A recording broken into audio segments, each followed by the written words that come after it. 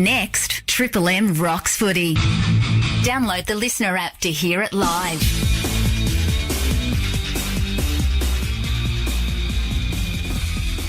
Hello, Matt Layton with you. Australians in Russia are being told to leave if it's safe to do so after an armed rebellion by the Wagner Group was called off. A deal has been brokered allowing the leader of the mercenary group to move to Belarus and no longer face Russian prosecution. In a statement on social media, Foreign Minister Penny Wong says Australia is continuing to monitor developments in Russia. Correspondent Peter Grester has told the ABC the past 24 hours have seen Vladimir Putin's grip on power weakened. It's hard to see how he can possibly come back from this kind of setback politically or militarily. It's exposed a lot of criticism, a lot of weaknesses within his own military. Also making news, Canberra acknowledges life is pretty tough for renters right now, but its solution is to build more homes. The Greens have been pushing the Albanese government to work with the states and limit rent rises. But Housing Minister Julie Collins has told the ABC the jury is still out on whether that achieves anything. When you look at the evidence that is being cited by others, the evidence shows that it reduces supply significantly by up to 15%. The other thing that it shows is the quality of the stock diminishes over time. So I will look at the data and the evidence, and the data and the evidence says that it doesn't work. And it's going to be a soggy start to the school holidays this week across the country's southeast. South Australia is bracing for more storms, with the front continuing east into Victoria tomorrow. Visit carclarity.com.au. Fremantle was too good for Essendon last night in Perth, ending the Bombers' 4-game winning streak with a 93-61 victory.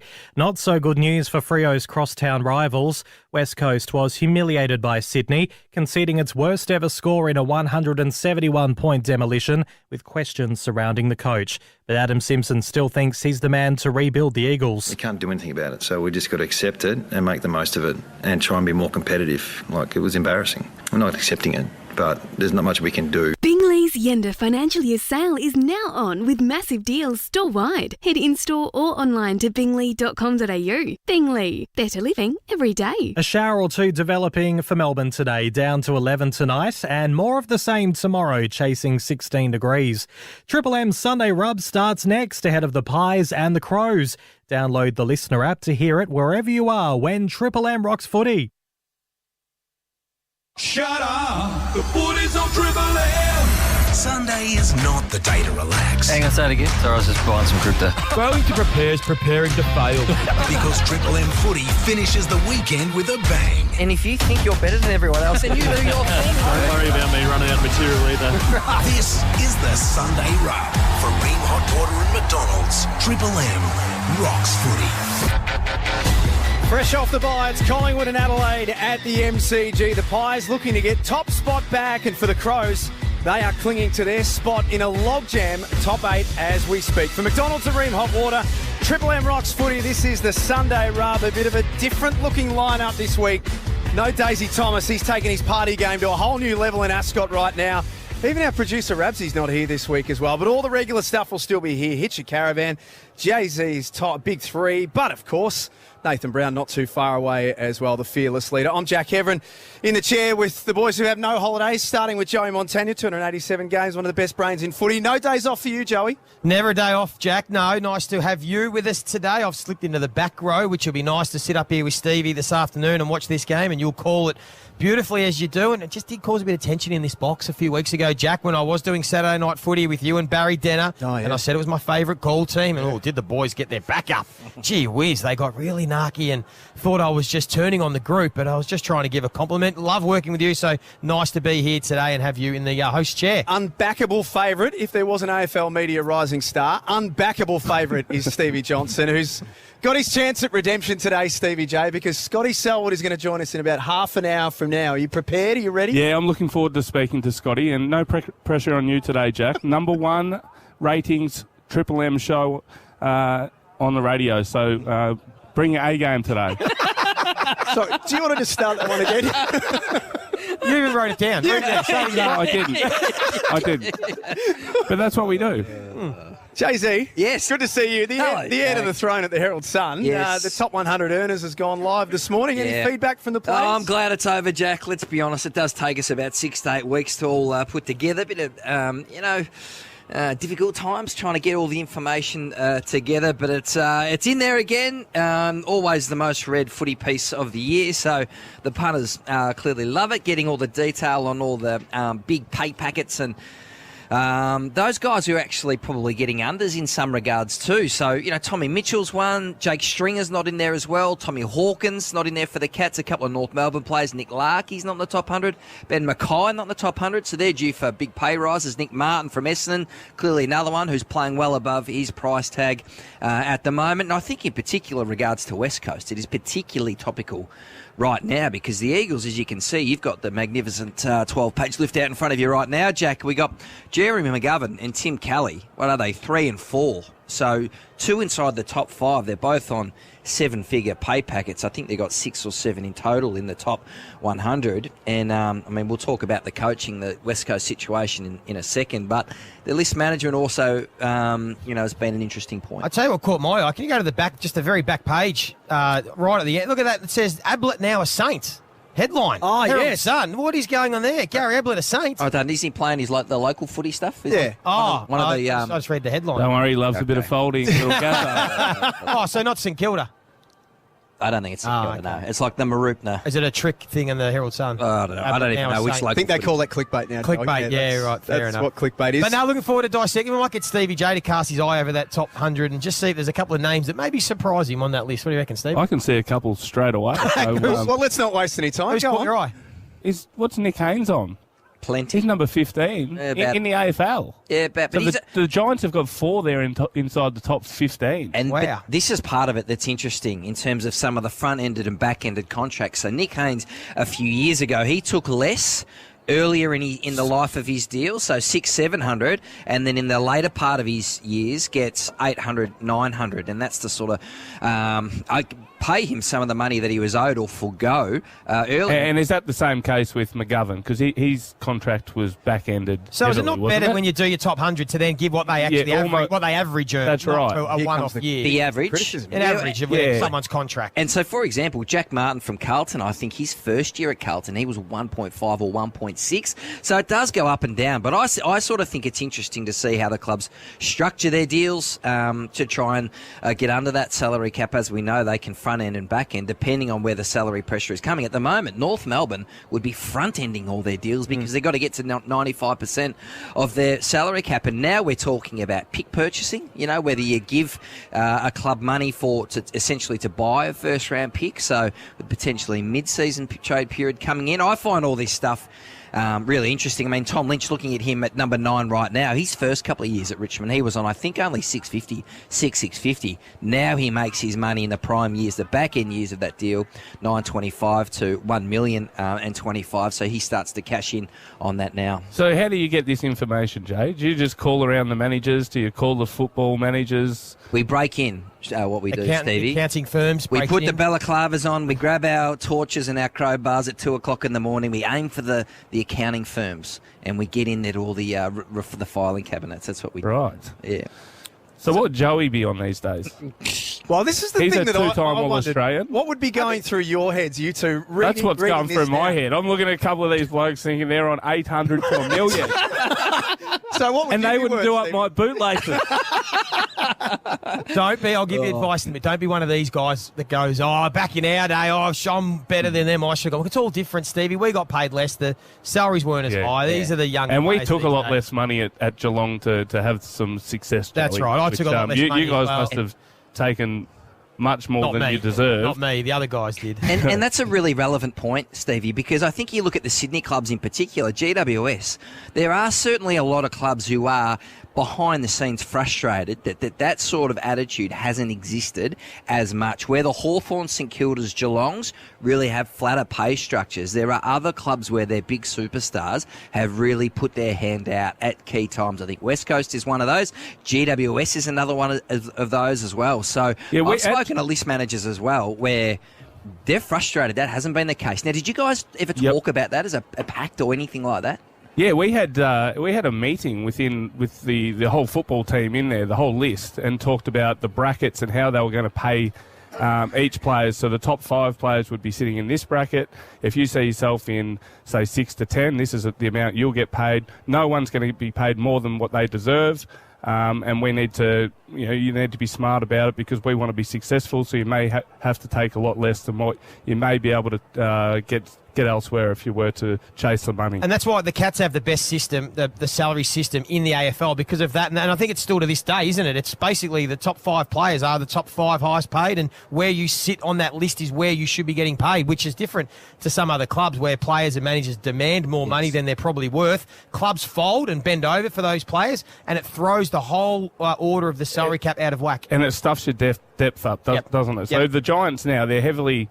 Their top-end players are making huge money, which then takes away their ability, say Geelong right at the moment, to keep someone like a Brad Close or someone like that Tommy is Atkins. playing on maybe $300,000 or $400,000 and plays his role unbelievably well. They don't have those type of players. If they have some injuries on their list, well, they're just non-competitive. Yeah. So Geelong, I think it's no surprise that Jeremy Cameron's on $1 million and has looked like the best player in the competition at times over the last 18 months. Then you go Paddy Dangerfield, whose deal has really been stripped back. He's on sort of 600 to 700 at the moment. Of course, there's incentives which come into play on top of all this. But other than that, it's Tommy Stewart, 650. It really is a flattish pay structure. Joel Selwood and Tommy Hawkins were both out of the top 100 in the later part of their years, even though they still played very good footy. So beyond Dangerfield and Cameron, that really is, as you say, quite flat. You guys would have done something similar, Joey? I mean, Rui was on, obviously. No, I don't think we did. No, I'm not sure. I'm not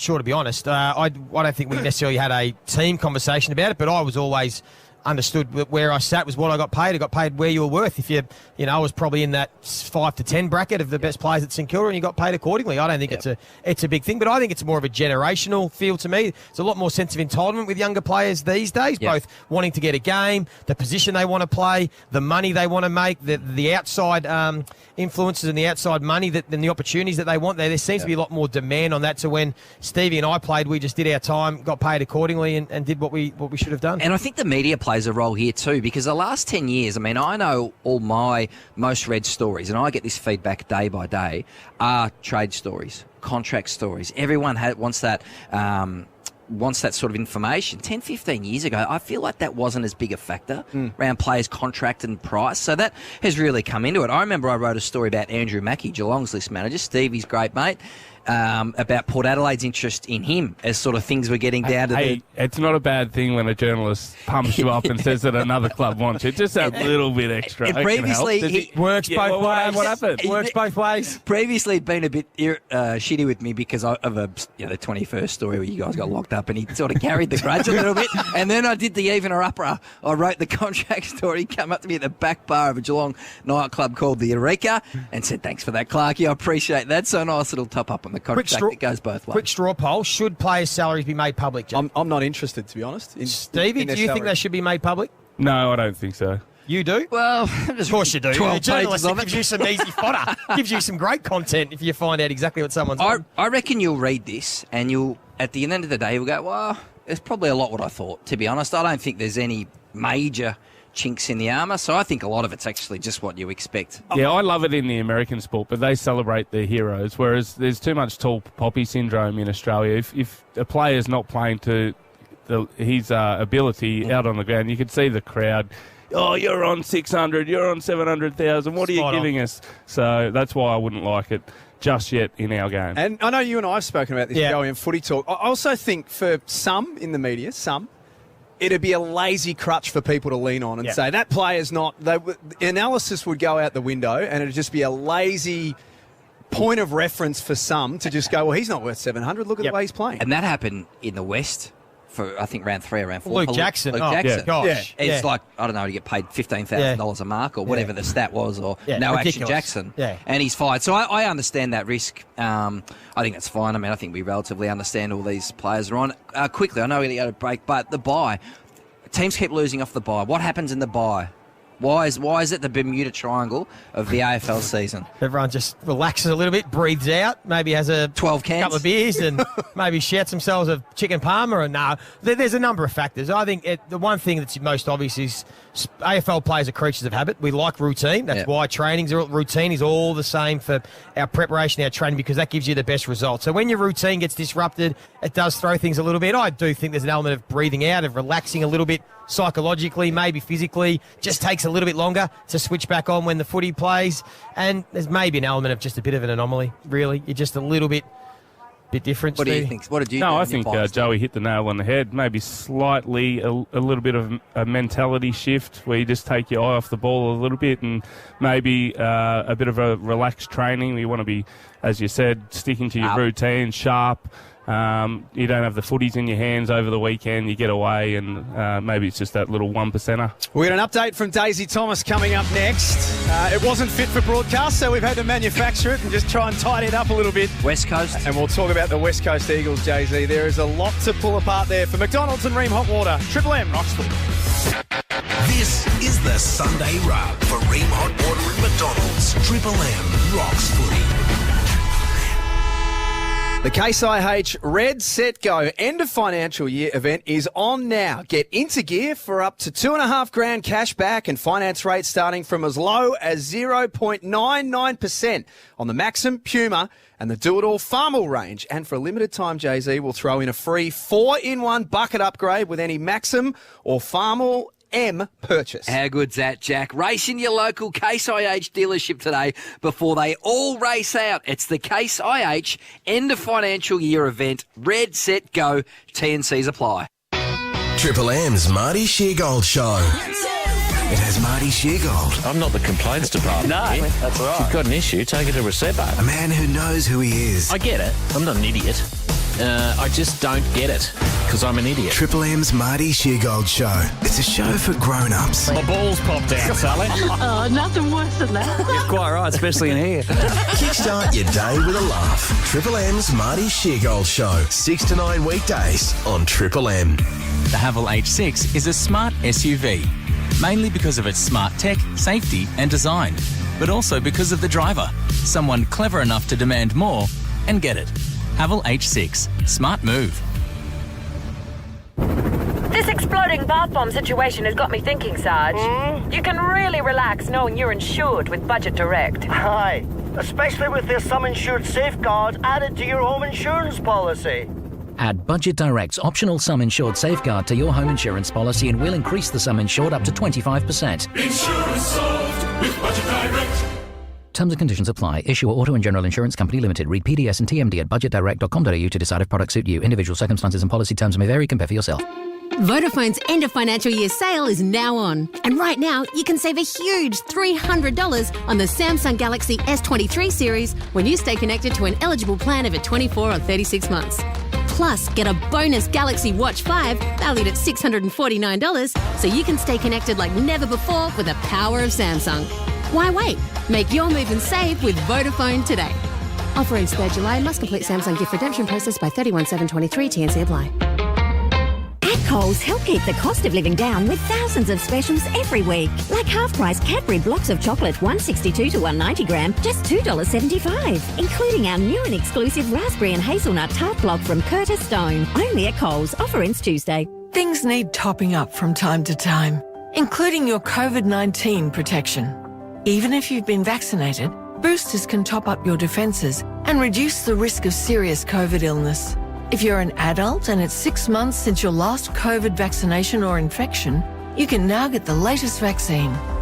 Top up your COVID protection.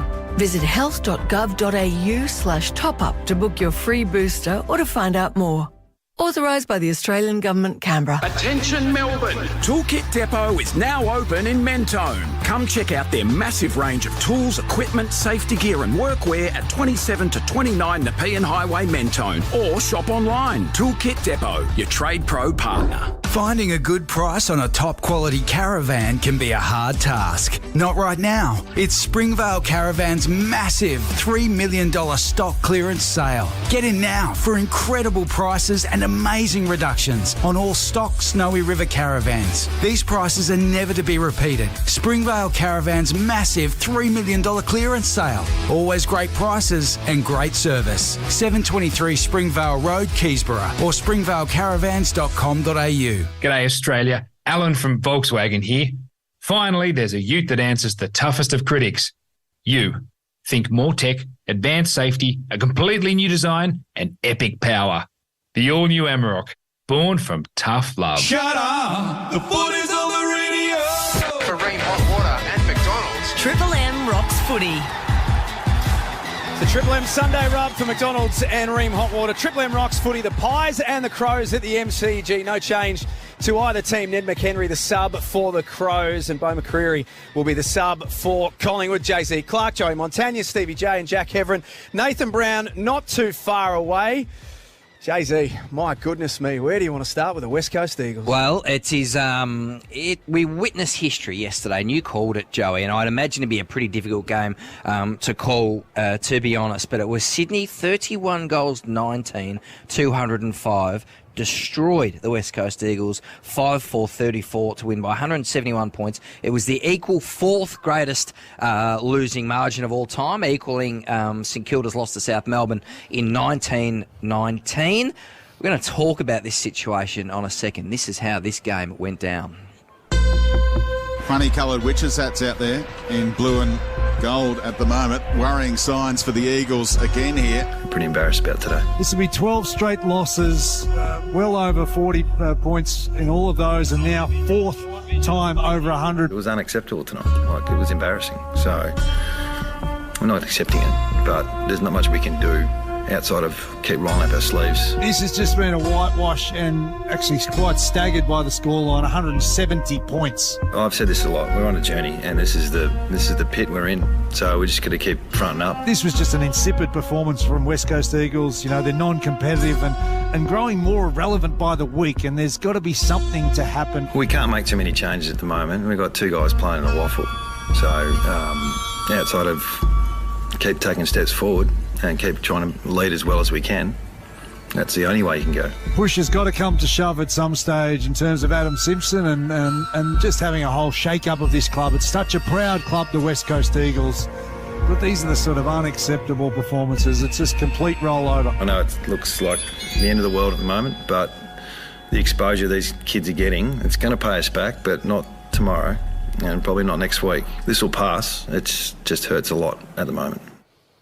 Well done to Matty Hayward who put that package together. Did we see a white flag on an AFL field up at the SCG yesterday, Joey? Yeah, I think it did in a game. You could see once the players lost hope that they didn't play to the competitive standards that is expected of an AFL player. That was obvious. You don't get beaten by 171 points. Doesn't matter what team you put out there, whether they're good enough or not. You don't get beaten by that much if you're competitive and just have a red-hot crack, and that certainly wasn't the case. So the question now goes to Adam Simpson. You know, he looked pretty defeated in the press conference yesterday. Is removing him as coach, and clearly the senior leaders will be having those sorts of conversations over the next 48 hours. What do we do? How do we address this? What does the group need? What does the club need? What's our next direction here? Is Adam Simpson the answer? Is it that simple, Stevie? Well, one thing you should never have to do as a coach is question the effort. And when you don't have the effort, the coach might as well not even be there. You could have all the best game plans and systems in place, but if the players don't commit fully to every single contest throughout a game of footy, and they were clearly beaten around the footy early in the game, the Swans were absolutely on fire, but you've got to still respond, and there's little moments within a game where you can still have your moments. When you start to wave the flag like they did, and it was just a procession throughout the rest of the game, he would start to question whether he is having the impact he needs to have on those players. Because I look at that club, and they've only got 6 of their best players out right at the moment. They didn't field the absolute worst team last night, but when things weren't going their way, they didn't find a way to turn it around or give anything to suggest that they're invested in what they want to do going forward. And for me, this isn't about the kids. For me, this is about some of the senior players. I'm talking about Dom Sheed. I'm talking about Luke Shuey, Tim Kelly. I'm talking about, Elliot Yeo and Alex Witherden obviously played at Brisbane. Gaff's played a lot of footy. What did he have yesterday? 13 disposals. Andrew Gaff. Jaden Hunt had 10 touches, formerly of Melbourne. So I don't think the microscope's on the young players here. Isn't it on some of these guys, Joey? No, look, for me, I feel for Adam Simpson because he's going to be the face of this. Everyone's calling for his head, but you've got to have a solution. Like, what's the point of just sacking Adam Simpson? Is it simply just to say, oh, they've just got to do something? Because when I look at it, and you've got to look a lot deeper, and this is exactly what the West Coast hierarchy are doing, is the reality is there are a lot of other roles that have let Adam Simpson down, that Adam Simpson's hands are tied. What are you talking about? Well, the head of high performance, the injury list they've had over 2 or 3 years now, the conditioning of some of these players has hamstrung Adam Simpson's ability to have his best playing group.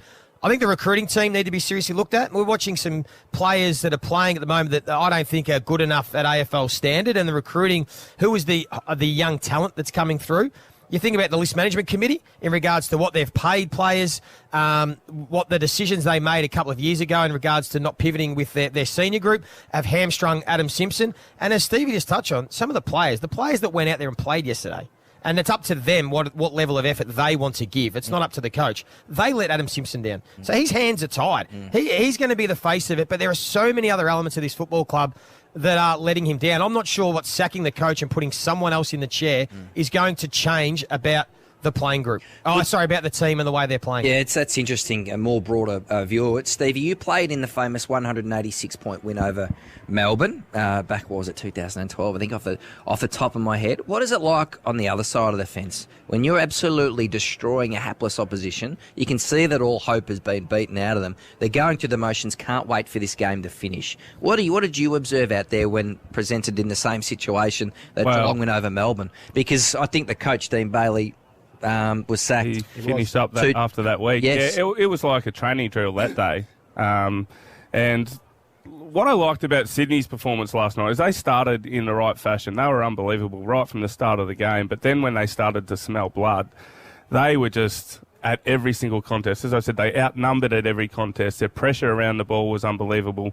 And the most impressive thing about the Sydney's performance last night was how selfless they were. I mean, there was guys that could have been saying, shit, I could kick 7 or 8 goals here today, but they were sharing them off. They were giving them to players in better positions on the ground, and it was just clearly a standout perforence for them and a huge percentage boost. Do you feel sorry for the other team? Sorry, Jack. Do you ever feel sorry for the you team don't. You've got to be a ruthless club in those situations. So you want to make the most of it, and you want to play 4 quarters of footy and take some confidence into the following week. You're one of the big journalists in town, Jay-Z. What do you think the West Coast Eagles should do? You've been around for a long time. You've seen a lot of teams and coaches get sacked. What do you think West Coast should do? I think you're 100% right, and there will be significant change at this football club. And I think in regards to the high performance, it's a major one. The injuries have got out of control, haven't they, over a couple of years now? So that'll be overhauled. I think the recruiting and the list management will be heavily reviewed. I think they paid a price for the 2018 flag, and a lot of those big contracts which we discussed in the first break have potentially hamstrung. Maybe they should have been a bit more aggressive, on the back of that flag, and maybe trade it out, whether it's a Darling or a Gaff or those sorts of things. And as for the coach, I think he was contracted to 2015. I mean, I sort of get the feeling 2025. So 2025 and 2015. I get the feeling that it's a matter of just when. To be honest, when is the right time to change the senior coach, whether it's Jamie Graham or an Adam Uze or to someone to come in, Dean Cox even? I think there will be a change. It's just what's the right time. So, Joey, I'm just putting this all together and just listening. The way that you three have spoken about it is calm, rational, and it makes a lot of sense. But lack of effort, Stevie's saying that the team out there yesterday wasn't that bad in comparison to some of the teams they've had this year. We saw Adam Simpson, Jay, in the post-game. Is the club... And I'll say the club as a whole here, not just the coach and the players, is the club broken? Like, is it that bad now that we're talking total reset from the top down? Probably. It's hard to know. It's hard to know from the outside. You can never make that call. I get the talk, and I understand having a circuit breaker in just sacking the coach and giving a circuit breaker for this. I think that's for the short-term solution. Like, yeah, they might become more competitive at the back end of the year, but what is going to be different about the West Coast Eagles in all the facets we've just spoken about going forward into the future? So I still think there's some really strong conversations to be had, but I'm not necessarily just having a knee-jerk reaction and being the emotive decision. I think there's got to be a lot of a deeper thought to this because it's such a bigger picture. We were talking before, Lee and Stevie, about a 2012 game where Geelong destroyed the Saints. You both played in it. Stevie, you got 2 Brownlow votes. The Cats won down there at KP in round 18, 2012 it was, by 100 points. And that was, I think, the final straw for Scotty Waters at the time. Joey, can you tell us about your recollections of that? Because you kicked the goal in the first quarter, put you 3 goals up, and then it was a procession from there. It was one of those games where it was completely one-sided and had ramifications for the senior coach. Yeah, but teams that down the bottom of the ladder have games like that where, I mean, it might not be 170 points. We got beaten by 100. It was a poor time, and Scott didn't survive the end of that year. But even I look back to 2002 in my first year. St Kilda won one of their first 8 games. We lost 4 games in 6 weeks by 80+ points. 2 of them were 100-point margins. So we were having a horrible patch. 2 years later, 2004, we're playing in a prelim. So you're going to have these horrible periods. We understand West Coast are going through it. But they've got to look at the bigger picture and not just to sort of react to a really poor performance, an embarrassing performance from the weekend. They need to look at it more holistically. The skipper's in the house, Nathan Brown. Hello, Brownie.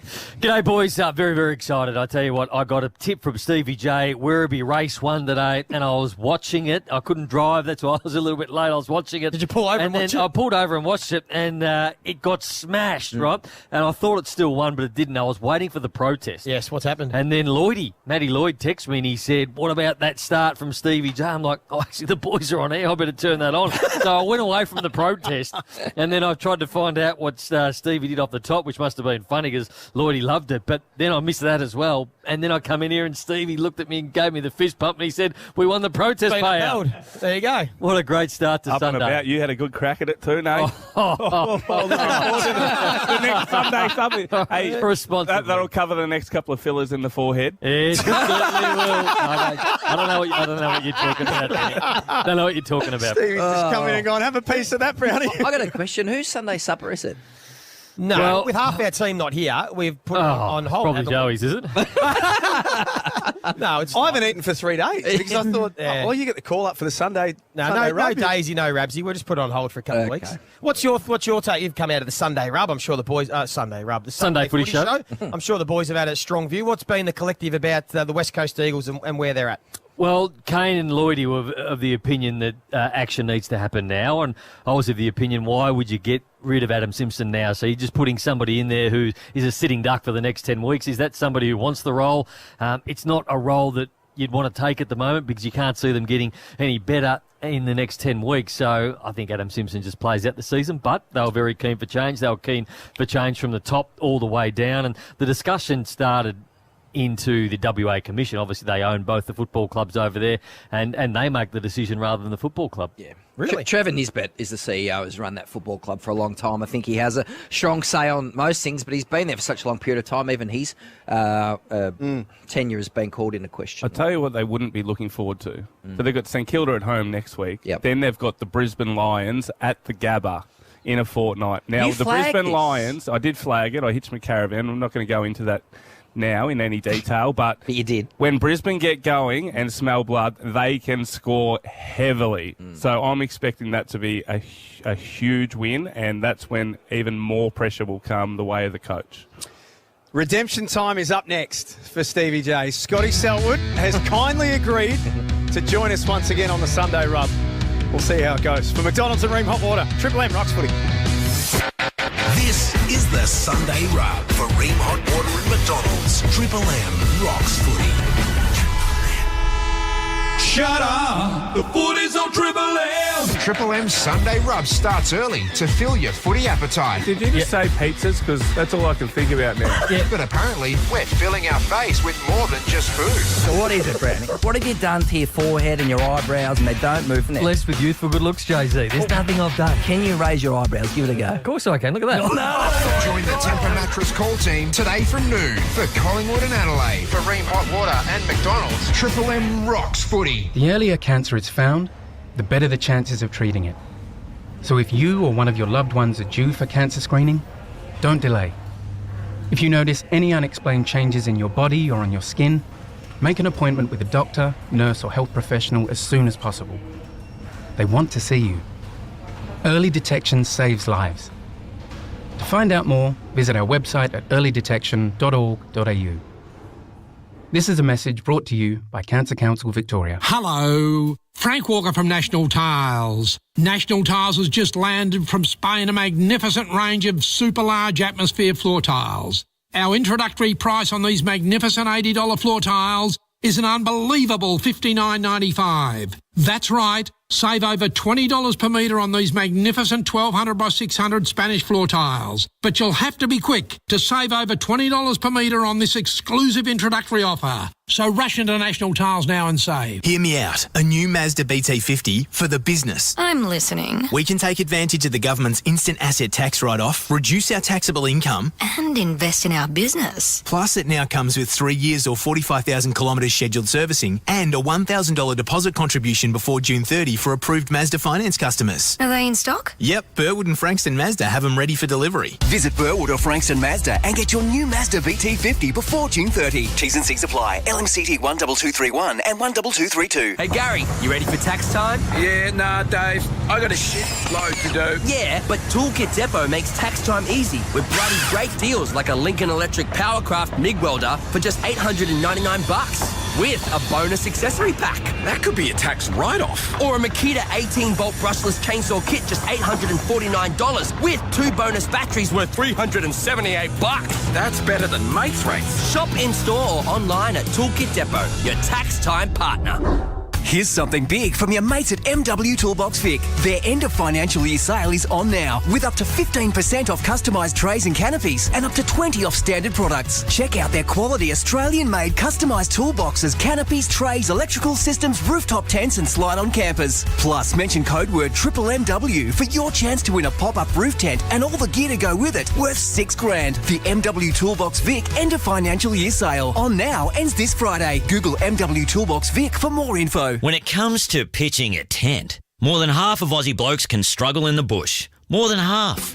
And we all know that, camping is a lot funner when you've got a strong tent pole. Pilot's here to change the game when it comes to helping blokes pitch a tent. And with over 94% of Pilot patients reporting a stronger tent pole, it makes sense that Pilot is Australia's favourite ED treatment. Take the quiz at pilot.com.au and get back to happy camping straight away. Pilot. Hard, made easy. Shut up! The foot is on the radio!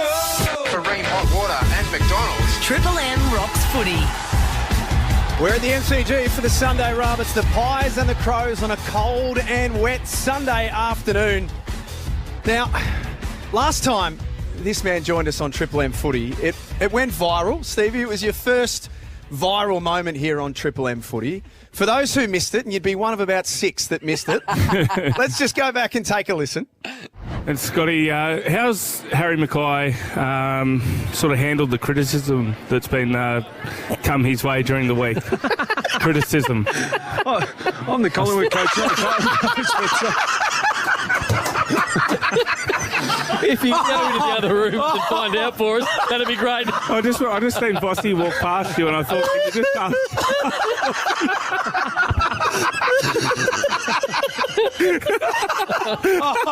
sorry, I'm hiding. Daisy, I'm hiding. We apologise. He's only new. He's only new, mate. He's doing the best he can. Sorry about that, Scotty. See you on the socials. I appreciate coming on with you boys. It's been good. It never gets old. Still funny. He played 169 AFL games. He's very big over in the West. But, Scotty, I officially put you on the map in Victoria. Is that right? Yeah, I think you did, mate. I'm not too sure if anyone knew who I was before that, other than me and Joel's brother. But now I'm Stevie's side joke. So it's it was quite humorous. Did you guys find it funny, Scotty? Did it create a laugh amongst the Collingwood camp? We couldn't stop laughing. I sort of walked in, tried to explain it to the coaching group straight afterwards, and I didn't do it justice. But once they heard it, it did get a very good laugh. Scotty, are you surprised? Like, now that you think about it, are you surprised that that's something that Stevie threw your way? I know Dogger well enough, and I'm probably not totally surprised, but I probably just didn't see it coming. I sort of thought maybe he'd moved on to his questions for the Carlton Blues coach at the time, a little bit too early, but turns out you actually didn't have a Carlton Blues coach on after me after I was listening to it, so I don't really know wherever you were heading with it at any stage, Dogger, but... Anyway, I guess not my finest moment, but the bosses were happy because it did go viral. But the funniest bit was that you thought we were laughing at you for saying criticism. Scotty, they were looking up at me in disbelief, and I'm thinking, what if I didn't pronounce criticism as well as I would have liked? And then, anyways, we forget about that. We move on, but it's pinned on the Triple M socials as the number one. Yeah, so. it's number one. It'll be number one. It'll be hard to beat this year. Scotty, what about today's game, mate? Coming off the bye, we've seen teams struggle so far this year off the bye. We know both teams are, but what have you done as coaching staff to make sure the group are ready to play today? Well, we just effectively just got to work. So really, it is quite obvious teams are struggling after the bye, and we didn't actually address it. We probably just spoke about re-establishing what we want to do at the start of the year and going back to work and going back to school on that. And the one thing is Adelaide's coming off a bye as well, and hopefully that we can show them up in a couple of areas that we didn't think we did that well against them last time, but we got over the line within the dying moments. Is one of those areas that have just dropped away from the start of the year, just being that big sort of outnumbered ground ball stat? I mean, you were so dominant early in the year, and we know it's a big feature of the game. The numbers just seem to have dropped off. Has that been a focus area again to get back to being number one in the comp winning ground ball? Yeah, that's my area. Thanks, Joey, for reminding me about that. But, sorry, mate. Yeah, no, it is. Like, we've lost our balance a little bit from contest to contest at the moment, so we just had to re-establish what we were trying to do in our method, and we re-educate that this week. So if it's poor this week, I'm in some strife, but hopefully we can try and get to that. I mean, last time Adelaide played, I think they'd be pretty happy with how they played us. I think they kicked 2 goals, 8 in the first quarter, our 1 goal, and that's really all that kept us in the game. So up until that, I think they feel like they've got the blueprint to players, but there's a lot's changed since then. We get a couple of ruckmen back. We obviously get Howie back today, which is a massive in for us, and we didn't have Pendles last time, plus Pat Lipinski, who's really important to our structure and system.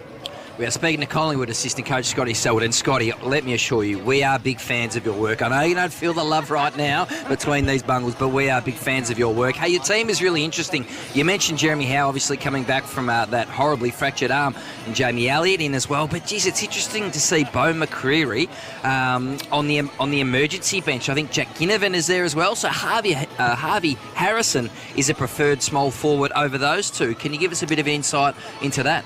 Yeah, I'd actually love some insight into if the slow-cooked meal from last week's finally finished and ready yet. But I know that took quite a while to come out. But, no, I mean, the way the team's been structured up is on purpose.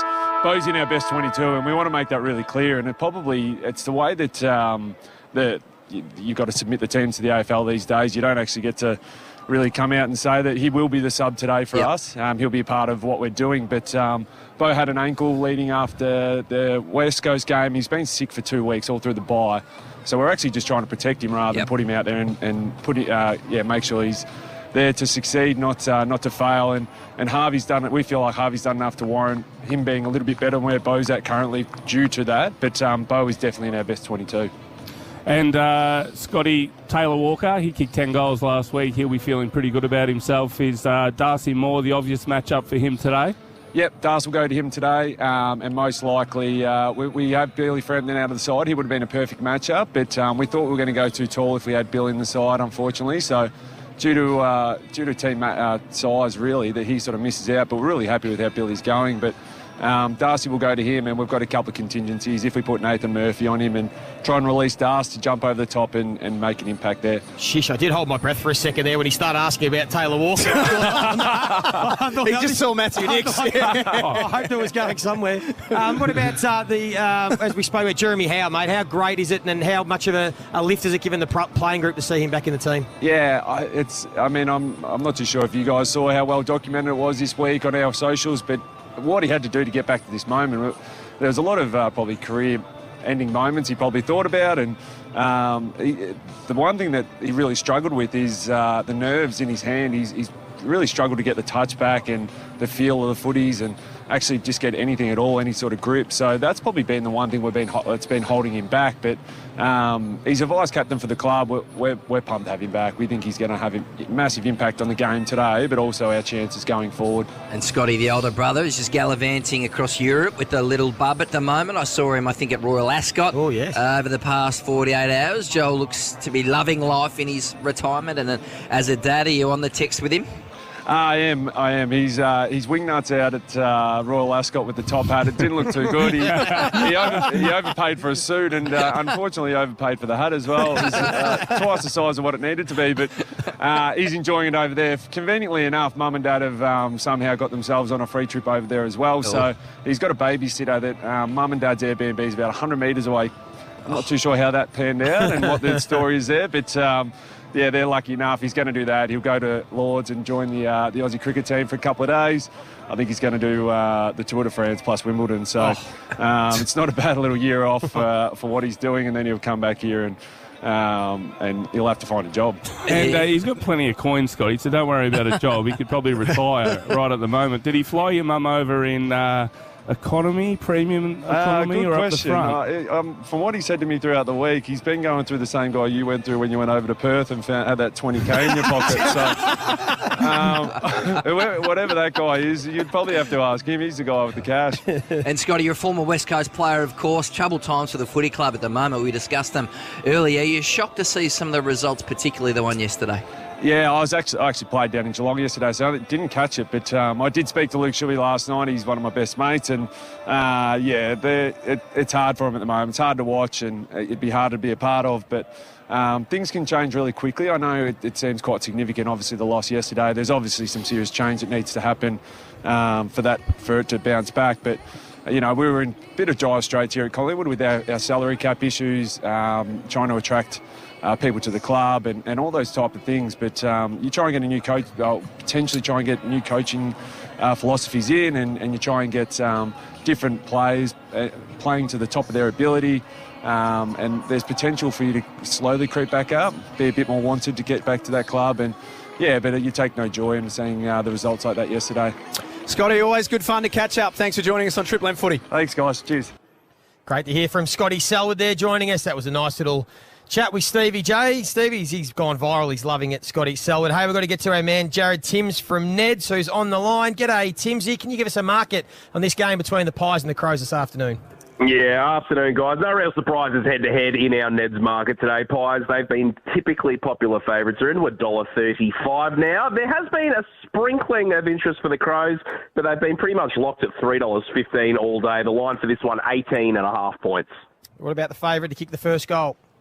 Yeah, all the usual suspects prominent in the market. There's been interest for a few of them. Currently, Myercheck holding the top line of betting, $9. Taylor Walker, he certainly had his admirers, I beg your pardon, $9.50. Darcy Fogarty is a $10 chance. It's a bit of a logjam otherwise. Isaac Rankin, Bobby Hill, Ash Johnson and Jamie Elliott are all rated $11 chances. And you've been on fire with your same game multis. Have you got one for us today? Yeah, let's have another crack here. Love a Sunday afternoon same game multi. I'm going to side with the Pies, 1-39 today. I'm going to roll the dice on Myercheck kicking the first goal today, and I think we might go over 167.5 total match points as well. A very, very juicy $32.09. Like it very much. There's Jared Timms from Neds. Of course, remember, you win some, you lose more. Free and confidential support. Visit gamblinghelponline.org.au. We'll take a break. Up after this, the best segment on radio. It's Hit Your Caravan. You're listening to the Sunday Rub for McDonald's and Ream Hot Water. Triple M Rocks Footy. This is the Sunday Rub for Ream Hot Water and McDonald's. Triple M Rocks Footy. Hi, it's Marty Marty Sheargold from Triple M's Marty Sheargold Show. And right now, Triple M rocks football. Max, go on. When you go to the Gold Coast, where do you stay? Broady, I think. Yeah, right. Would you go to Ripley's, believe it or not? Do you do Cavill Avenue? No, I don't think so. Yeah. Maisie's still got his theme park pass, so we might go with Steve's to the theme parks.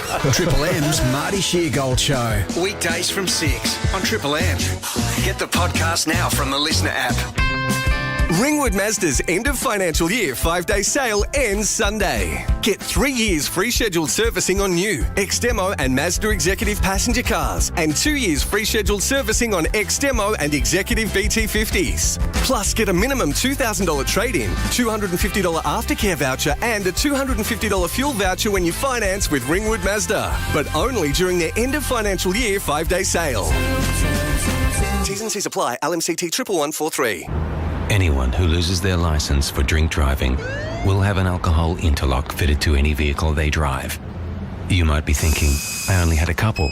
There's no chance I'll get caught. Now, we're not mathematical geniuses, but with breath testing conducted anywhere at any time in Victoria, your chances of getting caught are pretty high. And if you lose your licence, you'll get an interlock.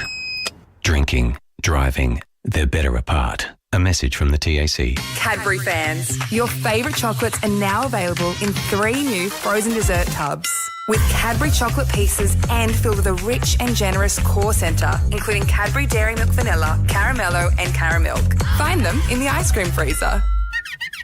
Ripe Coward Spec Bathers, you get 50-cent Old Spice funny lemon tins. What? Right now at Sunbathers, you'll get 50 cents off many Lent onions. That can't be right. Oh, right now at Specsavers, you'll get 50% off the price of all lens options, including clarity-enhancing lenses, light reactive lenses, reflection-reducing lenses, and more. Hurry, ends June 30. Should have gone to Specsavers. Conditions apply. Oh, that's far. Yeah, so much forgiveness. Yeah, it's... What? Did you say forgiveness? Yeah, forgiveness.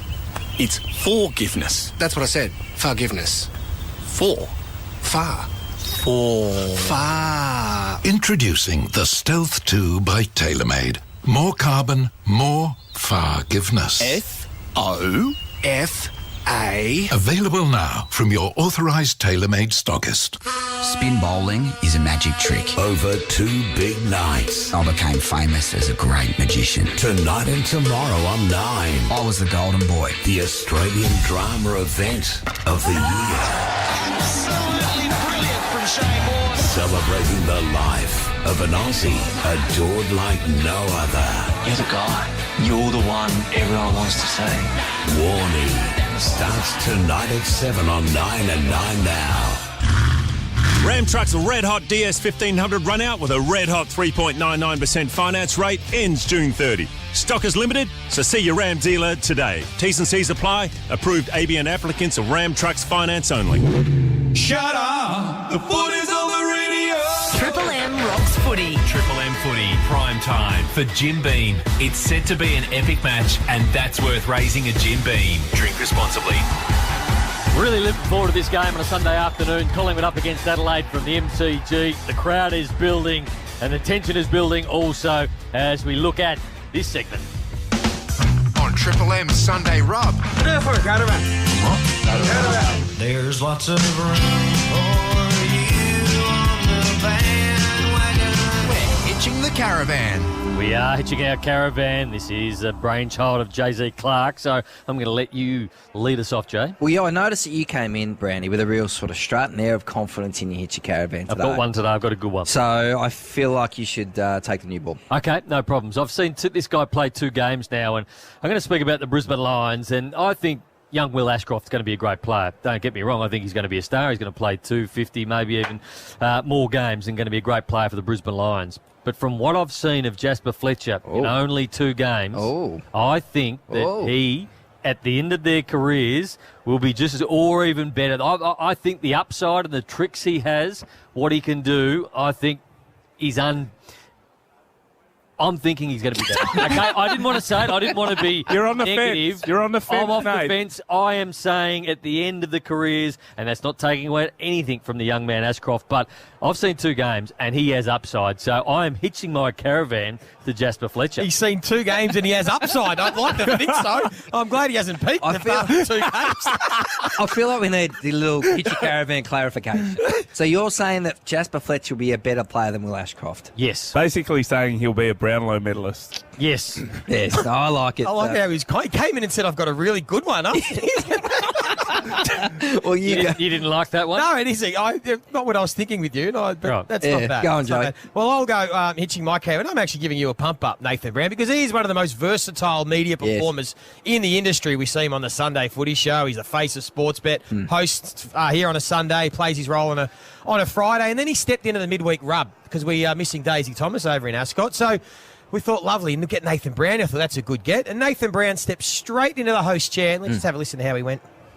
There was a big sound in the third of the bye rounds as Port Adelaide Power ascended the high ground. The Cats' final chances cracked with Pat's rib, while the Dockers may as well have worn a bib. The Tigers of old were strong and were bold, with Jaden Short's goals both long and like gold. Carlton hit back with a quality win as Stewie Jew worries about saving his skin.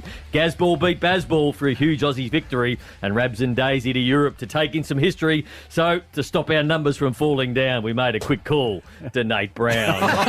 I thought that was really good. I thought, Yeah, it was good, yeah. But then I thought, interesting that Brownie's come in. Normally when you're the fill-in, you don't necessarily step straight into the hosting role. But I thought, great job, Brownie. But then I thought, how much work did you put into that? He said, no, I put a fair bit of time and effort into it. Wanted to make sure the show went well. And then I heard this. Thanks for having me. I will be back next week. One more inserted week. yourself Daisy's away. And I must admit that Rudy did write my poem for me, which was great. So Thank you very much, Rudy. So he stole Rudy's poem, who was meant to step in for Rabsy, who usually does the poem. So Brownie's just taken over Rudy's role. And then I thought, well, it was nice enough for Brownie to host. But then by the end of it, let's just take a listen to this package. Daisy and Rabs are away. This is Triple M Footy's Midweek Rub exclusively. There's plenty more still to come on the Midweek Rub Damo's news break. We've got fair dinkum, or Fugazi, and the game predictions later. This is Triple M's Footy Midweek Rub exclusively on the Listener app. We're going to head to a break. Coming up is fair dinkum or Fugazi. This is Triple M's Midweek Rub exclusively on the Listener app. This is Triple M Midweek Rub exclusively on the Listener app. Lee Montagna, Damien Barrett, Nathan Brown, and this man. Brownie didn't actually intro me, so I'll intro myself. My name's Rudy. I'm here to do the fair dinkum or Fugazi's. It's Rudy, is it? Yep. And I'm Damien. I've got one late one here. The GWS Giants, for the benefit of the AFL and them, should relocate and be played out of Canberra. You've got way off track of fair dinkum or Fugazi. I was about to say Listen, that. don't come in Okay, here. Don't come in here as the fill-in for the bogan from Druin and take it over, Brownie. Sorry, I asked you a question that you had no answer for. And the last game is only 6 games, Heritage Bank Stadium, Gold Coast up against Hawthorn. And how can you tip Hawthorn or not tip Hawthorn? They've been very good when you not expect them to be, and ordinary when you think they're going to be ordinary. Yeah. So you came in, Brownie, you're up and about early, you stole the poem, you took over fair dinkum or Fugazi, and by the end of it, you slaughtered the midweek rub. I did. That little thing I did about Hawthorn, halfway through I'm going, what am I talking about? How am I getting out of this? And it just got worse and worse. Sometimes, like Bill says, you just got to stop and go, nah, stuff that up. Next. It made me feel better, Nate. Stevie, hit your caravan. Well, back in 1992, round 7, 1992, Jay, Geelong kicked a record score. So Ablett kicked 9, Paul Brown kicked 6, Billy and Ricker and Stoneham kicked 3 each. Gavin Exel? Exel, I don't think he was a backman, wasn't he? So he didn't kick a goal. But they kicked 37 goals, 17 for 239 points. I'm hitching my caravan in 2 weeks' time, so I'm getting in early, that Brisbane will surpass that number of 239 points against the West Coast Eagles. That's a big hit your caravan, Stevie. Geez, they would have been down Cavalav that night, wouldn't they, Billy and the boys? Yes, would have been. It's a real positive, that one, isn't it? You've already hitched your caravan to Adam Simpson potentially getting the boot. No, not the boot. No. Oh, he's I said stepping away. He might step away. I don't think he'll get sacked Probably the same thing. I'm going to hitch my caravan to the most selfless man in football, and he's playing out here in the MCG today. Man by the name of Taylor Adams. So he's an All-Australian midfielder, a best and fairest winner, finished second in the Norm Smith medal for Collingwood. But what has flown under the radar this year is that he's played largely as a forward. So stepping out for Tom Mitchell, for the growth of Nick Dacos, he's done something absolutely for the team's benefit, playing a completely different role. Joe, have you heard any sooking? Any whinging from the Collingwood or for Taylor Adams? Not while they're winning. So he's putting the pressure on in the forward half. He's crucial to the tackle pressure that goes on there, and he'd love to be in the midfield a lot more, Taylor Adams, I'm sure, but he is an example of someone who's playing in a different role, which probably doesn't suit his strengths as much, but it's benefit for the greater good. So what are you hitching your caravan to? Yeah. The fact that he's the most selfless man in the league. Oh. The most selfless player in the AFL is Taylor Adams. That's what I said off the top. Yep. Do you agree with that, Steve? No, Tom Hawkins is the most selfless. Do you agree with that? I think he is very selfless. I do like that. There's a lot of selfless players. Taylor Adams, I believe, is a selfless player, but it's a big claim to make that he is the most selfless player in the AFL amongst 700, 800-odd players, Well, Big call. It's a good segment. That's I think going you your can only face. quantify that by speaking to every club insider and just say, who is your most selfless player? Have right. you done that? We'll do the expose league-wide. Name your clubs, each club's most selfless player. We'll start with Collingwood, Taylor Adams. What's on your face, Brownie? What is that on the left side of your face there? I've got no idea. There's going to be a chicken souvlaki soon. 'Cause we've just ordered 2 chicken souvers. Did you? We certainly have. Which And here they are. Did you bring anything to the table, Hev, or are you just you zoning out there? No, I'm observing. Just a master at his craft, Brownie, Thank hosting. No, I've got a small one, a negative. Yep. I'm hitching my caravan to this buy-round month changing. Good, because Jack. it is Foxy. shit. It is absolute garbage. This buy-round month, it's... Oh, beep that out, Rabs. It's almost, honestly, it's almost as if the competition has just gone into second or third gear for the last flattened, month. hasn't it? It's completely switched off around the same time as the Ashes. Around Why do we the same need to buy time as anyway? State of Origin. It's Why? ridiculous. That's the best one. It's gotta That's a change. Good. Yep. It's my caravan. Give the players a bit of a freshener. Well, it's easy to come up with one. We're going to come up with 23 over the course of the year. That's true. Can't we do it over 2 weeks? Yeah, Casey? probably could. A buy over 2 weeks. Hey, quickly, Essendon last night versus Fremantle. Fremantle got the job done very, very good out of the stoppage. I'm not surprised by this, but it's a bit of life in the Dockers season yet, Joey. Yeah, Dockers are the better team, I think, particularly at home. Still not 100% convinced on the Bombers' profile. They've done a really good job. Everyone's sort of almost declaring they're going to make finals because of their run home, but I think they've got a tricky 3 weeks. They'll need to win 1 or 2 of them, but Fremantle, back to their best, around the ball, dominating. Sean Darcy, big influence. And I think the Darcy-Jackson thing is just starting to get some wheels as well. We're going to head to a break, but first of all, time for a news update with Matty Leighton. Thanks very much. There are questions surrounding Russian President Vladimir Putin's authority after civil unrest was averted in the 11th hour. Tensions between the Wagner Group and the Kremlin are simmering after the private military group staged an armed rebellion. Correspondent Peter Grester has told the ABC the disunity couldn't come at a better time for Ukraine. It's undercut the primary reason for going to fight in Ukraine, for launching the special military operation, as he calls it, which was originally intended to make Russia safer, when patently it's done quite the opposite. The Wagner Group has stood down its march to Moscow, with the leader accepting a deal to move to Belarus. A Nationals leadership shake-up is on the cards, with current boss David Littleproud facing internal pressure. There are reports he could be replaced by former Deputy Prime Minister Barnaby Joyce or ex-Resources Minister Keith Pitt. And social media giants could be fined 5% of their global turnover for misleading the public. It's part of new measures from the Albanese government tackling misinformation from big tech. Come celebrate with Mathers, the shoe fit experts, at their Eastland grand opening. There's 25% off store-wide this weekend. Mathers, master shoe fitters since 1923. Wet and windy at the MCG ahead of the Pies and Crows clash. Right now, 11 degrees. Police reply quickly to texting drivers. A message from the TAC as Triple M rocks footy. Triple M footy, prime time for Jim Beam. It's set to be an epic match, and that's worth raising a Jim Beam. Drink responsibly. For Ream Hot Water and McDonald's. Triple M rocks footy. I want to thank you guys from the bottom of my heart, from a mum who was worried so much. Triple M's 5th annual No Talk Day is Monday, July 3. I've had a son who's been struggling with his mental health quite some time. When you're sure you've had enough, hang on.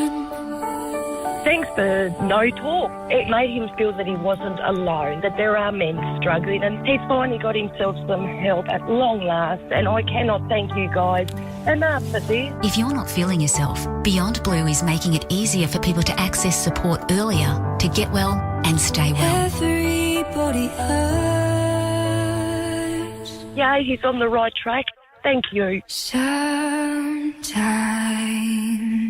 Monday, July 3 is Triple M's No Talk Day. Join the Neds AFL Open Group to connect, bet and banter with hundreds of like-minded punters and see expert tips on every AFL game this season.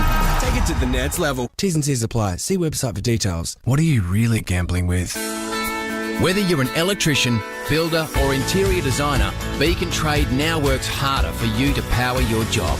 With perks like special trade prices and free lighting design services. Beacon Trade. Let's make light work. If there's one thing better than watching the footy, it's watching the footy with your mates. Talking about footy with your mates. And raising a Jim Beam with your mates. So here's to winning together. Losing together, but hopefully winning. And here's to you, grabbing some Jim Beam before the game this week. But remember, everyone can benefit from a spell on the interchange. Drink responsibly. At Total Tools, we've got totally epic deals this end of financial year. Check out our two massive catalogues with hundreds of epic offers on big tool brands. Like the Makita 18-volt 7-piece combo kit, $1,999, plus a free Makita battery worth over $180. Tax time deals end June 30, so get cracking. Unbeatable end of financial year deals, totally. Total Tools, totally sorted. The Volkswagen T-Cross 85 TSI Life available from $33,490 drive away. With App Connect and wireless charging, you'll wish you made the switch sooner. Isn't it time you SUVW? Device compatibility and data usage required. Conditions at volkswagen.com.au. Is being stuck in an office or classroom really not your thing? Get stuck into a trade instead with a huge range of free TAFE courses on offer at Victoria University Polytechnic, including building and construction, and start crafting an in-demand career you can really build on. RTO code 3113. It's the final call to save on your American adventure with the Qantas North America Redtail Sale. Whether you want to go wine tasting in Napa Valley, stargazing in Hollywood, or hop across the Big Apple's rooftop bars, now's the time to do it for less with Qantas. Don't miss great sale fares to LA, San Francisco, New York, Dallas, Vancouver and Honolulu, and experience the Qantas difference at every step. Book now at qantas.com. I've been everywhere. Sale ends 26 June unless sold out prior. Conditions apply. It's the final days of Amart's end of financial year sale. Save big with a minimum of 20 to 60% off everything. From stylish sofas, lounges, quality dining, bedroom furniture and more. Stores are open late, so hurry into Amart. After 10 years as the world's #1 OLED TV brand, LG has just released their best 4K OLED TV yet, the G3 OLED Evo. If you're looking to upgrade your entertainment, it doesn't get much better than LG OLED TV.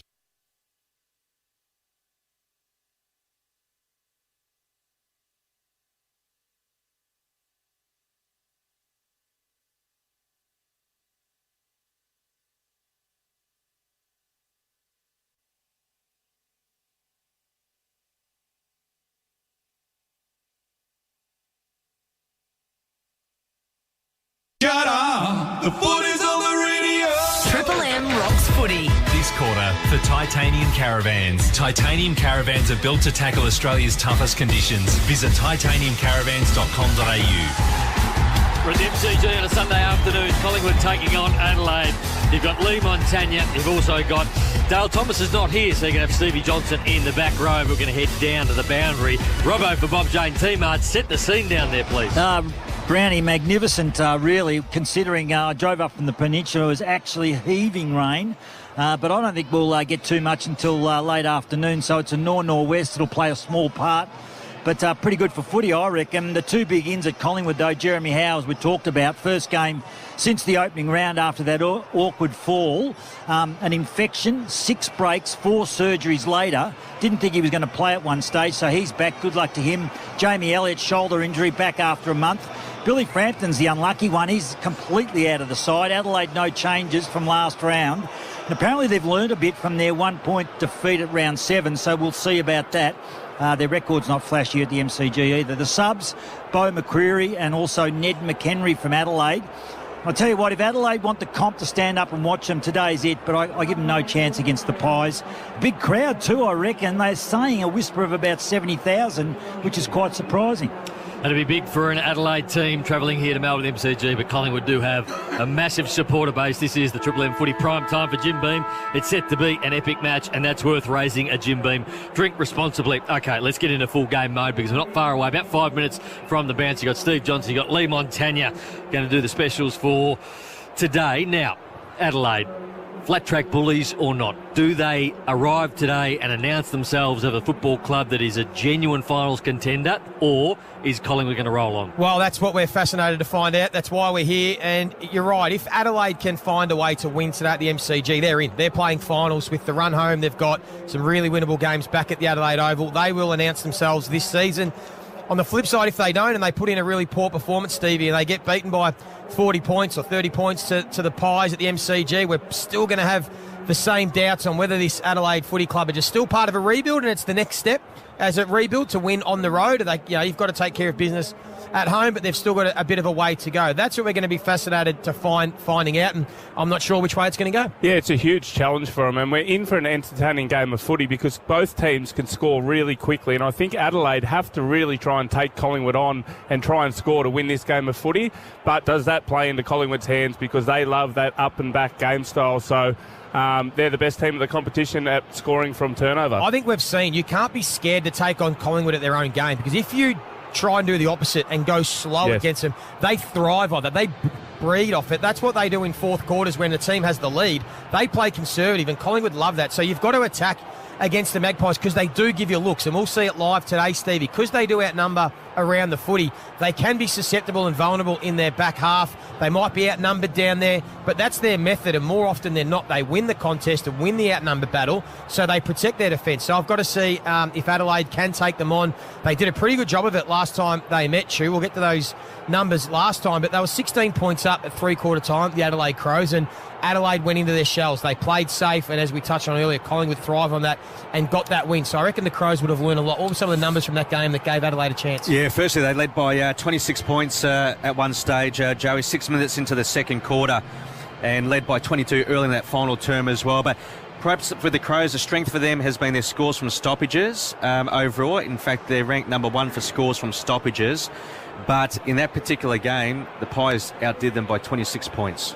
One matchup I'm really looking forward to today, and Scotty Selwood touched on it, Darcy Moore and Taylor Walker. So you spoke about it. If Adelaide can defend well and go back at Collingwood, Darcy Moore does like to play off his opponent, whereas Adelaide are really good at lowering their eyes, and Taylor Walker being the lead-up forward, I think that he could have a day out today, Taylor Walker. If Adelaide win, I think he'll kick 4 or 5 goals.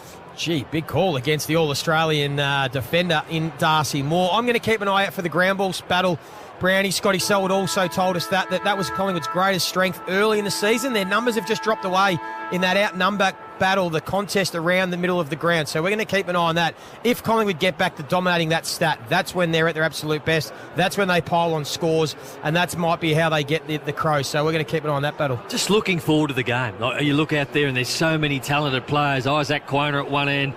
You've got Fogarty at the other end. You've got Isaac Rankin, the players through the middle, Dawson, obviously Taylor Adams. Those guys roll through there. There's stars on every line. I'm just looking forward to what is sure to be a good spectacle. And the one matchup we always look for is who goes to Nick Dacos. And last time Adelaide come up against Collingwood, it was Ben Keys that went to him and played a role. I think Dacos still ended up with 27 possessions or something like that, but not the influence, the influence that he has had on games of football.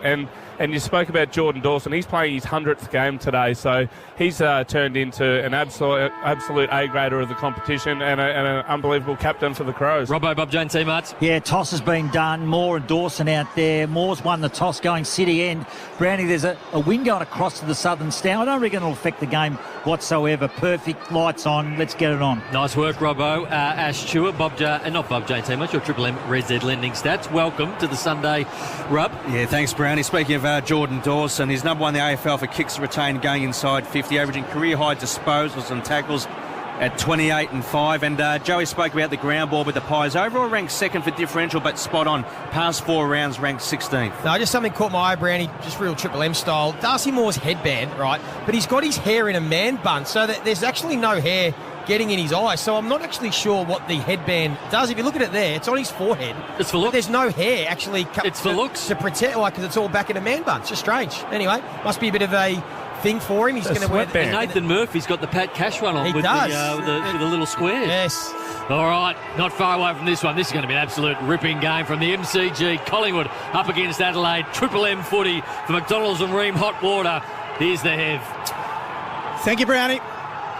As the scoreboard rolls down to 1. Good crowd as well for Sunday afternoon footy. Just a quick one, Nick Dacos starting on the bench, so maybe just trying to shake that little Ben Keys tag early. Ben Keys starting in the centre bounce on Pendlebury. That'll confuse him, Joey. That old chestnut. So it'll be Cameron and O'Brien in the ruck to start the game. Not a great bounce from umpire Brendan Hosking. Pack forms in the middle of the MCG. Dawson in game number 100. Tried to bend down and pick it up. Couldn't take it with him. Ball still bouncing around the centre. Keys lost that handball. It was a little bit too hot. Collingwood's tackling pressure normally pretty good, but the Crows have found a way out and they drive long to half forward. Moore's got front position on Walker, who gave a push. Umpire said play on. Moore back on the footy, now dropped it. Great tackle from Tex. Throw. It'll be a throw. Well, it was the perfect tackle because he was spinning him and then sort of let him go and corralled him to the ground to make sure that it wasn't a dangerous tackle. And in doing so, Darcy Moore threw the footy, and he probably could have taken the mark in the first place, Stevie J. Tex Walker. So your man, you've just said for them to win today, he's got to kick 4 or 5 and he'll have the perfect start. Well, this is right in his wheelhouse, this Texan from about 50 metres out on a 45-degree angle. Game number 251 today for Tex. Kick 10 in his 250th against the West Coast Eagles. Kept it low into the breeze and it sways off to the left. Opening score of the afternoon, a minute gone on the scoreboard with thanks to Titanium Caravans. 1 behind the Crows. The Pies yet to score. Maynard to do the kicking out. Josh Dacos says to go long. The 2 ruckman, Cox sets himself, not going to get there, and over the top, a nice mark by Hinge. So he'll punt. The Adelaide Crows back inside forward 50, just taking his time, surveying the scene, looking around. There's not a lot of movement. Hands in the air, kick it to me. Inside forward 50. Numbers get back for the Pies. Maynard smothered off the boot. Rochelle, quick one out of the pack, but it missed to the right-hand side. And the Adelaide Crows 2 points in front, early stages. The Pies bring it back in. Quaynor just on defensive 50. Looks the little short kick, put Maynard under pressure. He just pushed off from Scholl and kept moving. He kicks up to the wing for Elliott, who's back into the team today. First game since round 11. He has a fumble and the Crows mop up. Miller off half-back. Now Keys. Handball to the skipper Dawson. It gets onto his left foot. The kick was a good one. And the Crows have started well. Here's Rochelle from centre half forward. Walker's got the set. Got rid of Howe. And a desperate lunge from Nathan Murphy forces it through for a behind. But opening 2.5 minutes, it's all Crows. Triple M Titanium Caravan scoreboard. Quick kick in for the Pies. There's going to be a free kick again. Mitch Hinge in the right spot. Gee, Tex has let a couple slip too as well. He could have taken 2 contested marks early in this game. He'd be disappointed. Absolutely, Joe. Triple M Seabar Super special comments. Seabar Super making hard work pay off. Hinge, has he got the distance here? He doesn't look like he's going to have a crack. Now the left foot sets the ball up. Tex is there. He'll have the fly at the back. Tex can't mark it. Front of the pack, Rankin. Can he pick the footy up? Quaynor's with him. Handball out to Rochelle. Rochelle gets one back as well. Quick chain of handballs. Ends up with Dawson. And Dawson out of bounds on the full. Adelaide doing all the attacking but not putting Collingwood to the sword at the moment. They're 3 behind. Collingwood yet to score. This often happens in a game of footy where a team dominates the start of the game, doesn't put the score on the board, and then the opposition goes down the other end and kicks a goal. Stevie J, Joey Montagna, Triple M Seabar Super special comments. Seabar Super making hard work pay off. Dawson kicks into the pocket. Murphy smacks it out of bounds in front of Fogarty. 3.5 minutes played. All Adelaide so far. The ball has lived up the punt road end. The Crows are 3 behind. Pies yet to score. Titanium Caravan scoreboard. Boundary throw in. Cameron Walker Cameron, I'll give that one to him. Brought it to the front of the pack. Quainer was there. Mitchell stands in and then steps out. Left foot to the boundary line. They need to touch it, otherwise it will be a free kick to the Adelaide Crows, which Taylor Adams did, and now we'll have another boundary throw in. Jordan Dawson has started well for the Crows. 4 disposals already, couple contested. So who's going to do the ruck work for Adelaide, as Tex Walker's been doing a lot of it. Coming in is O'Brien. O'Brien wins that one down to Dawson. Couldn't take it with him. Crashing through was Laird. Got it to Dawson. Dawson standing start. Murphy sits underneath it. Can't mark it. Rankin at ground level. Opportunity now for Pedlar. Left foot around the corner. Look at Benny Keys go. Can he Benny Keys just pick it out of the air? He can't. The Pies got back with numbers. And here's Mitchell. He wants to get back onto his left foot. Into the corridor he goes. The Keys has stayed down behind play. Robbo will keep an eye on that. Collingwood changed direction into the afternoon sun here at the MCG. Quaynor, a bounce and a dash down the members' side, down the Shane Warne stand side. Stand. That's a nice mark taken by Harvey Harrison. Game number 3 today. Play on. Made his debut a couple of weeks ago against the Eagles. Kicks inside 50, goes over the head of Myercheck. Adelaide set up behind the footy. Scholl kicks on his non-preferred, not a great kick. Up to the wing, 50-50 ball. Good contest by Noble, but Laird won it out. Flicked a handball out to Rochelle, and now they've got some space, the Crows. Miller up. Right foot leads up. Fogarty. Fogarty from 60. There's no one in the goal square. He surveys that now. 60 metres out. Fogarty goes for home, but it's left. It's really left, and it's out of bounds. Boundary throw in. Adelaide moving the ball well. Robbo, Bob Jane T-Marts. Things Keys is okay, just got a corky. And don't forget Jeremy Howe playing in a black padded sleeve because of that broken arm. He's been given permission for that. Bob Jane T-Marts, buy 3, get 1 free. Instant cash back deals. Call, order online. T's and C's apply. 3 separate breaks in that arm for Jeremy Howe. As Robbo told us pre-game, first game since round 1. Hoskin Elliott didn't clear the area. Keys with a quick snap. That's across the face as well. 4 behinds early for the Crows, Joey. They haven't cashed in. 6 minutes gone. Triple M Titanium Caravan scoreboard. And they're getting it done. Contested ball, 12-4 at the moment. So we spoke to Scotty Selwood about the Magpies contested ball game. At the moment, Adelaide dominating that stat. That's why they've had all the inside 50s. What is it, inside 50s? It's 8-1. That applause is for Jeremy Howe. Gets his first kick in the back pocket. A darting ball. Hinge has done this so well today, but he can't mark that one. Tom Mitchell at ground level fed the handball out. Josh Dacos. Adams loops the handball to Pendlebury. Fumble, don't see that too often. Had enough time to get back, get his kick, a bouncing ball, spin in the middle. Lipinski get a free kick. In the back, Collingwood. So Lipinski, this is the first real thrust forward for the Pies. He's got players running on the outer side. Darcy Moore's one of them. He's got Joey's man, Hoskin Elliott, just forward of that. Doesn't go there. Now turns back, chips the football. Noble, have to play on. Not 15. Into the pocket, the lead comes from Myercheck. Can't mark it. Hits the ground level, and the Crows will run away. Laird nearly run down from behind. He got his kick away. It'll bounce end on end on end and stay in after all of that. So Maynard handballs back inside some more. And then a short kick for Hoskin Elliott. Gave it to Noble running by from left half forward. Pumps it to the danger area. Myercheck not that time. Lipinski was spoiled by his own man. Mitchell went to pick it up. Quick handball out to Crisp from 35. Against the flow. A behind for the Pies. It takes them 7 minutes. Triple M Titanium Caravan scoreboard. Titanium Caravans built to tackle Australia's toughest conditions. Visit titaniumcaravans.com.au. I know we made a joke about Nick Dacos starting on the bench, but do either of you like it? Because he's still on the bench. We're 7.5 minutes in. I don't see any point to it, Stephen. No, he's a good enough player. Even if someone goes to him, he's a good enough player to beat him. So you've got to have your best players on the ground to get that momentum early. Long kick in, and Pedlar with a big climb. And the umpire picked out a free kick, but I thought it was a serious attempt. Well, it was on the 2 ruckmen whose heads he got some elevation up. That was huge. Would have been absolutely massive as Jeremy Howe pumps it back in. Big Cock sits underneath it. Can't mark it. Fisted away into the pocket. Under pressure now Adelaide. And the ball's out of bounds. Robbo on the boundary. Yeah, to answer your question, Dacos has just come on, but they had to actually drag Pendlebury off. The ball's been on that outer side and up in Adelaide's forward. They haven't been able to get the Magpie rotation going at all down here. I'm here to tell you, Pedlar has got higher than any man, I think, in the history of the AFL. If he had a mark that, that is the best mark of all time. He's got nowhere near it, unfortunately. He's going to come off. He's got vertigo. Yeah. Collingwood, yep. Blood rule. Darcy Cameron. Robbo's down there for Bob Jane T-Marts this end of financial year. Bob Jane T-Marts have got great buy 3, get 1 free plus instant cashback deals. Call or order online today. Just seeing it again on the replay. That'll look good just paused when he's right at the top and just get a photo of that. Even though the ball's not there, it doesn't matter. So I'll throw in right forward pocket for Collingwood. They kick to the city end in this opening quarter. Dacos sat off the stoppage. Snaps and goals. Nick's still sitting on the bench until now. He goes over and high-fives his brother Josh, who had all sorts of space to kick Collingwood's first of the afternoon and the first of the match. They're 1-1-7.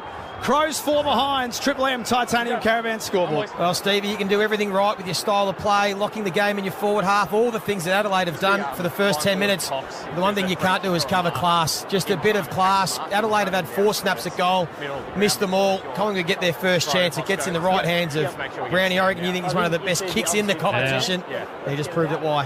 Triple M Red Z, Collingwood winning a bit more territory, 4 out of the last 5 entries inside 50, and Josh Dacos averaging career-high disposals, already 4 disposals, 1 clearance, and that major. Robbo for Bob Jane T-March, you've been busy early. Yeah, Cox into the ruck, Brownie, and the reason for that is Cameron into the changing rooms, got a nick in the back of the head. They might have to stitch it. So for McDonald's, Remont Water, Pies get the first run at the MCG. Cox into the ruck. O'Brien won that one. Dawson tried to crash through. The umpire's going to ball it up. Riley Mason separate.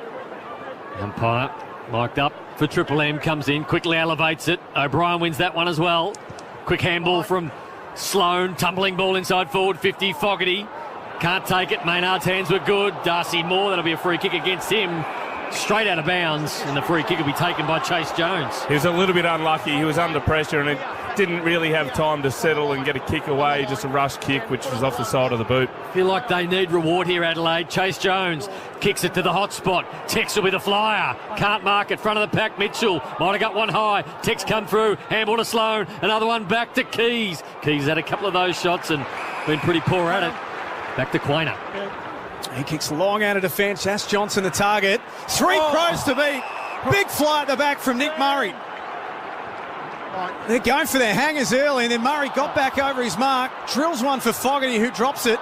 And now Keys turns it over. Bobby Hill dashes through half-back and gave a handball to Maynard. Collingwood have got the corridor, although Johnson was charged down from behind. Good pick up from O'Brien.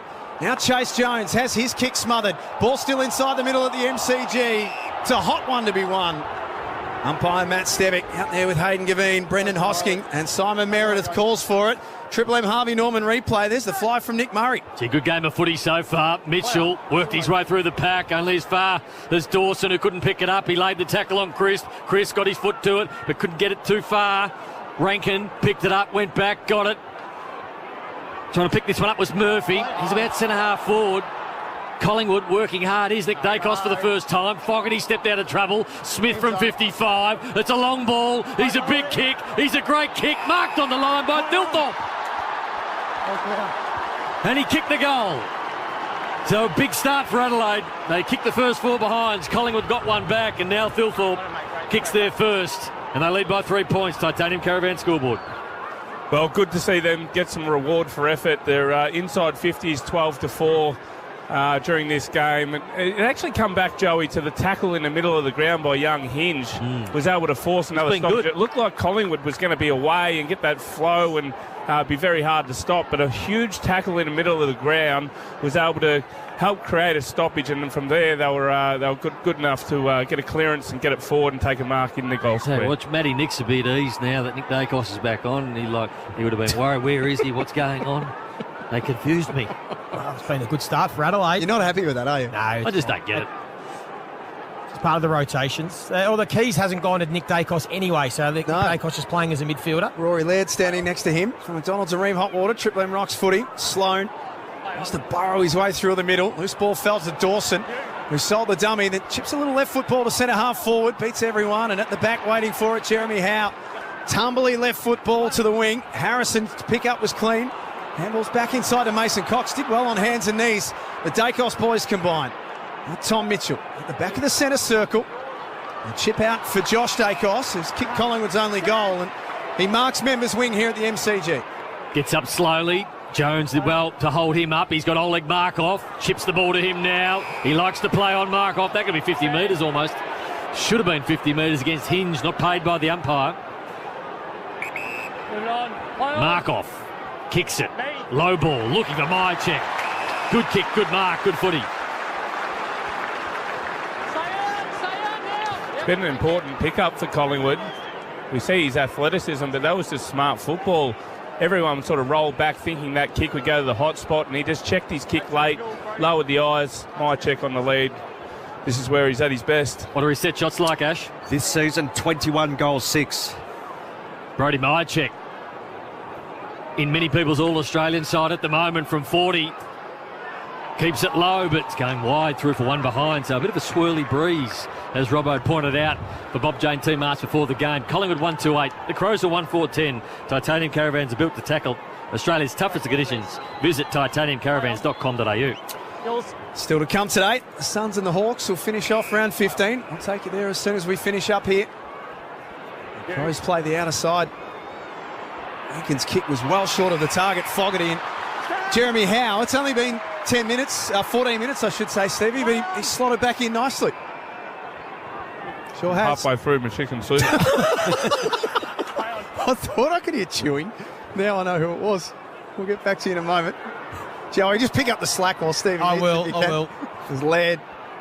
Handballs to Scholl. Hard up against the boundary line from the wing. Murphy let himself under the footy. Misjudged it in the end. His man Walker got back onto his right foot and kicks to the hot spot. Beautifully weighted kick, and Pedler sliding in marks 25 metres out directly in front. Well, that's the Pies method, the way they play. Murphy came off Taylor Walker to get to the contest, but just, as you call, Jack, ran the foot. He just sort of ran under it, He just didn't quite judge it. And then the clever little kick from Tex. Darcy Moore just sagging off Pedler, so he just put it to his advantage, and only Pedler could get to the ball. 13th game of the season for Luke Pedler. Had only played 5 games in the 2 years prior, so now looking very comfortable at the level, but he's got to kick them. 1-5 early on for Adelaide. They've controlled things, but the scoreboard says otherwise. Collingwood 1-2. 16 minutes gone. Triple M Titanium Caravan scoreboard. Nick Dacos numbers, Ash. Nick Dacos, 2 disposals. Very similar to last time they played, when Adelaide had all the play, and as Scott Selwood said, couldn't put the score on the board. Darcy Moore under pressure now. They get the ball out towards Oleg Markov. He's wrapped up on the 50, and he's going to get a free kick, a lucky one. Their pressure's been unbelievable to start this game, Adelaide. Certainly has. They're going at 202. The AFL average is 180. Josh Dacos looks for Mason Cox. Stuck up the one hand, and it's stuck. Chips it towards Myercheck. Couldn't get there. The Crows win the ball out the back. The Millerer slipped over. Bobby Hill came in and tackled him. The umpire's going to pig him. He did. Unfortunately, fell over, did Millerer. And Bobby Hill, first name Ian, chips the ball towards Josh Dacos. First name Josh. He kicks long. Collingwood marking targets everywhere. One of them, Johnson, had good purchase on it and didn't mark. Now Sloane takes possession. Adams gets him straight away. Pies force the ball up inside their forward 50. They trail by 3 points, 1-2 to 1-5. Triple M Titanium Caravan scoreboard. Umpire balls it up quickly. Hill was there. Miller up, tackled as soon as he got it, and we'll have another ball up. Just a positive for the Magpies. Past 4 rounds, ranked 18th for tackles inside 50, averaging 5 per game. They've already laid 5 in this first quarter. Cox and O'Brien to do the battling. 20 metres out from the Pies' goal. They tapped it clear. Dacos has already kicked one, Josh. Can he pick this one up? Just inside 50. Fed it up to Pendlebury. Another one back. They're outside 50 now. Pumping it back in. Cox is a target. Myercheck from the side. Bouncing ball. Can they get the footy out? Collingwood will have another ball up. They wrap it in. 11 plays 8. Adelaide by 3 points. Mason, Riley, hold the meter, please. Tick up to 18 minutes in this first quarter. 1 goal apiece. The Crows have been wasteful. Elliott taken to the boundary line and thrown in. Yeah, Pies are starting to even up the contested ball numbers now. Back within 3. They were down by about 8 or 9 at one stage, so getting the game a bit more on their terms after Adelaide were beating the Pies at their own game the first 10 or 12 minutes. Joey Montagna and Stevie Jade, Triple M Seabus Super special comments. Seabus Super making hard work pay off. Cox is being held from the throw-in. Saligo went down and picked it up, and handball's off to Keys, who just kicks it as far as he can up to the members' wing. Moore and Fogarty trail it to the boundary line, and both will see it over. Mason, Riley. So boundary throw-in on centre wing. Perfectly positioned in front of the boxes. 11 plays 8. Adelaide by 3 points. Been wasteful early. Had some very good opportunities to put some space between themselves and the Pies, but haven't capitalised. Ball comes back into play. Here's Nick Dacos. Quick handball out to Pendlebury. Pendlebury on the left foot. Kicks towards centre half forward. Myercheck will have to duck back. Can't take the mark back there. Was Adelaide defenders. It's slapped back. Opportunity still for the Pies. Jamie Elliott just let the ball go in the end. And here they run off half back, but a poor kick straight back to Cameron. He lays off a handball to Darcy Moore. And Collingwood have got some numbers ahead of the footy. One of them crisp, but ordinary sort of handball to Tom Mitchell. Had to go back and find it and set it up to the hot spot. Myercheck almost diving down. Couldn't mark, and now Adelaide, Michael Lanny, last line of defence. He's got Lockie Murphy in the long sleeves. He'll have to be careful with this kick. Long to Thilthorpe. He's eased under the footy. And Quaynor riding shotgun for the Pies. Handballs back into the corridor for Pendlebury. And his short kick's a good one to Noble. So John Noble stands on the logo. Every player ahead of him at the moment. Move it on. Play on. It's a very stagnant inside forward 50 the Pies. So Noble goes for a long one. It lands about 20 out. Jamie Elliott, the target, coming in from the side. Easy mark taken by Riley O'Brien. Collingwood's entries, they've just been sort of banging the ball long inside their attacking 50. They need to try and find a 50 to 70 mark and then try and lower their eyes going inside 50 with a composed possession. Pedler takes the mark and he kicks it now towards Murphy. Robbo Bob Jane team arts. Darcy Cameron finally out of the rooms. Nice little gash in the back of his head. 11 minutes he was down there, so back on for Cox. Nicely done, Robbo. Still thought juggles that mark. It'll be out of bounds before that. A throw in. Yeah, kicks inside 50 retained. Sorry, Joey. Collingwood going only at 22%. Crows going at 50.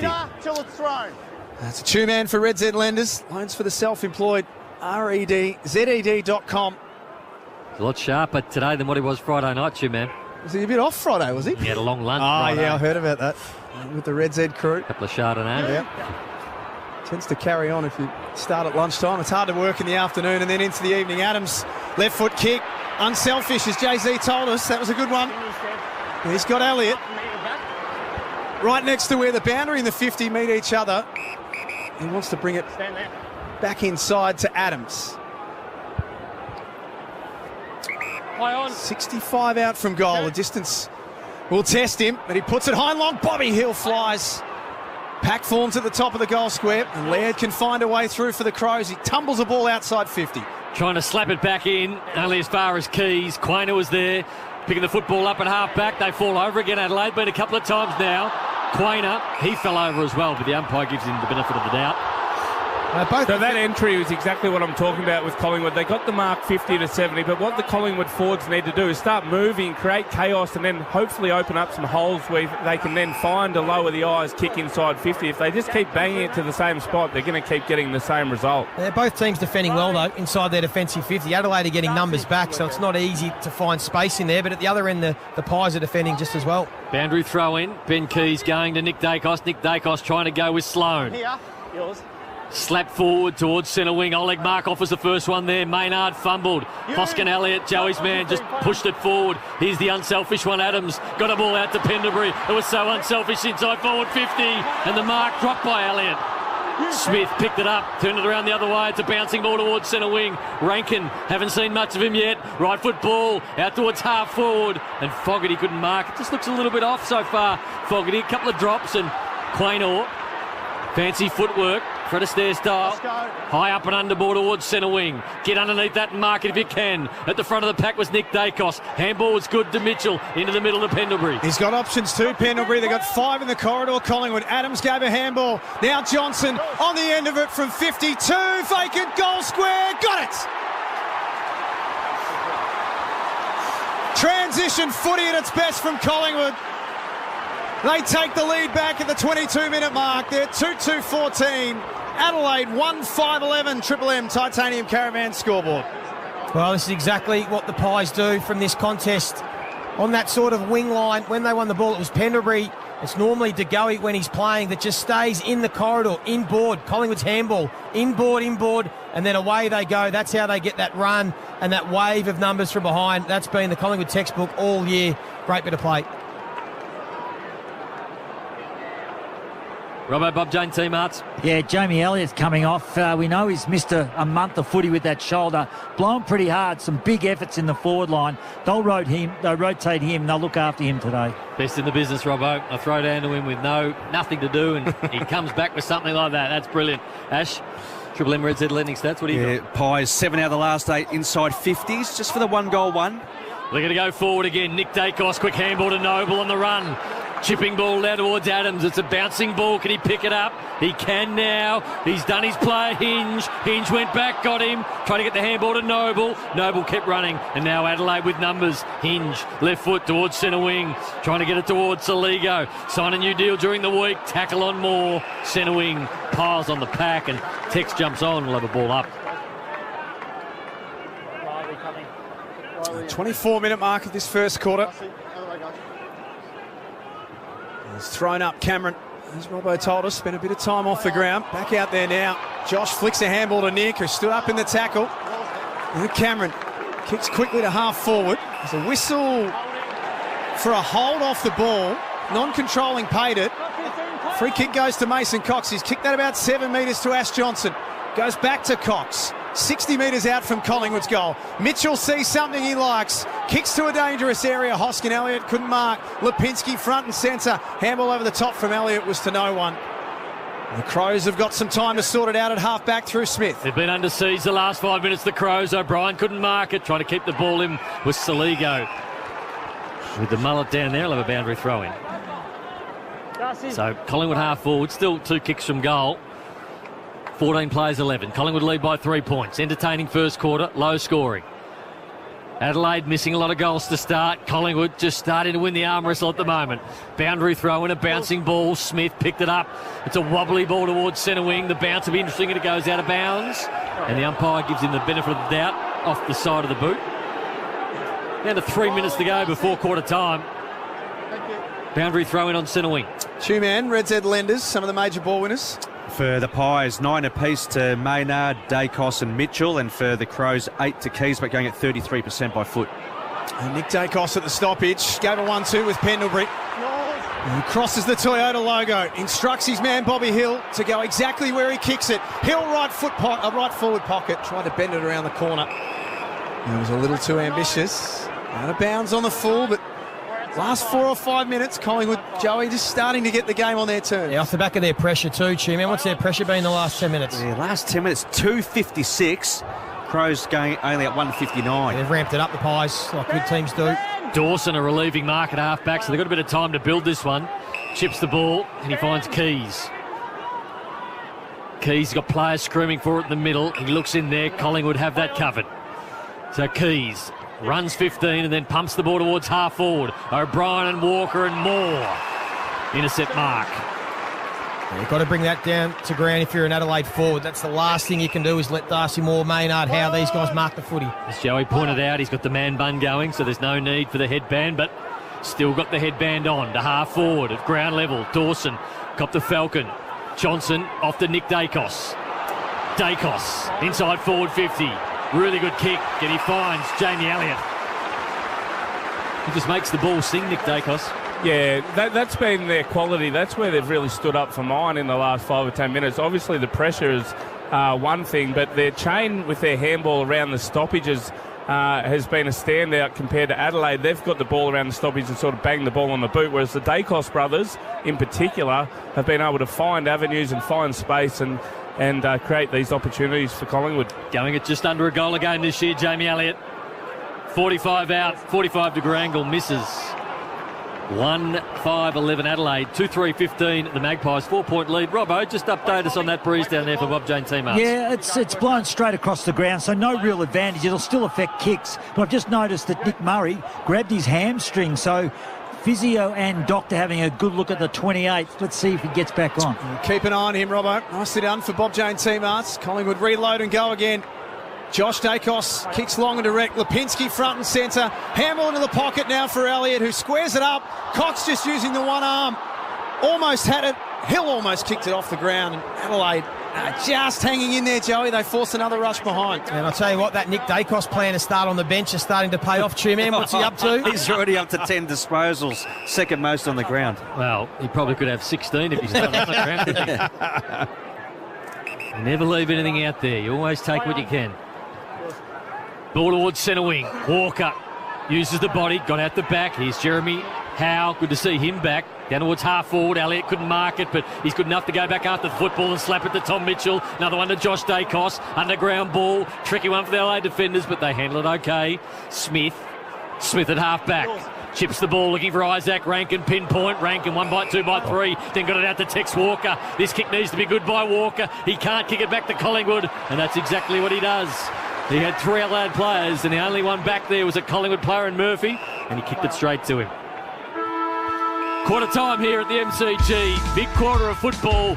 Not a lot of goals kicked, but an entertaining one at that. 2-4-16, the Magpies. They lead by 5 points. Adelaide, inaccurate. 1-5-11. We'll be back. Lee Montagna and also that man Stevie J will take us through what happened in that first quarter. For McDonald's Remote Water, Triple M, Rocks Footy.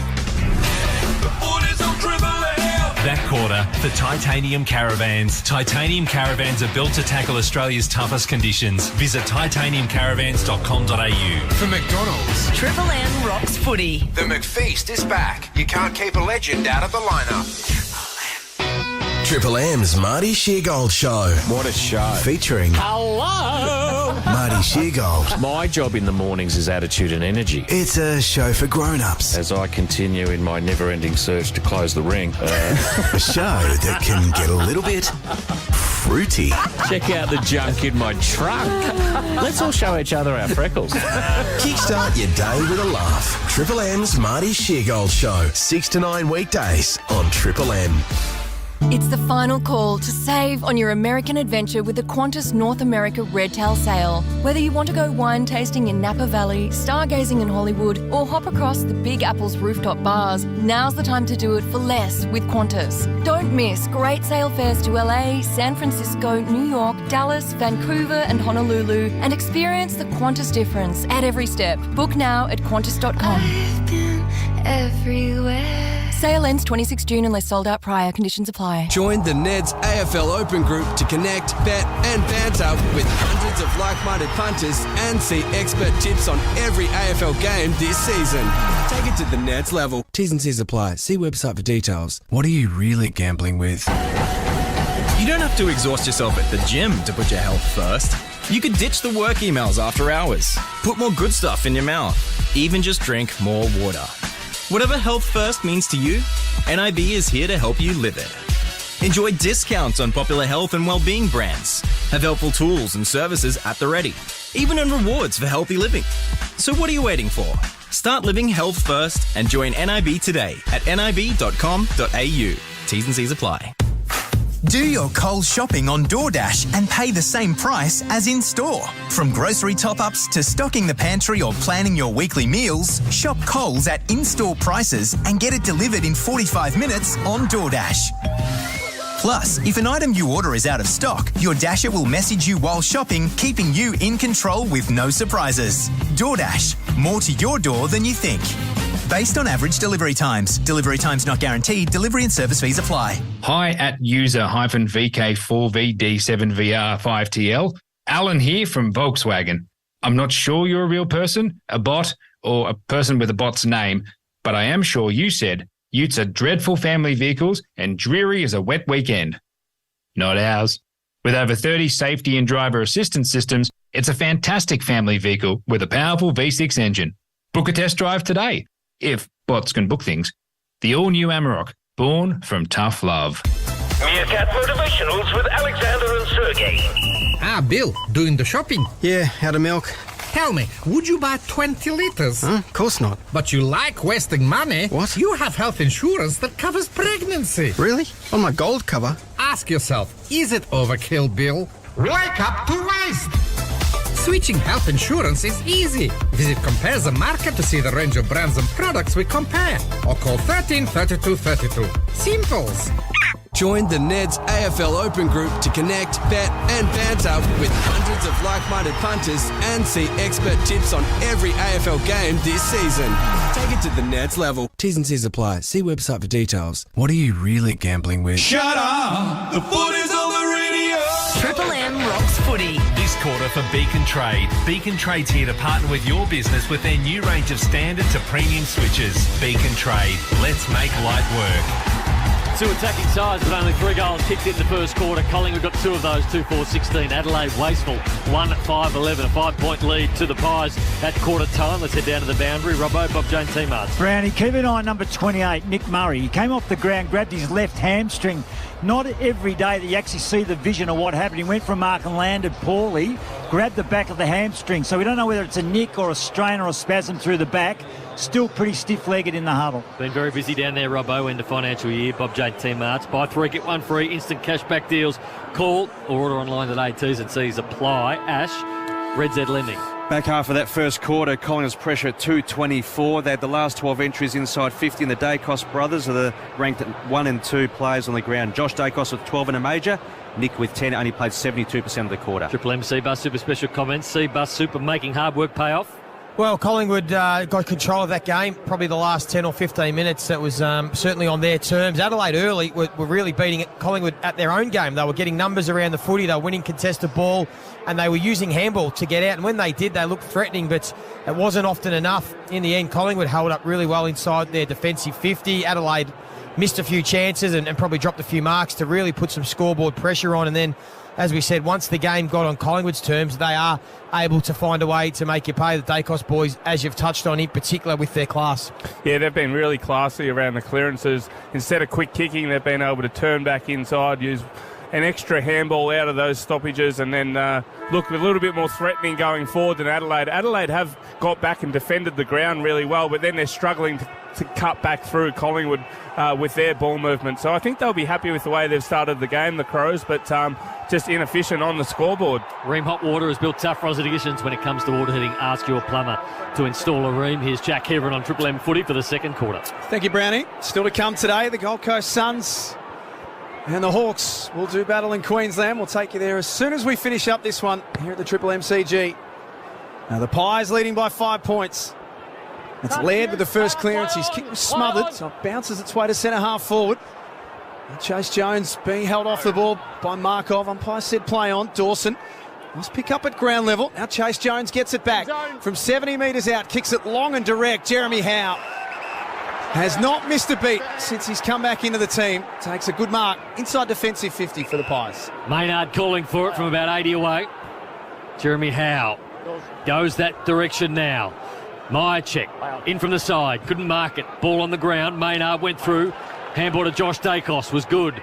Back to Pendlebury. Had a fair bit of it. Nice step. Forward handball. Nick Dacos. His brother's riding shotgun. Gave it to him now. Got a free kick, and now Nick Dacos goes again. Right foot into the middle of the ground. Going to be chipped off. Millerer. Can he pick it up and go? Here's an opportunity for Adelaide. Dawson slides one wide. Got it to Tex on the point of the square. Tex. Can he pick out a lead? He goes long. He's looking for Fogarty. Fogarty one-on-one, but it goes over the back. Out of bounds of a boundary throw in. Two-man Red Z lenders, Josh and Nick. How many between them? 26 disposals combined, 4 clearances and a major. We've had a good start to this game. I feel like we've said that a lot this year. A throw in forward pocket. Cameron stayed in front of Walker. Tapped it down to the front of the stoppage. There's Nick handballing to Josh, so one more each, and up and under ball. Didn't get it outside 50. That's a good grab taken by Scholl. Had to stand under a high ball with traffic coming. This kid is one of the best kicks in their team, so I'd like to see him just go back here, wheel out when he gets within 55 and let it launch, because they just need to try and get some scoreboard pressure here. He's a take a good kick, Joey. He's a good kick, Steve, but he doesn't look confident. How good is he, Joey? He's a kick.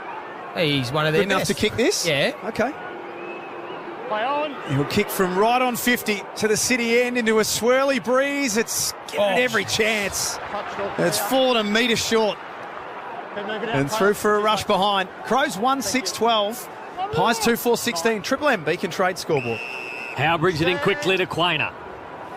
Told us earlier in the year he's never lost a one-on-one contest except against Toby Green.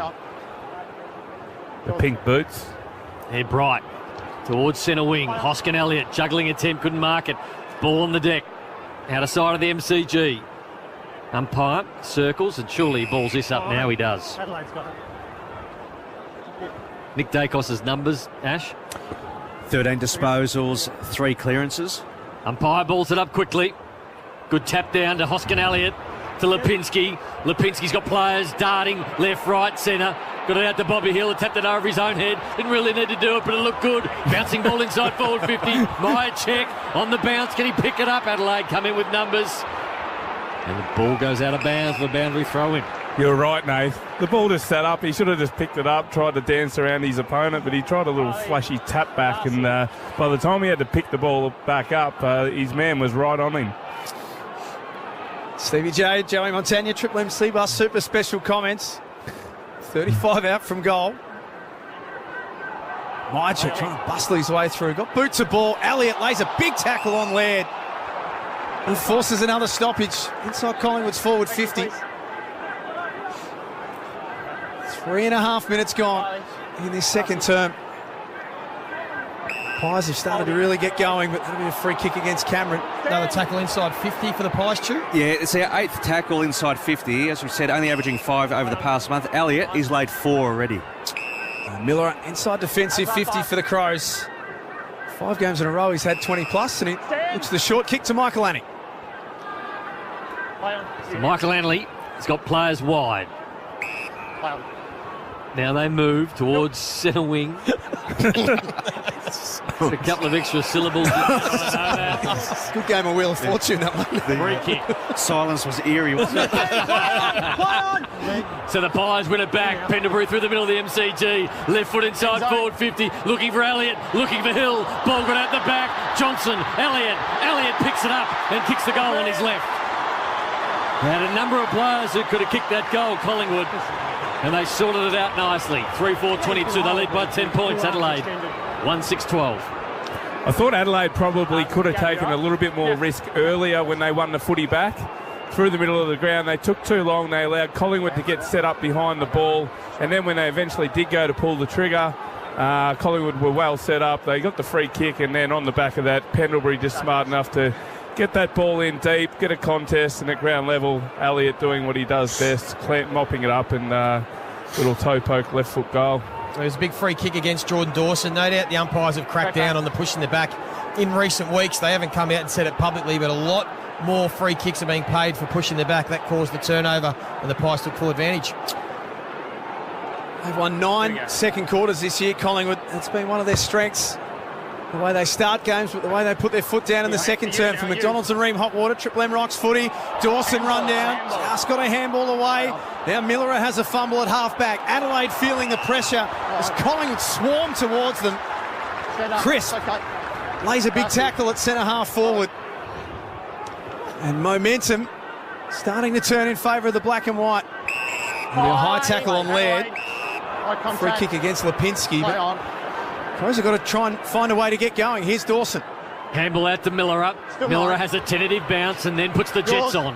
Low ball, looking for Pedler, who's fisted away from him. Here's Joey's man, Hoskin Elliott. His handball was intercepted. Miller kept going. Now he picked it up with the one hand. Inside forward 50, the chipping ball. Collingwood numbers everywhere at ground level, though. Now they pick it up. Hoskin Elliott to Noble. Noble tackled by Pedler on the 50, and Adelaide wrap them up and keep the ball in their half. Thanks, boys. Thanks, John. Harvey Norman replay. Hoskin Elliott did Noble no favours there with that handball. Play on. Dawson's kick smothered. There's a tackle on Dacos. Keeps him away from the footy. Darcy Cameron at centre half-back. Pokes a kick around the corner to Ash Johnson. He goes without it. And Pendlebury with all sorts of space. Kept it moving forward to Lipinski. Ball in dispute in the middle. Dacos comes charging through. Handballs off to Lipinski. From 49 out directly in front. Misses. He had a little bit more time, or he could have just strolled in another 5 or 10 and maybe even given the handball back to Nick Dacos, who would have made a certainty out of that. He's like a flash, Nick Dacos, just getting to the fall of the ball. He just took off and was so quick and so clean. That's what set up the opportunity. But so quick with his thinking to get the handball out as well. Going to come back in. The Pies have won the football back. Josh Dacos, handball to Adams. Adams just looking for someone to give it off to. He's found Chris, but it's a bouncing ball under pressure. Now Adelaide win it back. Fumble though. Opportunity now for Laird. Picking the ball up with Saligo. Got it to Laird in the end. Chase Jones. Underground ball. Puts Rankin under pressure. Murphy came in. Picked up the ball. Couldn't take it with him though. Rankin trying to tie it up. Ball flips out. Dacos chipping ball looking for Lipinski. Lipinski at centre half forward. Couldn't take it with him. Now Adelaide through Hinge. Hinge tackle to the ground. The tackle slipped off though. And now he just pumps it forward. The only man there is Darcy Moore with his headband. He kicks into the corridor for Noble. They've got runners out at half forward. One of them is Harrison. The 65 make that 70 metres out from goal. Elliott the target inside 50. Hangs on to a big mark. Under pressure from Miller. He's landed awkwardly. He's so good over his head for a small forward. Yeah, he's a gun. He's been a very good player for a long time. Unfortunately, we never really got to see the best of him for a number of years through so much injury. But the last couple of years, he's such a focal point. Shu's already mentioned his tackle pressure inside 50. He's kicked one, and now that ability to take a contested mark in front of a good defender. He's a wonderful player. Heavy landing on the Harvey Norman replay. Clearance on now. Shop massive savings store-wide. Visit us in-store or online. Stand now. He's already kicked one.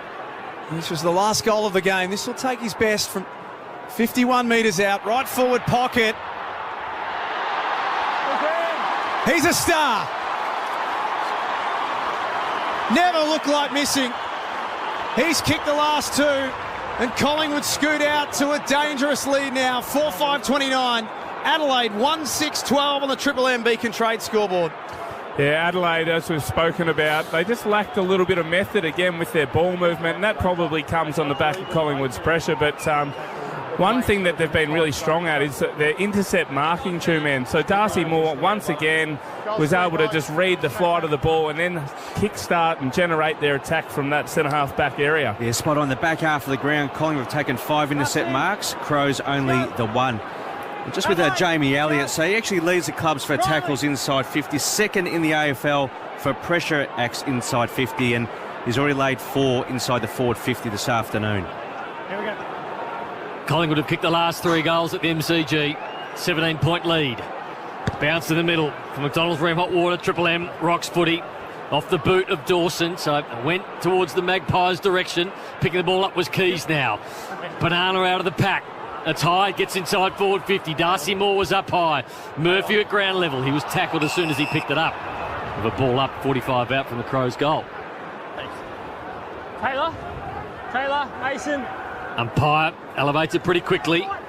Walker tried to grab it out of the ruck but couldn't do so. Dawson, 55 out. Left foot tumbler inside forward 50. Well done by Jeremy Howard, just got his hand to it. Was able to pick the footy up, run away and then belted out of the defensive 50, but Adelaide win it back. Dawson at half forward marks and then gets back over his mark quickly and looks into the pocket, finds Isaac Rankin. What are his numbers, Stu? Red Z Lending. Yeah, Isaac Rankin, just the 4 possessions yet to hit the scoreboard. He's got a chance to now. 29 goals last year. That was in 18 games. He's kicked 24 in 13 already this year. Going to snap from 45. The change has been a good one for him. Has he got enough legs? No. Too far out, Stevie, to kick a snap? Yeah, a little bit too far out to be kicking a snap. Quainer comes out of defence, but it's coming back in. Marked by Josh Worrell on the wing. So what can Adelaide do? Having trouble penetrating this Collingwood defence at the moment. Dawson darts one in. Looking for Murphy. Couldn't mark it. Second bite, went back, got it. Tackle to the ground. The umpire said, that's a free kick against you, Lachlan. Free kick goes to Noble. Murphy can't believe it, but they move it quickly. The Pies from half back. Josh Dacos looking for Adams. He'll try and do something unselfish, but he misses it. Got back out to Chase Jones, and he given away a free kick down the field. Jay-Z, very un-Taylor Adams-like. Go behind. This is where they need a heap of movement from their forwards. Just create some opportunities, create some chaos. Don't just stand still and wait for it to come in. Phil Thorpe on the lead. Only as far as Nick Dacos. Read it beautifully. Bounced off his opponent and then ran away. Handball to Lipinski and Collingwood get moving up to the wing. Here's Adams. Shares it with Myercheck because that's the sort of stuff he does. Myercheck. Handball's back out to Crisp. That handball was just behind him. He had to go back and find it. Chase Jones had his handball intercepted. Adams working hard for it in again. Ball up on the wing. Robbo for Bob Jane T-Marts. Yeah, Jamie Elliott down here brought himself off. Got terribly winded on the outer side when he kicked that goal. Being worked on now. Talking to the physio. So not well, but he should be okay. Pies by 17 points as Dawson from the stoppage kicks forward, but with no intended target. And Nathan Murphy takes an easy mark at half-back for the Pies. Thoughts on his headband, Stevie? Yeah, I'd say it's unnecessary. It's the Pat Cash-style headband from 87. One that I believe my former coach, Sarah Wallace, ran with for a while as well. Now Jeremy Howe to the outer side. The Crows have had it in their half of the ground for the last 5 minutes, but haven't been able to put the score on the board. Tackle by Quainer was good. Running away with the football. The Pies go through Harrison. Another handball to the outer side. They've got Hoskin Elliott who kept running. Hoskin Elliott a handball. Lipinski crosses the 50, centres the ball up, looking for Adams. And a good kick it was that Adams stood tall and marked that 20 out directly in front. Pies, good football. Great footy. Started with their pressure again. The tackle from Isaac Quaynor was what forced the turnover and allowed the Pies to head off to the races. It's been a feature of their first half today, Collingwood. Jay-Z said the most unselfish footballer in the competition. He should be giving this off. Oh, that's what I was about to say, Joey. But from 20 metres out, Taylor Adams has gone back to the Michael Holding run-up. So he starts at the 50, and he's going to kick it from about 25. It's a long build-up for Adams. And he kicks the goal. Collingwood have got 4 in a row. The umpire's going to confer, though. He's not sure whether it hit the post or not. I believe it's goal, just to make sure it didn't It's this goal umpire, Brownie. I'm telling you. He loves the airtime. The same one. He likes Always. The score review. There's daylight between the goals and that ball. He's standing right beside the goalpost. He's on the crypto payroll. Little sidekick, getting a bit of money from crypto to get their little sponsor up on the screen. So you've got a vendetta against this goal umpire. No vendetta, just onto something, just observations, Brownie. That's what I do. Likes to get his head on camera. This is a goal. They're going through. They're like, we need a crypto. Well, I saw one on Taylor for you in the first quarter. It was subtle, but we're keeping up. Is that what you're talking about? Especially when it's a goal. So here it comes, the score review. And as we thought, it's a goal, but he got a goal there. TV again. There was a foot between the footy and the goalpost. Pies have kicked 4 in a row. 5-5-35. Adelaide 1-6-12. Beacon Trade's here to partner with your business with a new range of standard, the premium switches. Beacon Trade, let's make light work. There's worrying signs here for Adelaide now, Joey. This lead getting out to 23 points, and Collingwood have controlled this quarter again. Yeah, they have. They've got their game on their terms. Collingwood's pressure is not allowing Adelaide to get that handball game, get from the inside to the outside. Every time they're trying, Collingwood have been able to force enough pressure to win the ball back, either forcing Adelaide a quick kick and mark it in their back half, or their tackle pressure is leading to turnover and they're getting good looks going the other way. Second quarter numbers, Stu. What are they telling us, Red Z Lending? Yeah, speaking of pressure, 2:01 in this quarter for the Magpies, and those Dacos boys getting very, very busy already for the game. 33 disposals between them. For McDonald's and Ream Hot Water, Triple M Rocks footy. It's a 23-point lead, and it's an alarming one for Adelaide. Collingwood push forward again. Johnson dropped the mark. He's got to go back and retrieve it now. 55 out from goal. Bent down and picked it up. Trying to play for a free kick. Umpire said no. And Brodie Smith sweeps a handball to Thilthorpe underneath the Shane Warne stand. Short kick to Rankin from centre wing. Looks into the pocket. The kick will be perfect. Centimetre perfect. Thank you, Dennis, for Rochelle, who turns around and blazes long across the face of goal. Mark was dropped by Pedler. He kept it in. Scholl went without it.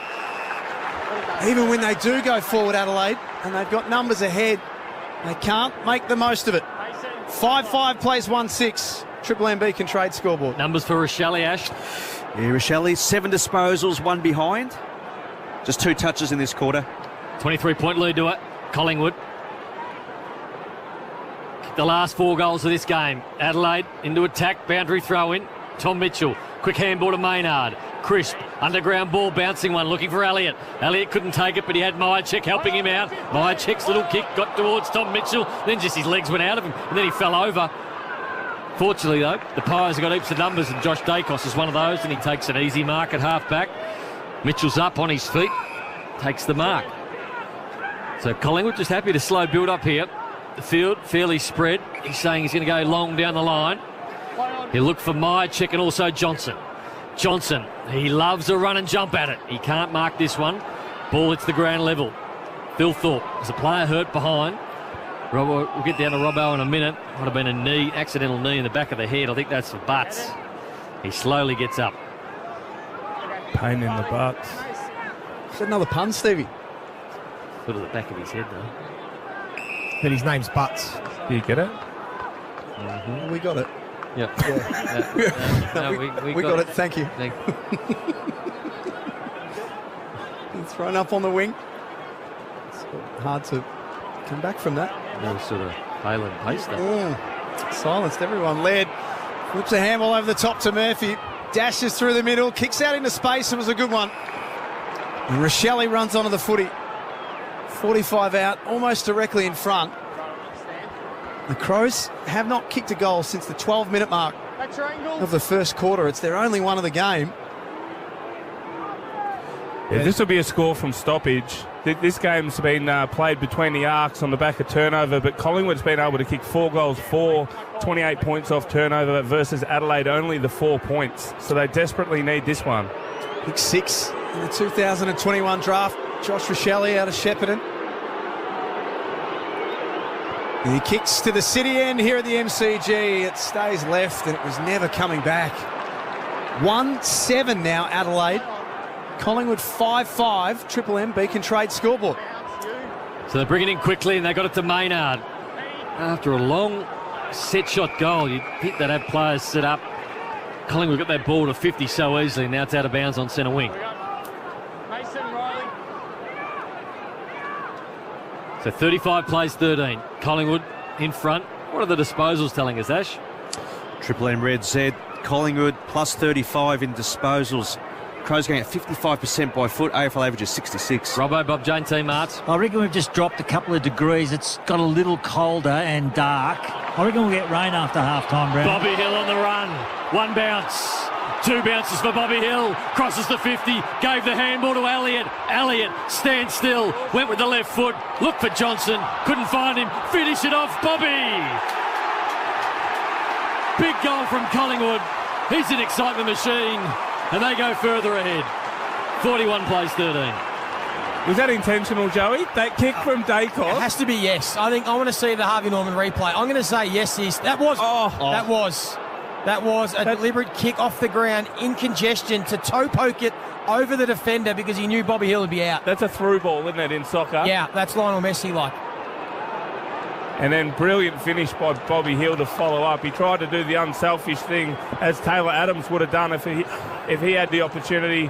And Johnson misses that mark. Bobby follows up, clean at ground level, and a beautiful little snap and a big celebration from Ian. Good goal. 28 points. Big problems now for the Crows. Still 6.5 minutes before half-time.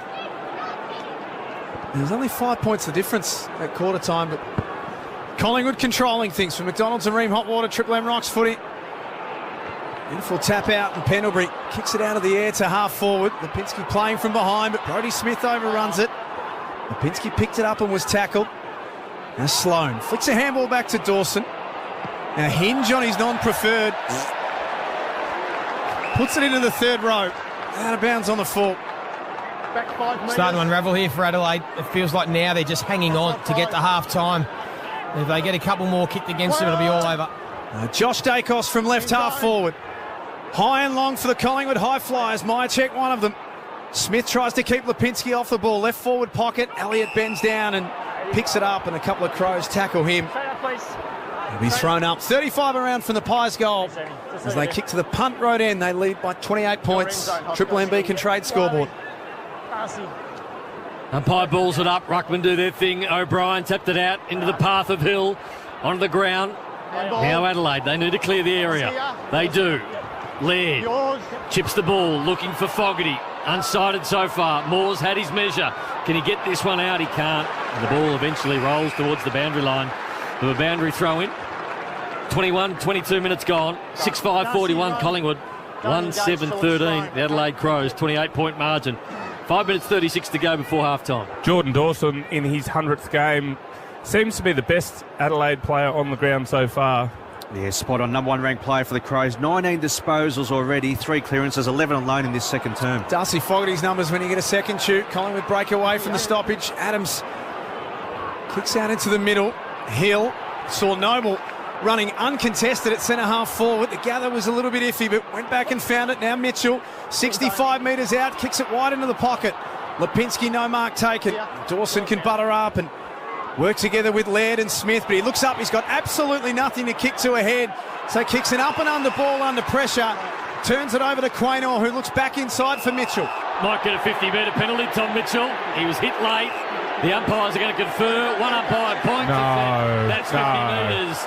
And I agree with you, Stevie. I didn't think it was 50 worth. That was influenced by this Collingwood crowd 100%. One umpire looked up at the other umpire and he's kind of like, no, I'm not going to pay it. But then the crowd got louder and he goes, yeah, pay it, mate. It's a 50. So Tom Mitchell from the top of the goal square. This is for 6 in a row for the Magpies.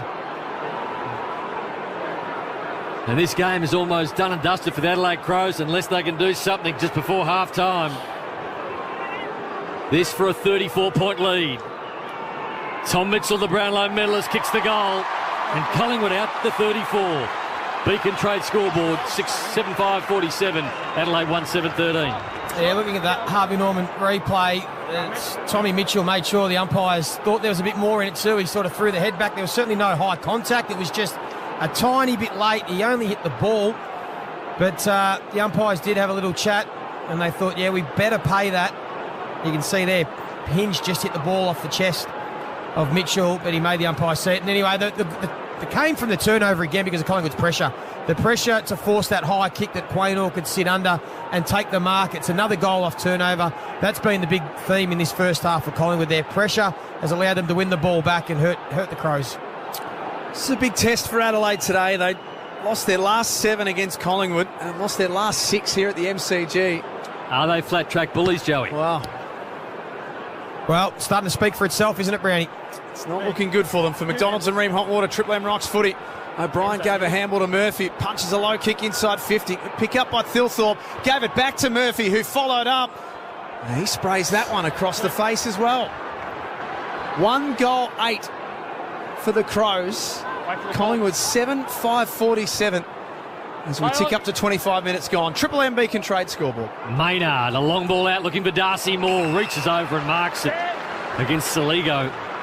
Only a small man, Saligo, had no hope on that occasion. Darcy Moore, bright orange boots, short ball. Tom Mitchell, the goal kicker, under pressure. Josh Dacos handballs it back to Darcy Moore. Just spun out of trouble. Saligo let him go. Nick Dacos, here's trouble again for the Adelaide Crows, but a big tackle by Pedler.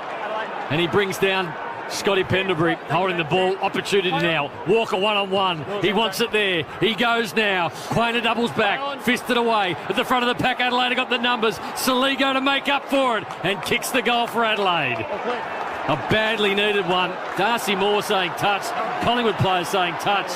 So I figure they'll probably review it, but at the moment, it's a goal to Adelaide. I reckon the only way it could be touched is if it's come off Tex Walker's back. I think he was the only player between Saligo and the goal. Well, that's what Darcy Moore, I think he claimed. He was hitting his back to the umpire, telling him obviously it was Taylor Walker's back. So this will be interesting. So here's the replay, Harvey Norman style. This was the tackle from Pedler. By Pedler. Excellent work, the young kid. Tough nut. And the ball goes in. Fisted away. Keys handballed it off. And the Collingwood players are definitely saying touched off the back. Now it's going to be very hard to overturn from that angle. So I'm going to put it in the book. That's a goal. 47 plays, 20. We're back in the middle. Badly needed goal for Adelaide. How long between drinks, Ash? Yeah, Triple M Red Z lending stats. They kicked their first major, the 12-minute mark in the first quarter. 25 as we speak into the second. For McDonald's and Ream Hot Water, Triple M Rocks footy. The challenge now for Adelaide is to kick 2 in a row on the way to half-time. The Keys' quick kick forward was chopped off by Hoskin Elliott. He kicks to half-back, Jeremy Howe. It's an important 3 minutes, Jack. You're right. I mean, 27. If Collingwood get the last one and go in at 33 points, it's a big, big margin. But if Adelaide can find one more and get within 3.5 goals, they'll feel they're in the contest. Robbo, for Bob Jane teammates, Crows have got a problem. Yeah, they really have. Not on the scoreboard, but also Nick Murray as well. Left hamstring. He's been struggling out there. As we know, it was quarter time. He could be done for the afternoon if he doesn't shape up. So thrown up on the wing. Who's the sub down there, Robbo? The sub is Ned McHenry. Stand, please, Chase. Free kick going Collingwood's way to Noble. 27.5 minutes gone, which leaves us 2.5 left before the main break. There's a 5-point lead at quarter time at the moment. The Pies lead by 27. Triple M Beacon Trade scoreboard. Oleg Markov running with Mustaka to half forward. Myercheck was the big fly, couldn't take it. The unselfish one couldn't take it as well. Handball came out to Keys. Keys, right-hand handball. Got it out to Jones. Jones, low ball. Finds Tex Walker. First time in a bit of space on centre wing. It's a couple of boos from the Collingwood cheer squad. Now Tex. Play on! Calls to play on now. To half forward. Looking for Thilthorpe. Fisted away from him. Nick Dacos found some space. And the ball wrapped up with Tom Mitchell and will ball it up. I think in the second half, Tex Walker's going to have to go play deep. I'm guessing last week when he kicks 10, he didn't play at centre half forward. He's got a lot of his footy outside 50 today. He's just got to go back and give them a target, so when they do go in under pressure, at least they've got their best key forward in that area of the ground. They might be able to generate some opportunities through him. Stevie J, Triple M Seabus Super Special comments alongside Joey Montagna. Riley O'Brien's said he struggles against Darcy Cameron in this first half. Going a free kick away, and Cameron kicks to the outer side wing. Cox was doing some holding with Jordan Butts, and both watch it roll out of bounds. Major ball winners too, Red Z Lending. Josh Dacos, 21 disposals. Nick Dacos with 20. And for the Crows, 20 to Dawson. You mentioned Fogarty, very quiet, just the 2 possessions. Rory Sloane, only 6 handballs for the game. Still to come this afternoon, the Suns and the Hawks. We'll take you there as soon as we finish off here at the MCG. Simon Black, Richard Champion. No, Darcy. Liam Flanagan, Brett Thomas, Belinda Mellon, your call team. Here's Nick Dacos, bends down next to the boundary line, outer side wing. Laird kept it alive. Adelaide walking the tightrope, and eventually Keys will run out of room and it'll be thrown in. Clock stops with 1:12 remaining before half-time. Darcy Cameron and O'Brien to do the ruck work. Not a bad boundary throw-in. They sometimes can get them short. We had a recall Friday night. Tell the umpire to do it again. From the restart. Adelaide get the ball towards half forward, only as far as Darcy Moore, who read it beautifully. Takes a mark on his chest. Intercept marks, Ash, for him. Darcy Moore, that is intercept mark number 3. There's with a low ball to Isaac Quainer, running down the clock here, the Magpies. A lot of signs down on the bench pointing to how much time is left.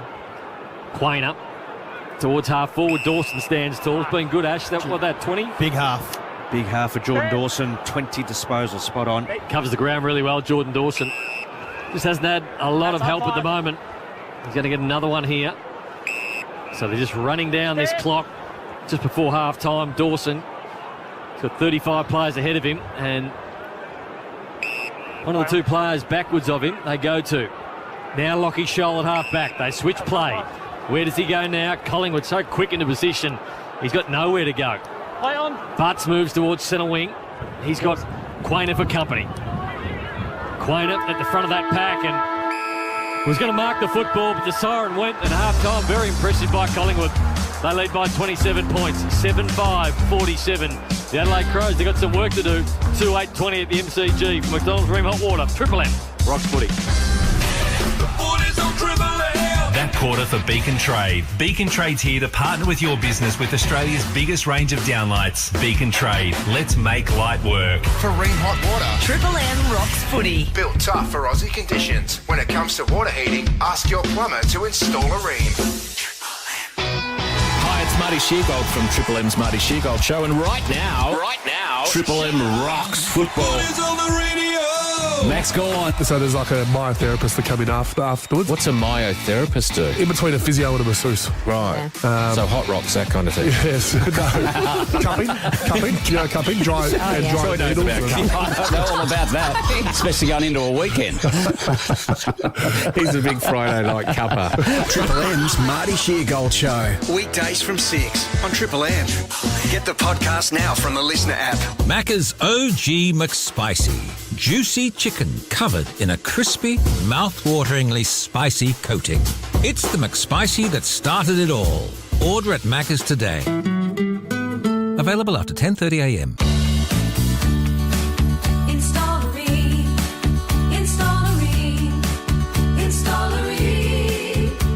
For the hottest of hot party you've ever seen. Ream comes on steady, hot and strong. It just keeps on and on. Want the assurance of an Aussie family-sized electric water heater with a 12-year cylinder warranty? Install a Ream. Install a Ream. Then accept nothing less than Australia's best. Join the Neds AFL Open Group to connect, bet and banter with hundreds of like-minded punters and see expert tips on every AFL game this season.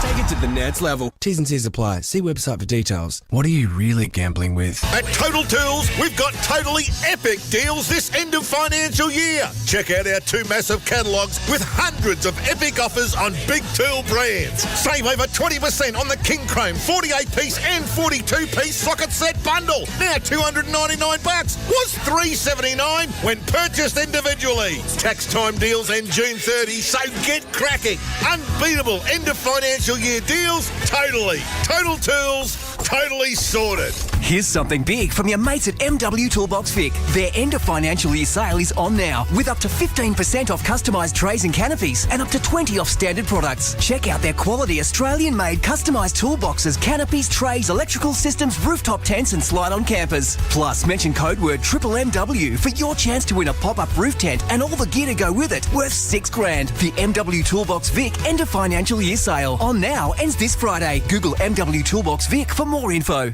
How was your day, son? Oh, tiring. Spent all day getting this erection up. How's it looking? Yeah, I'm actually really happy. Here's a shot I took of it. That could be your best one yet. How long will it stay up for? A good 3 months, I think. Oh, reminds me of the good old days. If you need scaffolding, Precision Scaffolding will come to your worksite and put up a quality erection that meets all building regulations and safety standards. They do it on budget, fully insured, and it's guaranteed on time or it's free. T's and C's apply. PrecisionScaffolding.com.au. At Stuart Marler. G'day, I'm Alan from Volkswagen. You said utes occupy a unique space between being a car and a truck. Firstly, I hope you don't speak to your mother with that mouth. And secondly, try ours. With all the next level tech of a car and the 3.5-ton pulling power of a truck, it's a beeping great space to be in. So, why don't you book a test drive today? The all-new Amarok, born from tough love. Shut up! The footy's on the radio! Triple M rocks footy. This halftime break for Mitre 10 Trade. Get in, get out, get on with it at Mitre 10 Trade. Half time at the NCG. The Pies lead by 27 points for McDonald's and Ream Hot Water. Triple M rocks footy. Collingwood 7-5-47. Adelaide 2-8-20. Jamie Elliott's kicked a couple for the Pies, all single goal kickers after that. And Thilthorpe and Saligo, the goal kickers for Adelaide. It's the halftime break for Mitre 10 Trade.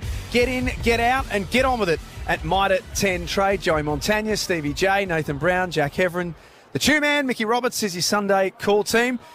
Boys, let's have a chat about what we've seen so far, in particular that second quarter where Collingwood got the game absolutely the way that they want it played. Yeah, they had that pressure on the footy that Joey kept mentioning throughout the call. They were able to then force turnovers. They took 10 intercept marks in their defensive half, and from there they were able to attack back through Adelaide and create some opportunities forward of centre. So that's where the game's, where the margin is. Adelaide haven't been able to convert their chances going forward. They've kicked 2 goals, 8, but equally we've spoken about their ball movement. They just don't look to have the method to be able to cut through Collingwood's defence, which has been so strong. Yeah, you're right. I mean, that's been... Adelaide have tried to play a very similar game to Collingwood. They want to outnumber at contest. They want to be able to chain by handball, but they haven't been able to absorb Collingwood's pressure. They've got through a couple of times and they've looked dangerous, but more often than not, and that's Collingwood's method. They apply the pressure. They either win the ball back through tackle and strip, or they force a quick kick and then Murphy and Moore and Quainer set up behind the football, take the intercept mark and then reload, and they're off to the races. So, I mean, it's easier said than done. They know what the issues are, Adelaide, but to be able to absorb it is a different story, and Collingwood have just had a bit more class as well when they've had better looks inside 50. So Adelaide have still had 10 scoring shots compared to Collingwood's 12, but they've just been a bit scrappier. They haven't been as classy. You know, Pedler and Keys and guys like this haven't been able to finish their work. When it's Elliott or the Dacos boys or Bobby Hill for Collingwood, they've just got a bit more polish and they've been able to put the score on the board. Jude, Red Z lenders, just Collingwood's prime movers in this first half and some of their big numbers. Josh Dacos, 21 disposals in a major, on target for his PB, which is 31. You look at Nick Dacos, he's number one ranked player for the Magpies at the moment. 20 disposals, throwing 4 clearances. Tommy Mitchell's racked up 17 and kicked a major, and Pendlebury also with 14. So, Stevie, before the game, we sort of had a bit of a joke about Nick Dacos starting on the bench and all that sort of stuff, but when they played in round 7, Ben Keys went to him and locked him away, and you and Joey spoke about how he still got his numbers, Nick Dacos, but didn't have massive effect. Are they doing the same thing today, or has he got more rope? I noticed that Keys had gone to him in the back half of that second quarter, but at the beginning of the game, Keys obviously played the first 8 minutes when Dacos wasn't on the ground. Dacos comes on when the sting's slightly out of the game and he's fresh, and he just started racking him up. Where he's been most impressive is around the clearances with his ability to drive his legs and find that little bit of separation on his opponent, but then get involved in the chain over and over again. And him and his brother have been waxing a little bit today, but Nick looks like he's just a class above everyone out there on the ground. So, Joey, when you talk about it, they haven't been able to handle the pressure, Adelaide, how do you change that? What does Matthew Nicks say at halftime to try and improve things? No, well, there's not a lot you can do. I mean, it's just you've got to have the quality and the ability to be able to withstand Collingwood's numbers coming at you, handle their pressure, tackle pressure, keep the arms free, keep the supports. I think it's important to keep your numbers around the footy so you do have someone you can release to, because this is why Collingwood's method is so good. If you don't want to handle the pressure and just want to throw it on the boot and get it out of there, no worries. They'll mop it up, Collingwood, at half back. If you want to try and handball your way through it, well, you'd want to be bloody good at it, because Collingwood will just keep coming. First guy, second guy, third guy, and eventually they will get you. So there's a reason why Collingwood have lost, a handful of home and away games over the last 2 seasons, because they have this method that everyone's buying into. It's working really well. And then they've got that ability to quickly flick the switch when they win the ball on offense. They all run. They all spread. The halfbacks, the wingers, the forwards create some length, so they push forward as well, so they don't get caught high up the ground trying to kick chase. And that's why they can hit the scoreboard. So it's a great game plan. No one's really been able to conquer it as of yet, and Adelaide have just got to have to keep going to work and see if they can find a way through it. Let's have a listen to our Amy Clanger, who covers Clangers on and off the field. Amy does. 5 games in a row, he's had 20 plus, and he looks the short kick to Michael Annie. So Michael Anley has got players wide. Now they move towards centre wing. A couple of extra syllables. Good game of Wheel of Fortune, that one. Free kick. Silence was eerie, wasn't it? Chew Man chiming in with special. Like it, Chew. I see the eyes shuffling around the commentary box. Do we say anything or don't we? No, we let each other sink in here. I think we got 3 extra letters in there, Brad. I don't know how you managed to do that, but I think we got Michael 3. Anley. Chew, Choice Hotels around the grounds. Whatever your reason for travelling, you'll get the lowest price guaranteed when you book direct at choicehotels.com. So go ahead and book it. Where are we headed to next? Heritage Bank Stadium. It's the Gold Coast Suns, Jack, taking on the Hawks. It's at 4:40. And can you give us an update on the Wangaratta Magpies v Wangaratta Rovers, too, man? Yeah, there we go. They're off to a good start. Wangaratta 2-5-17 to the Wangaratta Rovers, just the 1 solitary behind. Oh, interesting. First time I think Choice Hotels have covered O&M results. But anyway, that's what we're here for at halftime here at the MCG. It's Collingwood 7-5-47 leading Adelaide 2-8-20 for McDonald's and Ream Hot Water. Triple M rocks footy. It's time now for a news update with Matty Layton. Thanks very much. Foreign Minister Penny Wong is urging any Aussies currently in Russia to leave immediately if it's safe to do so. An armed rebellion by the Wagner mercenary group was called off after forces began a march to Moscow. Canberra says the security situation in Russia could deteriorate further. The Albanese government is cracking down on fake news. Social media giants could face multi-million-dollar fines if they fail to remove misinformation from their platforms. Draft legislation is out for public consultation, giving the public and big tech companies a chance to have their say. 2 swollen dams are being monitored as parts of South Australia experience a deluge. Emergency services warning Hope Forest residents to prepare for possible dam failure. A separate watch and act has been issued for another dam in Basket Range. And the National Retail Body is hoping Aussies will spend more this year than in 2022 on mid-year sales, despite the cost of living crunch. An Australian Retailers Association poll indicates shoppers would spend $9.3 billion on sales this year, up $500 million from last year. Weight Watchers' end of financial year sale is on now. Get 60% off Weight Watchers' most popular plans. Hurry, sale ends tomorrow. Join now at www.com. T's and C's apply. Grey skies and a bit windy at the MCG. At the ground, it's currently 12 degrees. It's Magpies enjoying a 27-point halftime lead over the Crows. Police reply quickly to texting drivers. A message from the TAC as Triple M rocks footy. That halftime break for Mitre 10 Trade. Get in, get out, get on with it at Mitre 10 Trade. For Ream Hot Water and McDonald's. Triple M rocks footy. Every few years, Triple M tests the pulse of the nation. All that fried chicken's really taken its toll, fatty. This time around, we're almost certain there'll be a brand new goat. Triple M's greatest songs of all time. There's plenty to choose from. And every vote gives you the chance to pick up tickets for you and 3 mates to see the Fooies. Voting's open at triplem.com.au. Triple M's Goat 400 countdown is coming. Starts tomorrow, 9 a.m. For a great end of financial year deal, go to the great guys at Australian Motors. With every used vehicle, choose from 5 great deals, including a $500 fuel voucher. On now at Wayville, Morford Vale and australianmotors.com.au. T's and C's apply. Ends June 30, LVD 80. Our deals are so great, we've even brought back a great jingle. Get a great deal from the great guys and drive a great Australian Motors car. You don't have to exhaust yourself at the gym to put your health first. You could ditch the work emails after hours. Put more good stuff in your mouth. Even just drink more water. Whatever health first means to you, NIB is here to help you live it. Enjoy discounts on popular health and wellbeing brands. Have helpful tools and services at the ready. Even earn rewards for healthy living. So what are you waiting for? Start living health first and join NIB today at nib.com.au. T's and C's apply.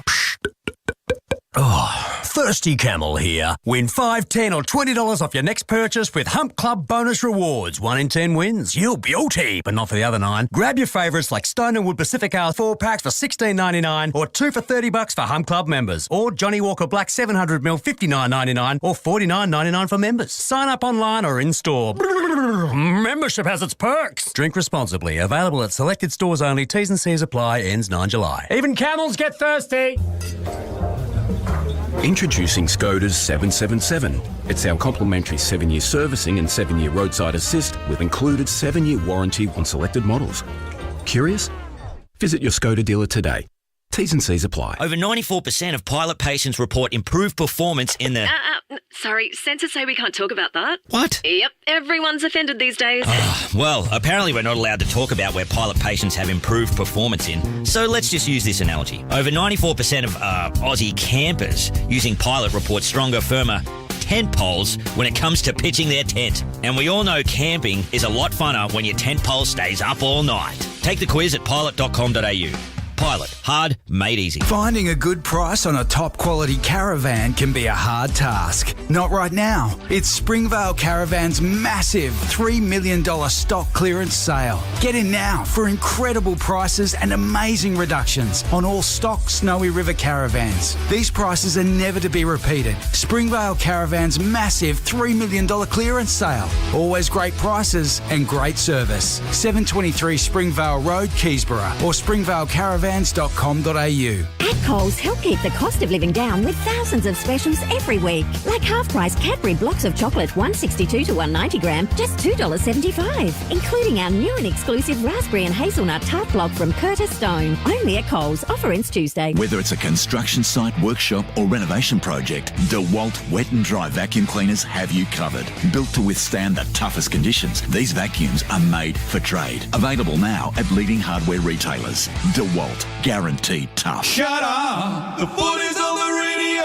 Triple M rocks footy. This quarter for Titanium Caravans. Titanium Caravans are built to tackle Australia's toughest conditions. Visit titaniumcaravans.com.au. Half-time at the MCG, Collingwood 7-5-47, Adelaide at 2-8-20. Head to the back row, Triple M, Red Z lending stats. Ash, just give us some of the bigger ball winners in that first half, please. Yeah, Josh Dacos, 21 disposals and a major. His PB's 31.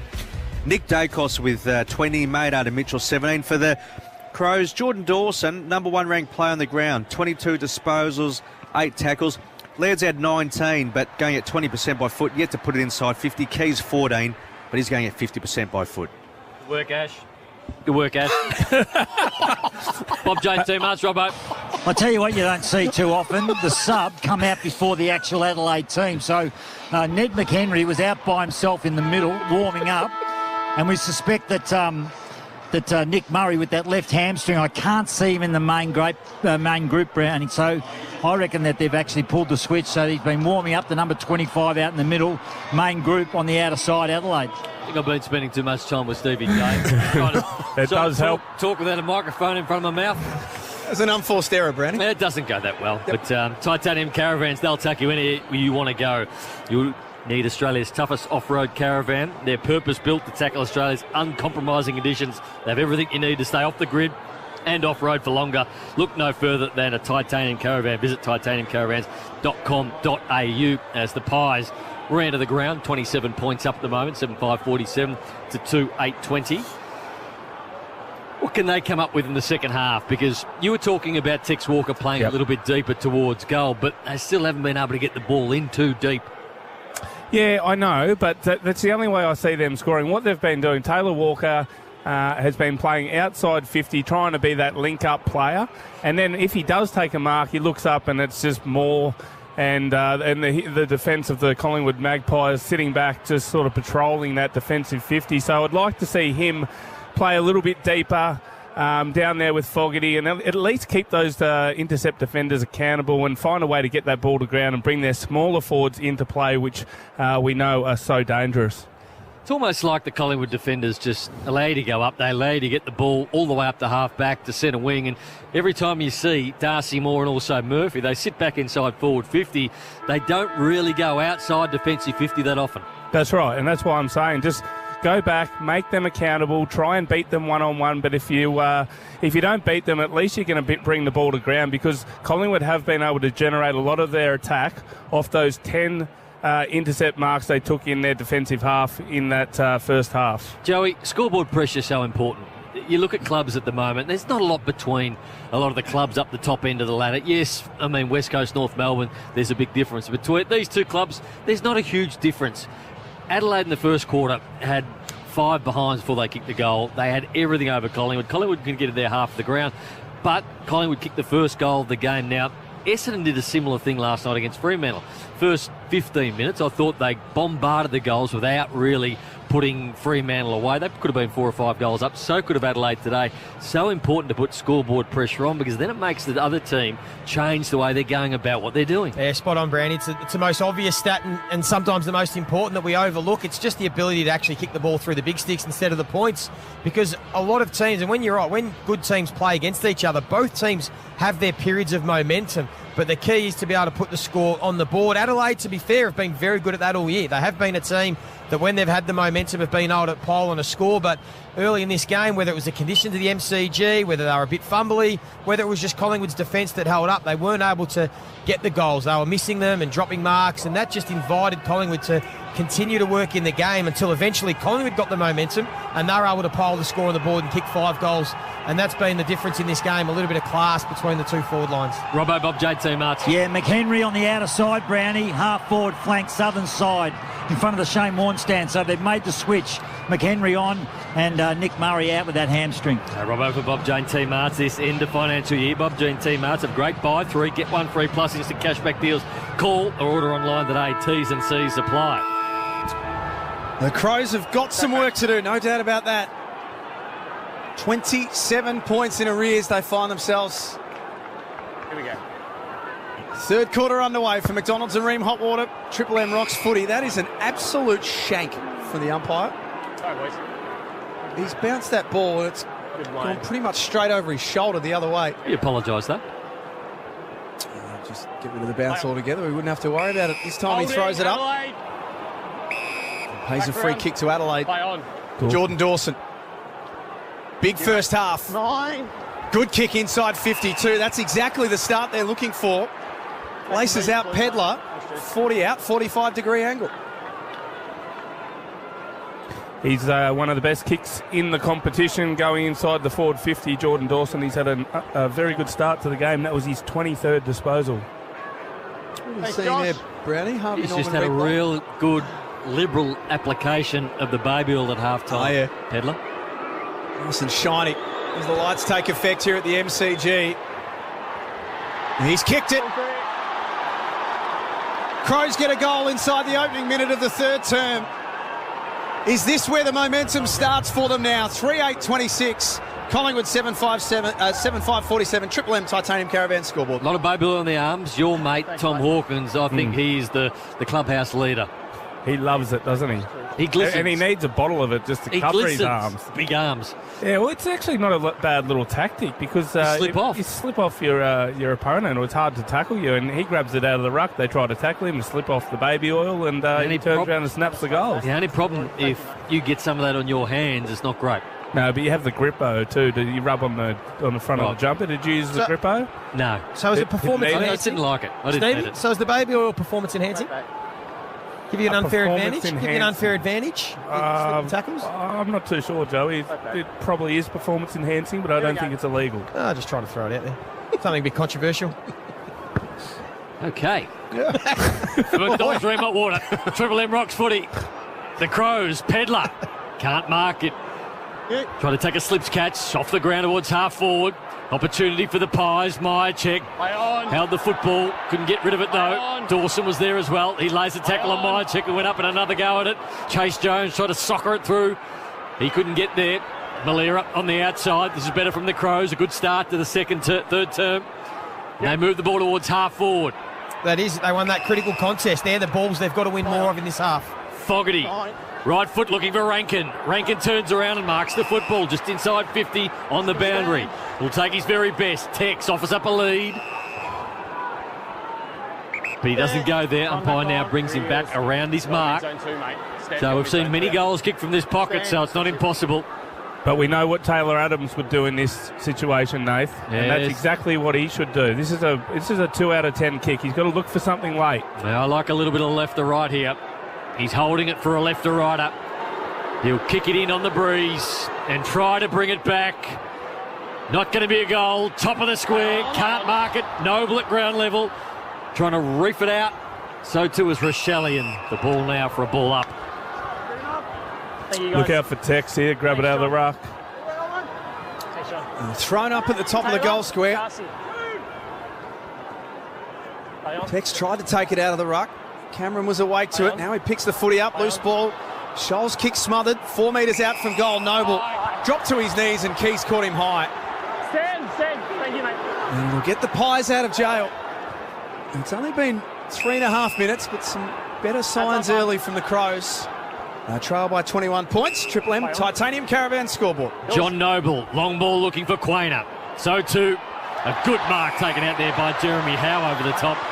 Bounces to his feet, chips the ball to Tom Mitchell. Mitchell does a 360, chips the ball into the middle of the ground. Opportunity now for Adelaide to win it back. Rankin was there, so too Dawson. Got it back to Rankin, needs to make the right decision. Looking for Fogarty, couldn't get him, fisted away. Opportunity now for Rochelle on the go. Can't kick the goal though.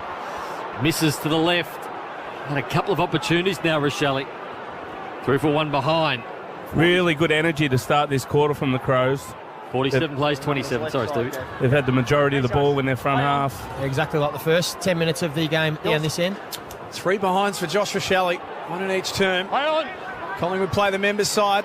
Adams, unselfish handball. That's the sort of player that he is, and it's the type of stuff that he does. Now Crisp. 2 bounces down the wing. Has a runner inside in Dacos. The handball misses the target. Had to go and get it. Well done. Great work there by McHenry, the sub. He beelined the footy. Knocked it loose. Now Laird can share with Jones. A careful short kick to Dawson. He's away. He saw that he had Mason Cox and tucked it under the arm and ran to half forward, where he pinpoints Riley O'Brien. 65 out from goal. Got it back. Now Chase Jones. It started with him at half-back. Fabulous kick back inside. It's as good as Adelaide's looked all day when they move their footy. And Scholl shares with a short kick to Rankin. 25 out. Well, I wasn't sure what Keys was doing, running onto his opposite foot under pressure, but they were good enough to get out of it and then lower their eyes going inside 50, which was a real problem in the front half, in the first half. Beg your pardon, and then unselfish play again there to set up a player in a better spot. Hasn't kicked a goal as yet. 8 times this year, Isaac Rankin has kicked 2 or more. I'd love for him to start to get going in this second half. He's kicked his first.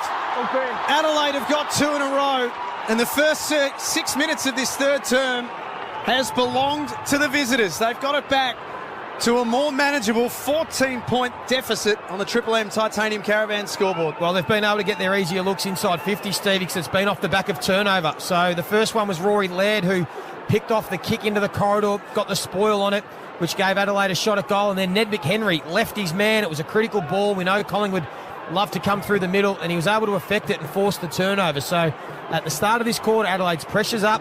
They've been able to turn over the ball in the middle of the ground where they know the Pies love to go, and that's giving them their chances the other way.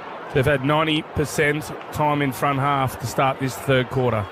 Haven't seen Adelaide live too many times this year, only on TV, but live watching Jordan Dawson, the way he goes about it, he is a star. He's a beautiful mover too, isn't he? 3 goals in a row for the Crows. It was 34 points, now it's 14. They're coming at the MCG. The Pies out of the middle, looking for Hill. Can't mark it, fisted away from him. Chris tried to run through. Chase Jones got him. It was just a big brick wall, and the umpire gave him the benefit of the doubt. Better from Adelaide. Easy, Chase. Thank you, mate. Easy. Let it go. Bit of a push and shove. Hill and Sloan. Sloan is a big boy. I don't think you worry about that. Trying to work his way through with Saligo. And the umpire's going to ping him for that. So Chris did the same thing moments ago. Didn't get pinged. And Saligo does. Third quarter numbers too. Red's Ed Lending, what are they telling us? Yeah, Crows pressures, Joey touched on, really ramped up. 210 opposed to 185 in the first half. Red's Ed Lending, loans for the self-employed. REDZED.com. Stand. Some slow play from Collingwood. Josh Dacos with a short kick to Crisp. Play on. To a heavily populated forward 50. Tugs the kick. Cox was in the vicinity, but it was Cameron who marks. Move away, Bobby. Stand. 20 out, almost directly in front. Just there. What I liked about that is before the contest come in, the Collingwood forwards were all constantly moving, and that gave Cameron an opportunity to get a run and jump at the ball, because O'Brien was just flat-footed, standing still, waiting for that ball to land in the drop zone where he was. This had hurt the Crows for all of their good work and for all of the attacking that they've done. Collingwood take it up the other end, and Cameron misses.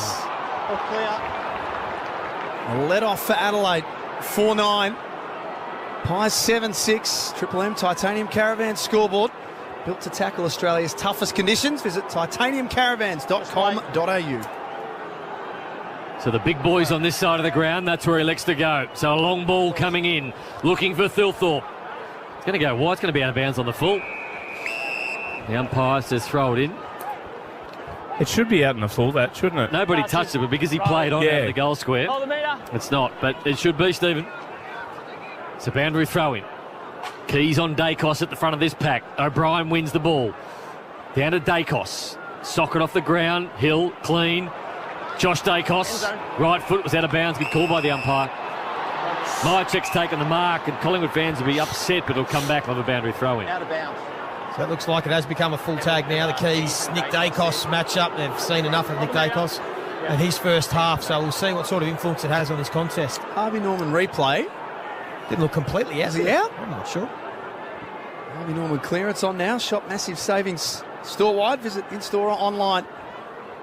Throw in 70 out from the Pies goal. Saligo kick from the base of the stoppage. Up to the wing. Thilthorpe dropped the mark. Darcy Moore desperate on hands and knees. Tapped it back into play, but Pendlebury's got some work to do. He's surrounded by Crows. One of them Rankin. First kick was smothered, second time went and kicked it off the ground. McHenry tried to tap it on, but it wasn't to the advantage of Thilthorpe. Now Collingwood go back the other way. Crisp handballs into the corridor. Ball sits up for Lipinski. Runners everywhere at half forward. One of them, Pendlebury. His handball smothered. Crows did well and they win it back. Did really well to stop that chain of handballs from Collingwood. Now Saligo's got it. The handball. Players out everywhere. Thilthorpe's got it. He lets it bounce. He's on his left foot. Elects to handball. He gets it out towards Keys, who fell over. And in an opportune time, the throw came out. Still an opportunity. Thilthorpe's going at 1k an hour. Everybody else is going at 5. Collingwood get the free kick. Stand! He's a bit sore getting up too. Not too far away from Robbo. We'll keep an eye on him. If you have just joined us, Robbo for Bob Jane T-Marts, just recapping that sub-news at halftime for Adelaide. Yeah, McHenry was on because just before half-time, Nick Murray, left hamstring, had 2 goes at it. I reckon he nicked it landing, so precautionary, he's off the ground. Here's Pedler from the wing. Walker's got 2 to beat. Murphy and Moore. Murphy floats across. Moore did the body work and allowed for an easy defensive 50 mark for the Pies, who lead by 15 points. Triple M Titanium Caravan scoreboard. Now the reason he was hobbling around Thilthorpe, so Murphy just got off him quite easily, got back to help out. Middle of the ground goes Lipinski. Lipinski, short ball, Maynard. Called to play on, wasn't 15. Jeremy Howe under pressure now. They swarm on him. Tex has got it. Can he battle it out? He can't. They do eventually. Rankin, right foot inside forward 50. They've got some space. Fogarty, can he get the ball and reel it in? He needs to get around Darcy Moore. He got the handball out. Murphy, and the Crows have got 4 in a row. Here they come. It's now a 9-point game. 48 plays 39. Titanium Caravan scoreboard. Well, same theme of this whole quarter. Again, Collingwood came into the corridor. It was a bit lucky that the call was not 15, so it was play on, but it was a Pedler tackle that created a contest. Rochelle went and whipped it out, and once you turn the ball over in the middle of the ground, it's always a chance to score against Collingwood. You can get out the back. They've done it 3 times now, and they are well and truly back in this contest. Inside 50s this quarter, a 6-1 Crows way, but Adelaide have kicked 3 majors from those 6 entries, which is 50%. Are they all off turnover? And for Triple M Red Z, Joey, you were 2 out of the 3 from turnover. That ain't bad. Robbo, Bob Jane T-Marts. Thilthorpe, right patella, knee knock, in a lot of pain. So he's going to have to hobble this out, have a fitness test. It's the right side, right on the patella, the kneecap. A bit dismissive there, Brownie, was it? McDonald's Areem hot water, Triple M Rocks footy. Sort of batted that one away quickly. Here's Nick Dacos. Back of the centre circle, pokes a pass to centre half forward. Pendlebury with one arm marks. Pure class. Too far out to score, kept it low going in. That's a good mark taken by Hinge for the Crows. His kick though, a bit iffy, rushed it. Collingwood had the wall set up on 50. Josh Dacos, that's gone about 4 metres to Taylor Adams. He looks back inside and that kick not to the advantage of Nick Dacos, and Rory Laird has it. Laird chips the footy, McHenry, give him a bit of bite since he come on, chips the ball again. Dawson on centre wing. Stand, play on. Looks to see what's on offer. Tex offers up. That's a great kick, looking for Tex. Marks the football, should have given it off. He had players running out. Tex from 55. He goes bang, can he bring it back? On the kick, Tex! And Adelaide got 5 in a row. And it's a 3-point margin, 48 plays 45. Titanium Caravan scoreboard. Well, that kick from Dawson was the one that set it up. He looked up. Tex just got in behind Darcy Moore on about the 55-metre mark, and he just was able to kick a 55-metre kick to his advantage. Tex takes the mark, knows he's got the range in him, rolls around, probably could have given a handball, but the bloke would have been running towards the pocket and it would have been a difficult kick, and he just backed his own ability to finish off, and he kicked it straight through the middle. What I love about Jordan Dawson, Stevie, and that's what a good player does. He rolls and then makes a decision when he's got the ball in hand. He just waits to see what unfolds, and he saw that the Collingwood opponent was just too far ahead of Walker, so he kicked it over the top. Like, it's just brilliant play what he's doing at the moment. Jordan Dawson, 26 disposals, 10 tackles, and he's dominating. They led by as much as 34 points, Collingwood. Midway through the second term, it's Now back to a 3-point difference for McDonald's and Ream Hotwater, Triple M Rocks footy. And McFeast is back. You can't keep a legend out of the lineup. Stay out at the back. Mason Cox having a turn in the ruck. Wins a free kick for a hold. He kicks it long and direct. Darcy Cameron playing from the back. Big fly from Johnson. Saligo to clean up the mess at fullback to Hinge. He'll have to be clean. It's a tumbly ball coming out of 50. Pedler knocked it away from Quaynor. Dacos had a fumble. Smith has to be quick by hand, as does Laird. Defensive 50 for the Crows. Sloan starting to run out of space. Jones did well. Works together with Saligo. All of a sudden, the running game's going for Adelaide, and Butts has got it. Slows it down. Injury back behind play. We'll get back to Robbo. It might be just a boot issue. Quick ball. Finds Pedler, centre wing. He's lifted as well. Left foot by Pedler. Rory Sloan. 70 from home. Got it to Smith. On again. Here they go, Fogarty. Fogarty's a good finisher. Up to the top of the square. O'Brien! Good movement from the back end to the front end to Adelaide. And this to put them in front. Well, their ball movement is now back. They are just picking holes through this Collingwood team defence at the moment. Gives the handball to Tex. Tex kicks back-to-back goals. O'Brien not too confident from 15 metres out. Gave the handball off to his skipper, who was very aware and very hungry too. 51 plays 48. All of a sudden, that is 6 in a row. Adelaide in front. You're right, Joey. They're picking holes in them because the Collingwood defenders, they're still sitting right back protecting that defensive 50. And on 3 of these occasions where they've been able to go forward, they've just lowered the eyes, slightly risky kick, but on the back of that little break up in play, they're able to then generate a handball receive and then run inside 50 with the Collingwood defenders sitting back and then kick that ball to advantage nicely like they were able to do there to O'Brien. And I mean, that was extremely unselfish to give that to Tex Walker. He was would have kicked that 99 times out of 100 from where he was. That's now 6 times this year that Adelaide have kicked 6 in a row. That's the second best record in the league, Stu. Yeah, spot on, Jack. For McDonald's and Ream Hotwater, Triple M Rocks footy. The game has changed in this third quarter. Now the Crows in front as Murphy is taken to the ground by John Noble. What do Collingwood need to do here, Joey? What do they need to do to change the game? Got to get back to getting their hands on the footy around the contest. That's their go, the outnumbered game. And if they don't win the footy, they apply that awesome pressure they had in the first half. Because at the moment, Adelaide have been able to apply the pressure and turn the screws on Collingwood. A quick throw up, still inside the centre square at the MCG.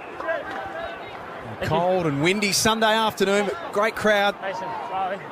Magpie Army have voted with their feet. There's Taylor Adams around the ball. Left foot snap to centre half forward, but Crows back half have had the answers, and Michael Annie marks. And they push the ball wide to McHenry. Chips the ball into the middle for Dawson. Uses it so well. We've spoken about the Crows 6 in a row, and they lead after trailing by 34, 27 behind at half-time. Miller up. Every player ahead of him. Short ball to Butts. Almost run down by Bobby Hill. Now he chips to McHenry again. McHenry, 80 out from goal. Pedler offers up a lead. So too does Fogarty. Fogarty with the strong hands. Everything turning to gold for Adelaide at the moment. Looks like a clear plan. Yep, lower the eyes. How many marks this quarter, Shoeman, for the Crows? Yeah, 21 uncontested marks in this third quarter alone, opposed to 30 in the first half. So Fogarty yet to kick a goal. Very good shot at goal. You have to give it his very best. He'll kick from 52. To the punt road end. Kick on the way. Umpire does not move. Adelaide, 7 in a row. And they lead by 9.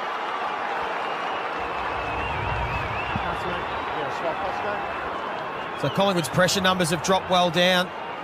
They just can't get their hands on the footy. It's about plus 40 possessions at the moment, isn't it? Adelaide are absolutely dominating this quarter, and we just see that Adelaide forwards working together. Collingwood do that little zone defence. Jeremy Howe dropped off Fogarty. He ran past Murphy, who then had to try and cover, couldn't get there in time. First half, Collingwood's pressure was at 196, Joey. This quarter, dropped down to 162. It's because Adelaide are controlling the ball, though. Collingwood haven't been able to get their pressure game going. So maybe that was the plan, Stevie. Take away Collingwood's pressure by controlling the ball. 7 unanswered goals for the Crows. Their lead is now 9 points for McDonald's and Ream Hot Water. Triple M Rocks footy Sunday afternoon at the MCG. Keys is lifting as he bangs it to half forward. Walker presents and marks. Arms out in front. Back here. Man on the mark, 52 metres out. The umpire called stand and then Darcy Moore ran off. Now, normally that's a 50. Yeah. The umpire's told Darcy to come back. Yeah. I've never seen that. Walker, with a bit of a breeze that almost have the distance, instead decides to punch it low towards the goal square. Mark's uncontested. Because you know who was disappointed, Brownie? Who was going to take the mark? Who? Big Mason. The old crouching tiger. Yes. That was going to be the set play.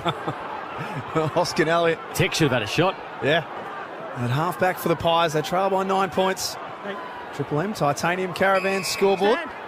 Titanium Caravans built to tackle Australia's toughest conditions. Visit titaniumcaravans.com.au. So Taylor Adams from half-back. Collingwood being challenged. More than challenged. Adelaide have actually got them on the ropes at the moment. Free kick to Collingwood. Advantage paid. Now goes Josh Dacos. Has a bounce. Feeds the ball to Harrison. Harrison from 50. Centres the football. Crisp in the A1 position. And he marks it crisp. Just stayed down. And took the mark. Bobby Hill. Or was it Elliott at the front? Flew high. But Jack Crisp read it best. Well, the Collingwood midfielders, Joey's touched on it. They need to get back winning the ball. They've been extremely quiet to start this third quarter through the midfield. The two-man, I'm not sure if you've got some numbers on a couple of their midfielders. Yeah, spot on, Stevie. Josh Dacos only the 3. Mitchell 3, Pendlebury 2. Tom Mitchell put them 34 up. They're now 9 behind. He's missed that. Jack Crisp. Normally a nice left footer, but that one to the left. Through for one behind, and Adelaide lead by 8 points. In the first half, that was going straight over the goal umpire's hat. This game has been turned around off the back of Adelaide's work. Dawson on the wing was run down. And Cox had that tackle linger a little bit too long. He's not happy about it, the big boy. Oh, he's telling him to come on. Coxie. Come on, Coxie. Want a slice of He this? wants to duke it out, does he? Jordan Dawson just looks here and said, Mason, please. Coxie switched off here. Here's Dawson on the wraparound. Drives long, Walker in position, got it! 45 out, 45-degree angle. Distance won't be an issue. This to make it 8 unanswered goals for the Crows. Stevie J did call for Tex Walker to go deeper. That's what he wanted. He wanted to see him be the focal point coming out of the square. And he's now starting to take some big, imposing marks and having an influence in this quarter. This for his third of the term as he kicks to the punt right end. Never look like missing. They are unstoppable. 3 for Tex, 9 for the Crows, and they lead by 14 points. The Magpie Army are stunned. It's what you asked for, Stevie. It's what you're getting. Tex, big term. Yeah, not only are they winning the ball around the contest, and they are... We spoke about their ball movement in that first half. They had no method. Now it looks like they're going, right, let's try and pick a hole through them. Let's try find an uncontested mark. Let's try and engage their defenders ahead of the ball. And when we get an opportunity, we either look to lower our eyes or we hit a short and get a handball receive. And on 3 occasions here, we've seen Tex be able to present up at the football and take a mark and kick 3 big goals. Probably could have kicked a 4th if he wasn't trying to be so unselfish with his last inside 50. So just with the Crows, first half only 6 marks inside 50. In this quarter alone, they've taken 7 from only 11 entries. So for McDonald's Ream Hot Water, Triple M Rocks football. Adelaide taking a flamethrower to the Pies at the MCG. 7 in a row. At half forward again. McHenry being good. Can they get the handball free? They're wrapped up and will have a ball up. He has had some influence, Ned McHenry, coming on as the sub. Stu, what's he had this quarter? He's had 6 disposals, Joey, and 3 inside 50s. That's what you want from your sub, impact. Dawson again. Play on! Inside forward 50. Tex called to play on. Able to get his foot to it. Rochelle will be the flyer. Great mark by Murphy, though, in from the side. A rare highlight for the Pies in this third term. A terrific contested mark. Needed that. Adelaide had the numbers at ground level. Rochelle was lurking. They've got 4 minutes, or 3.5 to be exact, to try and negotiate Collingwood, but shallow entries like that not going to give them much of a chance. Rory Sloane has it. Right half forward. Hugs the boundary line. It goes straight back to Murphy. That time he dropped it. Quaynor took possession. Rochelle tackles him. Cry of ball from the Adelaide fans. They're really well done by Rochelle. Sometimes as a forward, you just have to do that. Get the fist in, not allow the intercept mark, and then he followed up and kept the ball inside 50. Tossed up right forward pocket. Mitchell goes to ground. Maynard's kick smothered. Now Sloane in the forward pocket. Tried to take on the tackle and was caught. Jack Crisp hung on and wins the free kick. So 25 gone, third term, all Adelaide. 7 goals in this third term. Saligo kicked the last one of this first half. So it's now 8 in a row. 49 plays, 63. Adelaide by 14 points. Ball at half forward. Picking the football up out there.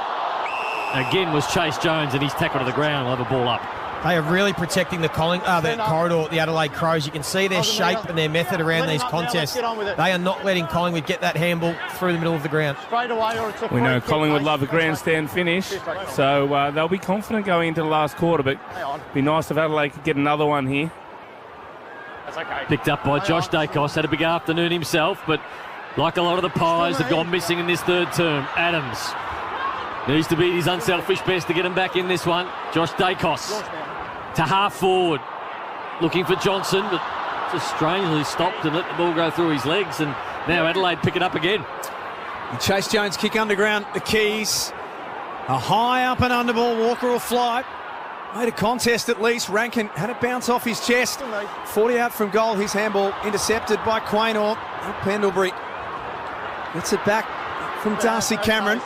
At left half back, kick intended for Cox. No mark taken, but little handball forward was okay and kept it moving to Crisp. Now Ash Johnson snuck out the back. He runs to 50, sets sail for home and poked at it in the end. That bounces across the face and out of bounds for a throw in, right forward pocket.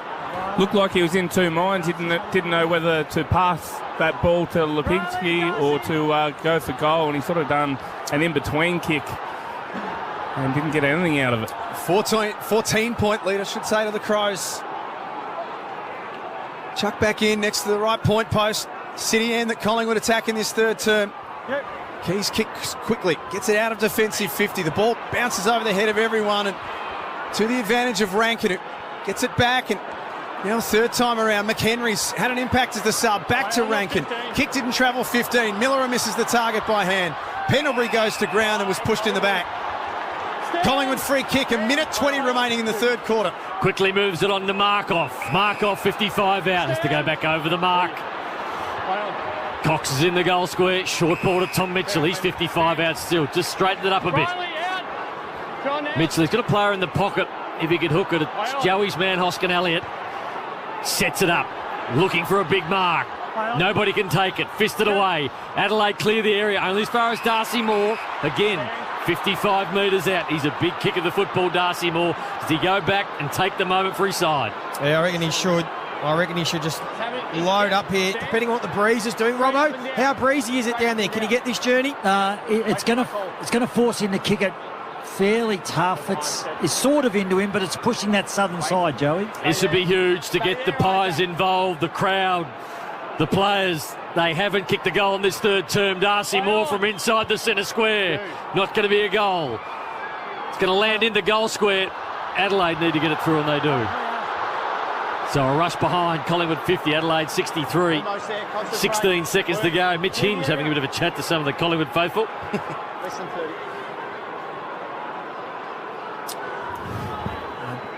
Barring any sort of major error, the Crows are going to take a lead into three-quarter time. Dawson goes long. Thilthorpe stands under it and has paid the mark. Roll. Back 2 metres, Will. 1 more metre. Stand. What a quarter from Adelaide. One of their best of 2023. They've kicked the last 8 goals in the game. and turn a 27-point halftime margin into a 13-point lead at three-quarter time. Joey Montagna, Stevie Johnson, the Chew Man, Mickey Roberts, Nathan Brown and Jack Heaven is your Sunday afternoon call team. The Pies have got some work to do for McDonald's and Ream Hot Water. Triple M rocks for them. That quarter for Titanium Caravans. Titanium Caravans are built to tackle Australia's toughest conditions. Visit titaniumcaravans.com.au. For McDonald's, Triple M rocks footy. the McFeast is back. You can't keep a legend out of the lineup. Triple M's Marty Sheargold Show. It has Marty Sheargold. Firstly, hello. A man who knows what he loves. I love footy. I love biscuits. I love a cocktail Frankfurt. I love camping. Yeah. Haven't done it for a long time because no one else in the family wants to do it with me. Triple M's Marty Sheargold Show. It's a show for grown-ups. I mean, it's not as dramatic as it sounds. Mm-hmm. Kickstart your day with a laugh. Triple M's Marty Sheargold Show. 6 to 9 weekdays on Triple M. Ringwood Mazda's end of financial year 5-day sale ends Sunday. Get 3 years free scheduled servicing on new X-Demo and Mazda Executive passenger cars and 2 years free scheduled servicing on X-Demo and Executive BT50s. Plus, get a minimum $2,000 trade-in, $250 aftercare voucher and a $250 fuel voucher when you finance with Ringwood Mazda. But only during their end of financial year 5-day sale. T's and C's apply. LMCT 11143. The Cheese and Bacon McSpicy is back. Juicy chicken covered in a crispy, spicy coating, plus cheese and sizzling bacon. Order the Cheese and Bacon McSpicy at Macca's today. Available after 10:30am for a limited time. Have you got a dream renovation, a dream man cave? Robot's got it. Robot Building Supplies can help you get the job done. Robot's been servicing the building, fencing, engineering, roofing and cabinet making industries for over 70 years now. So when it comes to experience and reliability, Robot's got it. With 24-hour delivery, dream one day, build the next. Robot Building Supplies. Notting Hill, Sunshine, Preston, Dramana, Pakenham, Coldstream and Darnham. robotbuildingsupplies.com.au. ROBOT Robot Building Supplies. If there's one thing better than watching the footy, it's watching the footy with your mates. Talking about footy with your mates. And raising a Jim Beam with your mates. So here's to winning together, losing together, but hopefully winning. And here's to you, grabbing some Jim Beam before the game this week. But remember, everyone can benefit from a spell on the interchange. Drink responsibly. Spin bowling is a magic trick. Over 2 big nights. I became famous as a great magician. Tonight and tomorrow on 9. I was the golden boy. The Australian drama event of the year.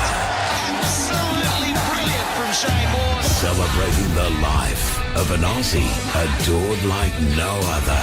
You're the guy. You're the one everyone wants to see. Warning starts tonight at 7 on 9 and 9 now. This exploding bath bomb situation has got me thinking, Sarge.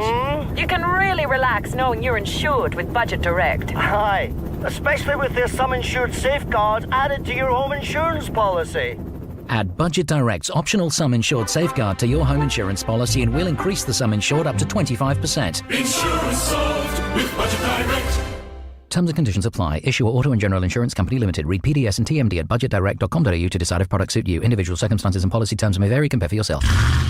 Ram Truck's Red Hot DS 1500 run out with a red hot 3.99% finance rate ends June 30. Stock is limited, so see your Ram dealer today. T's and C's apply. Approved ABN applicants of Ram Trucks finance only. Shut up! The foot is on the radio! Triple M rocks footy. This quarter for Beacon Trade. Beacon Trade's here to partner with your business with their new range of standard to premium switches. Beacon Trade. Let's make light work. What a quarter of football we've just seen at the MCG from the Adelaide Crows. 9-9-63. They lead the Magpies 7-8-50. But what was impressive, they trailed by 27 points at half-time. Then they banged on 7 goals in a row. Walker got 3 of them, and they lead by 13 at three-quarter time. Robbo, Bob Jane teammates. Fair distance now, Adelaide. It's good, isn't it, Brownie? There's a switch too, so Bo McQuarrie, they've got to do something. So I'm going to bring the sub on, Collingwood. And we just found out it's Ash Johnson, who was surprising. We thought it was going to be Bobby Hill. Bobby Hill make his way to the boundary, but Ash Johnson out of the contest. McQuarrie gets his chance in this last term. Triple M Red Z lending. Jordan Dawson, number one ranked player on the ground, 30 disposals, 10 tackles, which is an equal PB, and 7 inside 50s. Red Z Loans, the loans for the self-employed, REDZED.com. Triple M Seabus Super Special Comments, making hard work pay off. Starts in the contest here for Collingwood. They need to get their hands back on the ball, get some territory battle. And McQuarrie down there, he's going to offer a fair bit of pressure. Thanks, Levy. Well, you were not talking, so I thought someone's got to say something. It's a really awkward sort of last 45 seconds then, wasn't it? I said Triple M Seabus Super Special Comment. Yeah, I'm liking McQuarrie coming on now because Collingwood's pressure dropped away. That's our job, Stevie. Special comments. McQuarrie's pressure is going to be important, I reckon, in this fourth quarter. A bit like what McHenry had in the third term. They need him to have an impact. Don't fracture, lads. Stay together. We've got a quarter to get through. No, we're good. Stevie gave us the first at Werribee today. Must have missed that one for McDonald's and Ream Hotwater. Triple M Rocks footy. There's Dawson, who's had such a big game. That time couldn't take the footy away, and Matt Stevic thought about holding the ball. He's No one's tackled. going to let it go for a bit. Back in. Matt Stevic, Hayden Gavin, Brendan Hoskins, Simon Meredith, our umpires. Collingwood, we know, finished strong. Dawson with another disposal. High and long to centre half forward. Darcy Moore knocked it away from Walker. Now Lipinski gave it to Hoskin Elliott. They try and get some run going off half back. He tumbles the ball to the wing. Cox's tap on was clever. Chris tried to take on a couple of tacklers and couldn't find his way through completely. And here goes Brodie Smith. Smith bites a bit off towards centre half forward. Pedler was first there. Knocked away from him. Went back after it with good pace, but Pendlebury held the football up. Then got the handball out to Crisp. He's got runners. Nick Dacos. He's got Josh. Now to Lipinski, but Adelaide get back in numbers again, and they wrap it up at centre half back. He'll have a ball up. So what is going to be fascinating this fourth quarter, what did Adelaide learn only 7 weeks ago when they led by 16? They got the first goal, 22 points up against Collingwood. They played safe. They played safe and invited Collingwood into the game. What do they do in this fourth quarter? Joey Montagna, Triple M Seabus Super Special Comments. They trailed by 16 points at three-quarter time in that game. Hold the meter. Round 7 at the Adelaide Oval. And the Crows in a winning position again. End zone. Pendlebury kicks from a standing start. Long inside 50. Myercheck should have marked on his chest and didn't.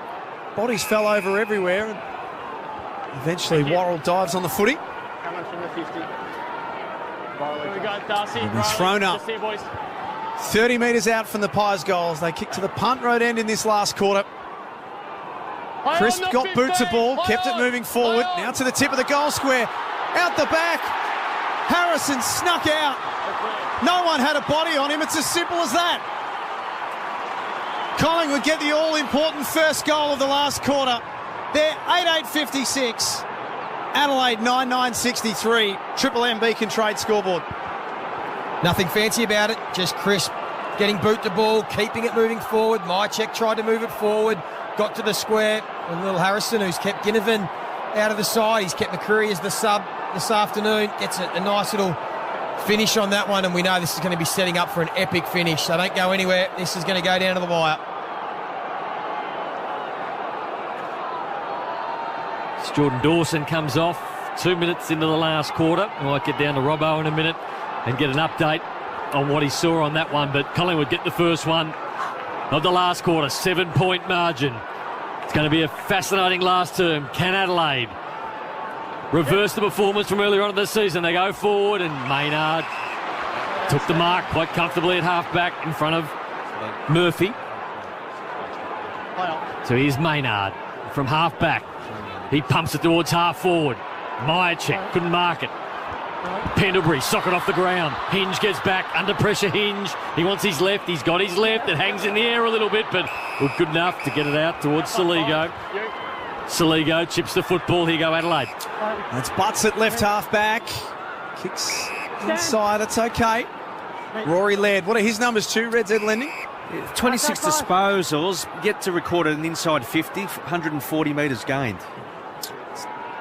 Down on his numbers across the season, particularly metres gained. The 3-time best and fairest winner. Sounds like Ash isn't That was too impressed with his gun. 26 touches, but.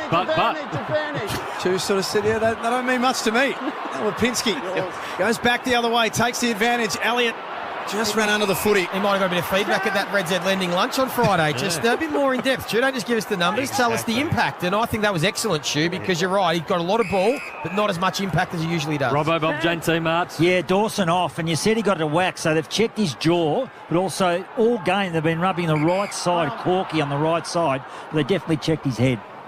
Good work, Robbo, to half forward. Go to Adelaide Crows. O'Brien stands tall and marks. He wants Tex. He goes to Tex. The kick is brilliant. It was just a round the body, Darren Jarman style kick from the big O'Brien, and he laced him out. No, back with me. And the Texans got 3 so far. This for number 4. From the bloke, Riley O'Brien, he wasn't confident to kick a goal from 10 metres out. And he's just drilled a bullet to Tex. As good as it gets. Well, one more. Thank you. He's a big-time performer, this man. Kicked 10 last week. This for number 4 on the premier defender in the competition. Tex to the city end. Slides it through. Adelaide get the goal back. And it's now a 13-point margin again, 10-9-69. Collingwood are 8-8-56. Tex has 4. Stood up in the second half when they've needed him. Their star, I think he's now equal leader in the Coleman medal. True man, hasn't that just come out of nowhere? He's like he's followed the lead of Taylor Walker. Of Tommy Hawkins, Steve. He's just getting better the older he gets. He's having a cracking season. Yeah, spot on. 42 majors now for Tex, so that puts him level with Charlie Curnow. And 578 career goals, that puts him level with Jared Roughhead. Well, I think someone on this coverage said that he needs to kick 4 or 5 for the Crows to win today. Who was that, Stephen? Backing over your own work, Stevie. I can't really remember who said it, but that's the other spot boxes, on. The other boxers do that, back over their own work, but that's good. That's all right. What, you're saying we don't? You could have taken the credit for it if you wanted, Joey. No, it was a good call by you. Said he needed to kick 4 or 5 for Adelaide to win. The bouncer's going to come back. McDonald's and Ream Hot Water, built tough for Aussie conditions when it comes to water heating. That's why you're a chance to win the best new emerging talent. No, they've closed the market down, Joey. He's that far in front. It's game over. It's Cameron. High and long out of the middle. Cox camped under at marks. I'm not sure he meant it, but he's happy to tell everyone he did. Well, I can't wait to see if he kicks this because he's firing up the big Coxie. He's taking his tough pills today. Well, isn't that the biggest afternoon? I think that's why a bit of frustration. What's he had, Stu? What are his numbers? It's just his second mark, 7 disposals, yet to hit the scoreboard. You watch the carry on if he kicks this. If he kicks it, I reckon he runs straight at the man on the mark with a full chest. Don't lose it. From directly in front, steers it home. And a bit of feeling between both teams now as well. It's going to go right the way down the wire to the wire here at the MCG. Collingwood 9-8-62. Adelaide 10-9-69. Triple M Beacon Trade scoreboard. Well, I was wrong there, Joey. He didn't give much at all. Very sedate for Big Coxie. But important goal. I mean, the quick response, it's so important just to stop that momentum of Adelaide. They're up and about, but Collingwood, they just keep coming. So back to 7 points, back in the middle. Robbo, Bob, JT, Marts. Hello, Robbo. Speaking of the middle, Dawson straight back in there. They need the skipper in there. He's going to start off. That's good. Bob, JT, Marts, buy 3, get 1 free, plus Insta cashback deals. Call or order online today. T's and C's apply. Good finish looming here at the MCG. Adelaide by 7. Bounce in the middle. That's a good 1-2. Cameron straight down towards Mitchell. Mitchell got his left foot to it. Taylor Adams couldn't get his right foot to it. Picking the ball up was Jones to Hinge. Going to run into some trouble, Hinge. Affected the kick. Maynard went out of the square. High up and under ball towards centre-half forward. Hinge went back in. Bodies flying everywhere. Collingwood moved forward. Bobby Hill couldn't take it with him. Lipinski on the bottom of that pack had popped out. Opportunity now for Thilthorpe. He missed the target. Jones has to go back. Sock it out of the air again. Inside forward 50. There's bodies flying everywhere again. Cox, can he pick it up? Tapped it out. Quick handball over the top. Can they get it onto the boot? Collingwood into the goal square. Dacos misses. What a the passage. ball's still in play. Wow. There were bodies flying everywhere. Beautiful work, Granny. That had everything, that last 60 seconds. And almost a miracle from Nick Dacos. Joey, I reckon I heard you go, about 10 times during the passage. Feeling it up here. Great contest. Both teams desperate. This is what we love about footy. 7-point lead to Collingwood. And Darcy Cameron from the outer side wing. With the barrel. Holding going on off the ball. Mason Cox is going to win a free kick. I reckon this is the one, Stevie. He was a long way off the ball too. I know they're feeling the height difference, young Worrell, but he probably didn't need to hold there. Cox wasn't going to be able to get to that contest anyway. So that's a bad free kick to give away. They've done that a few times to Big Meso. Harvey Norman replay. Clearance on now. Shot, massive staving, store wide. 15. Was it there? Yeah, looking at the replay, not a lot in it, but Coxie stuck the arms out and it does draw the eye of the umpires. For back-to-back goals. He's into it. Cox. And there he goes, Cox. Happy to tell anyone who'll listen about it. They've ripped his glasses off. Starting positions. They're ripping him to ground in a minute. They are. Here he goes. He's got down. Bruce Dool on us. Bobby Hill. Cox goes to ground. Starting to now just disband at the moment. The umpires and Cox lays on the ground, but he's happy. He's kicked the last two. He's looked up. He's looking for his spectacles. His jumpers all over the shop. Big Mason makes a big statement at MCG. It's a point the difference. Well, all the Adelaide forwards have got to get down the other end. The 666 rules in play here. 5 of the Adelaide forwards got involved in that melee down the other end of the field, so that's going to take a bit of energy out of them. All the Collingwood defenders stand there and wait for them to come back. Said we weren't doing anything of that. It was Ben Keys that came from behind and ripped the goggles off Coxie's head. So Mason Cox, back-to-back goals. Collingwood trail by a point. Feeling in this game. It's goal for goal in the last quarter. Out of the middle goes Dawson. Had a stack of it. Left foot. Normally uses it well. It got out the back. Can they pick it up? Rochelli's onto it. Rochelli back to Dawson. Sidestep. Brilliant. High ball. Murphy's the only one back there. Collingwood should get it through. And they do for a rush behind. 2-point lead. 70 plays 68. Oh, this is my man again, Brownie. This is my man again. What is he calling for a score review for? There is nothing to be score reviewing, but he just needs to get his quota in.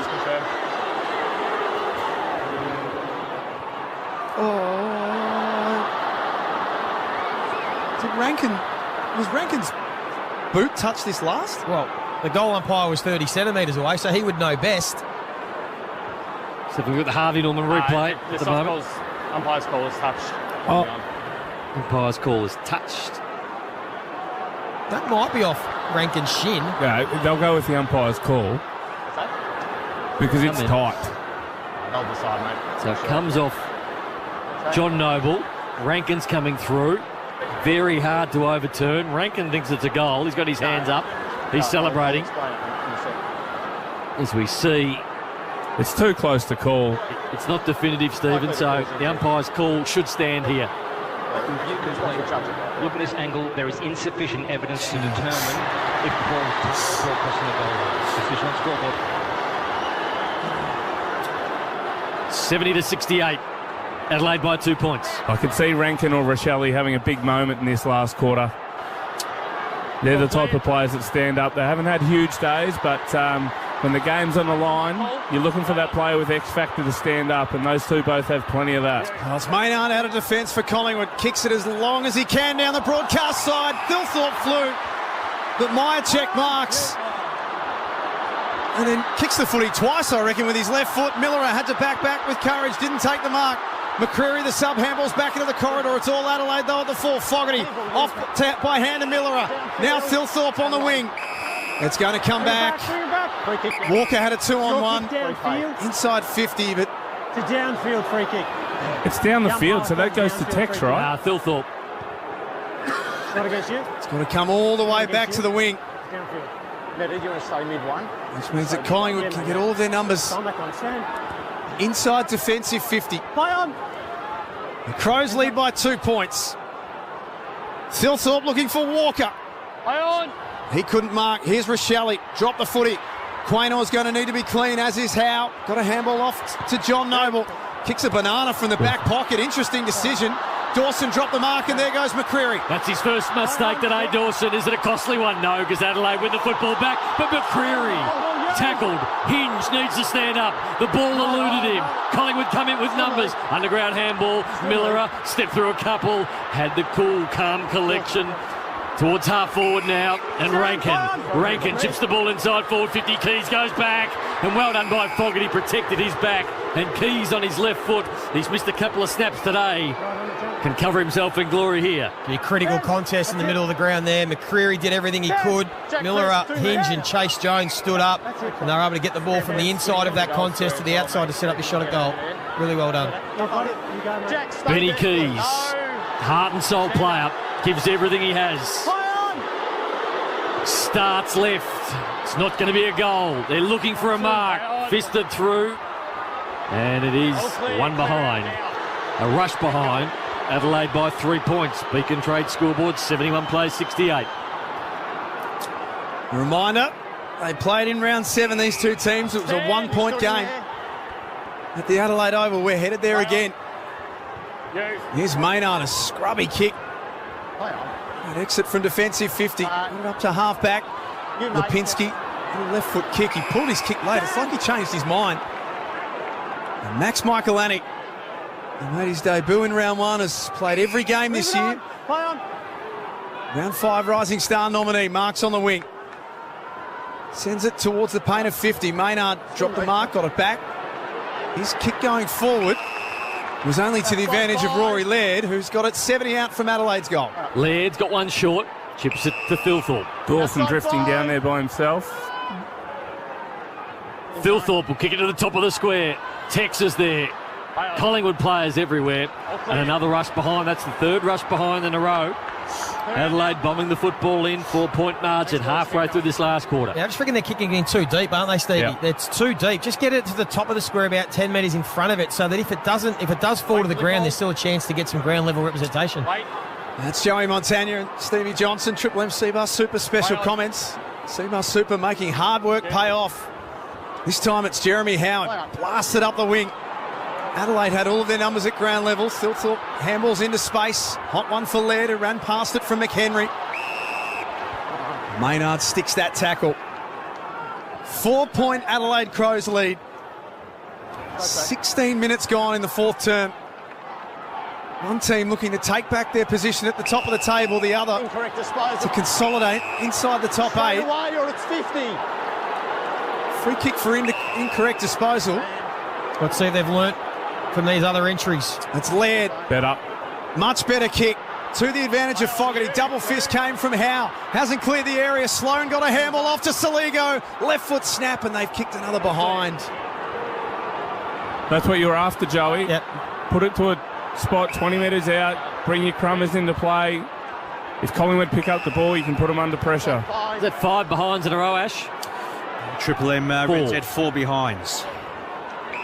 And Adelaide at one stage were 1 goal, 7, yes? Spot on. So now 10-13. Straighten themselves up in that third quarter. They banged on 7. Tex got 3 of those. Dawson tackled on centre wing. Ball up. Harrison got the first goal this last quarter. Then Tex answered, and then back-to-back goals to Mason Cox. Collingwood go forward. Getting back with numbers is Adelaide. That's well judged mark in the back end. Under pressure for the young man Worrell. Dacos has been off the ground. Nick Dacos for 8 minutes again, Brownie. It was set play. Worrell looking for Fogarty. Couldn't mark it. Mitchell tackle to the ground. Josh Dacos is in there. Underground handball. Quainer. Saw Rankin coming at the last minute, then went back and got the football and will ball it up again. From the logo, centre wing, Adelaide 73, Collingwood 68. When he comes a little champ, Nick Dacos, 9 minutes now to run amok, see if he can win the game for the Pies. He runs straight to the stoppage on the wing. Doesn't have an opponent at this stage. Laird flicks a handball back, and Lockie Scholl from hard against the boundary line. Just pulls his kick. Good decision for Sloan, who had McHenry driving by, low inside 50. Not a good kick. Quaynor marks for Collingwood. Rankin nearly run him down from behind. Now it's Murphy. He waits for the Sharon to sit up, and Clears from defensive 50 to the wing. It's a 50-50 ball out there. Hits the deck. Collingwood with the opportunity. Crisp. Left-hand handball. Went forward. Adams taps it on. Dacos goes even more forward. Hoskin Elliott. Right foot inside forward 50. The lead from Myercheck. 45 out directly in front. And Brody Myercheck, he's a man for a big moment. Well, it was one of the few times in this second half. Adelaide, they're going to pay a 50-metre penalty against Adelaide for a hold on Nick Dacos. It's a very, very late whistle, a very late call. Nick Dacos just talked the umpire into that. He did. He went and told the umpire. Yeah, it was after he got rid of that left-hand handball, the sweeping left-hand handball. He went to run on and he was held. So it was definitely, the 50 was there, but it's been paid about 25 seconds later. So Stevie and Joey call for this man to come back on the ground and make a difference. To put the Pies in front, 25 out directly in front, keeps it low and keeps it good. The young superstar puts his side back in front by a point, 74 plays 73. Well, it's the right call because that's exactly what the rule was brought in for. When a player tries to get the 1-2, the hole, we take a look at the Harvey Norman replay. So Nick Dacos gave the long handball, and then there was a little bit of a hold from Rory Sloane, who no doubt would have felt the pressure of the speed of Nick Dacos. The play kept going. Advantage was paid, but Nick Dacos went and said, I don't want the advantage, I want the free kick because I get a 50-metre penalty. The umpire called advantage in the background on the Harvey Norman replay. So it should have been Brody Myercheck's kick. Might have kicked the goal anyway, but it was 20 metres closer. That's why he's a smart footballer, Nick Dacos. The smartest IQ in the AFL, and he's only 19. The Pies back in front. Seesawing affair Sunday afternoon at the MCG for McDonald's and Ream Hot Water. Triple M Rocks footy. Keys had his kick ricochet back in the arms of Taylor Adams, who steps back inside. He's got Dacos driving by. Nick gave a handball to Josh from just outside 50. Good kick to space. Hoskin Elliott marks right forward pocket.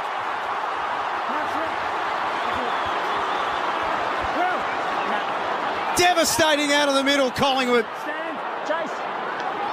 Now about the finish for Will Hoskin Elliott. From just inside the boundary, punt road end, a couple of steps, kicks on the left foot. Collingwood Army going crazy. The Pies have kicked the last two of the game, and it changes again. They lead by 7 points. Triple M Beacon Trade scoreboard, 21 and a half minutes gone. The Dacos boys, hey? How good. Both involved, both being probably the two best Pies today. What are their numbers, Stu? Look at Nick Dacos. He's only played 72% of the game. Number one ranked player, 32 disposals, 6 clearances, 7 score involvements and a major. And Josh Dacos, equal PB for him with 31 and a major. That's a PB, 31 disposals. Equal PB today, yep. They just give it to each other, even if there's a player right on their tail. Yep. They back each other to make the right decision under pressure. So Cox got a couple. Nick Dacos, Hoskin Elliott, 7-point lead to the Magpies for McDonald's Remote Water, Triple M Rocks football. Time for Adelaide now to respond. Keys in the middle of the ground, picks the football up, found Dawson. Dawson with the left foot, looking for Fogarty, leads out. Great spoil by Murphy. Brilliant stuff, inspired stuff. Opportunity for Quainer, can he pick it up? Underneath the pack, and the umpire ball it up. It's over to the Crows now to find a goal. Let's see what they're trying to set up with. Cox and O'Brien. Pendlebury. Nick Dacos fell over just inside the boundary line, so handballed in hope. Coming through hard was Darcy Cameron. Quick give up to McCreary. McCreary, he tried to put it through the legs of Butts, and he was having nothing of that. We'll have a ball up. He did, Brand. He tried the nutmeg and handball under the legs and run onto it. It would have been good. Some sort of play. Just hit the foot. Jordan Dawson looms large here. He's the most likely one for the Crows. What are his Red Z lenders? 2-man, the Crows captain. 34 disposals, which is a PB. 12 tackles, also career high. Loose ball on the wing. Tom Mitchell handballs over his shoulder. McHenry went crashing through, has been excellent as the sub. Sloane had to be quick. McHenry got it back. Broadcast wing. Arches the back and runs away from both the Dacos. Some fresh legs showing the benefit of that. And a great kick to half forward too for Fogarty. 55 metres out. Gave a handball. Brodie Smith on the run. It's got to bend back, and it doesn't.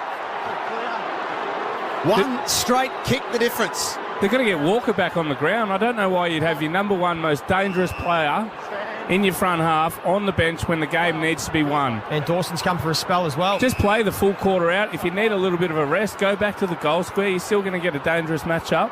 Steve Johnson, Triple M Seabus Super special comment. Seabus Super making hard work pay off. Ball to centre wing. Crows have got the numbers, but they misjudged the football, and Elliott tries to keep it in, but it's now out of bounds. Robbo, Bob Jane, T-Marks. Tex has been pacing here. He's water tracking the bloody boundary line. Seriously, just wants to get on. Can't get on. Just run on. Tex.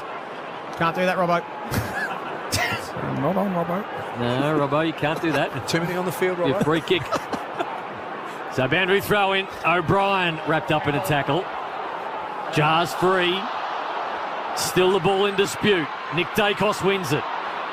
Left foot was brilliant to Lipinski. Lipinski marks the football off to Pendlebury. Pendlebury left foot, lowers the eyes to Mitchell. Mitchell crosses the 50, left foot, and he's hooked it. Oh, could have given the handball back to Nick Dacos, who would run on, and he would have finished and absolutely blown the lid off the MCG. 7-point lead, 81 plays 74. In front of a crowd of how many today, Tube? Red Z lending? It's 65,930, record home and away between these two sides. Collingwood fans have found their voice. They were silent in the third quarter when Adelaide kicked 8 in a row. The Pies are charging towards the finish line. Isaac Quainer had Scholl holding the ball. Collingwood free kick on the wing. Members side here at the Triple MCG. They lead 81-74. Less than 5 minutes remaining. Quainer into the pocket. O'Brien couldn't access the ball. It slapped towards the boundary line. The Crows get away with it. It'll be thrown in. Nick Dacos, front of this pack. Ben Keys has got to him. Watch Pendlebury for a little block. Pack of players around the footy. Collingwood lead by 7 points. Triple M Beacon Trade scoreboard. Here's Dacos off the back of the stoppage. Keys was hanging on for dear life, but Dacos runs away, kicks a snap and gets the belly of the Sharon. Elliott marks right forward pocket. You called for it, Joey. That was really smart. Pendlebury went to Dacos's opponent to put on a block. Pendlebury had already told Mason Cox, try and move O'Brien out of the ruck contest, let the ball fall, and Dacos swept on it, almost kicked a miracle goal. Go closer. He steps in from the boundary line. 2 steps.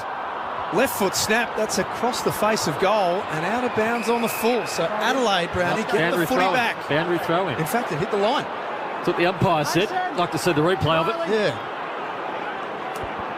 So Collingwood another opportunity. Pendlebury will try the same play here and get Dacos free. Dacos runs now. Gets the football again.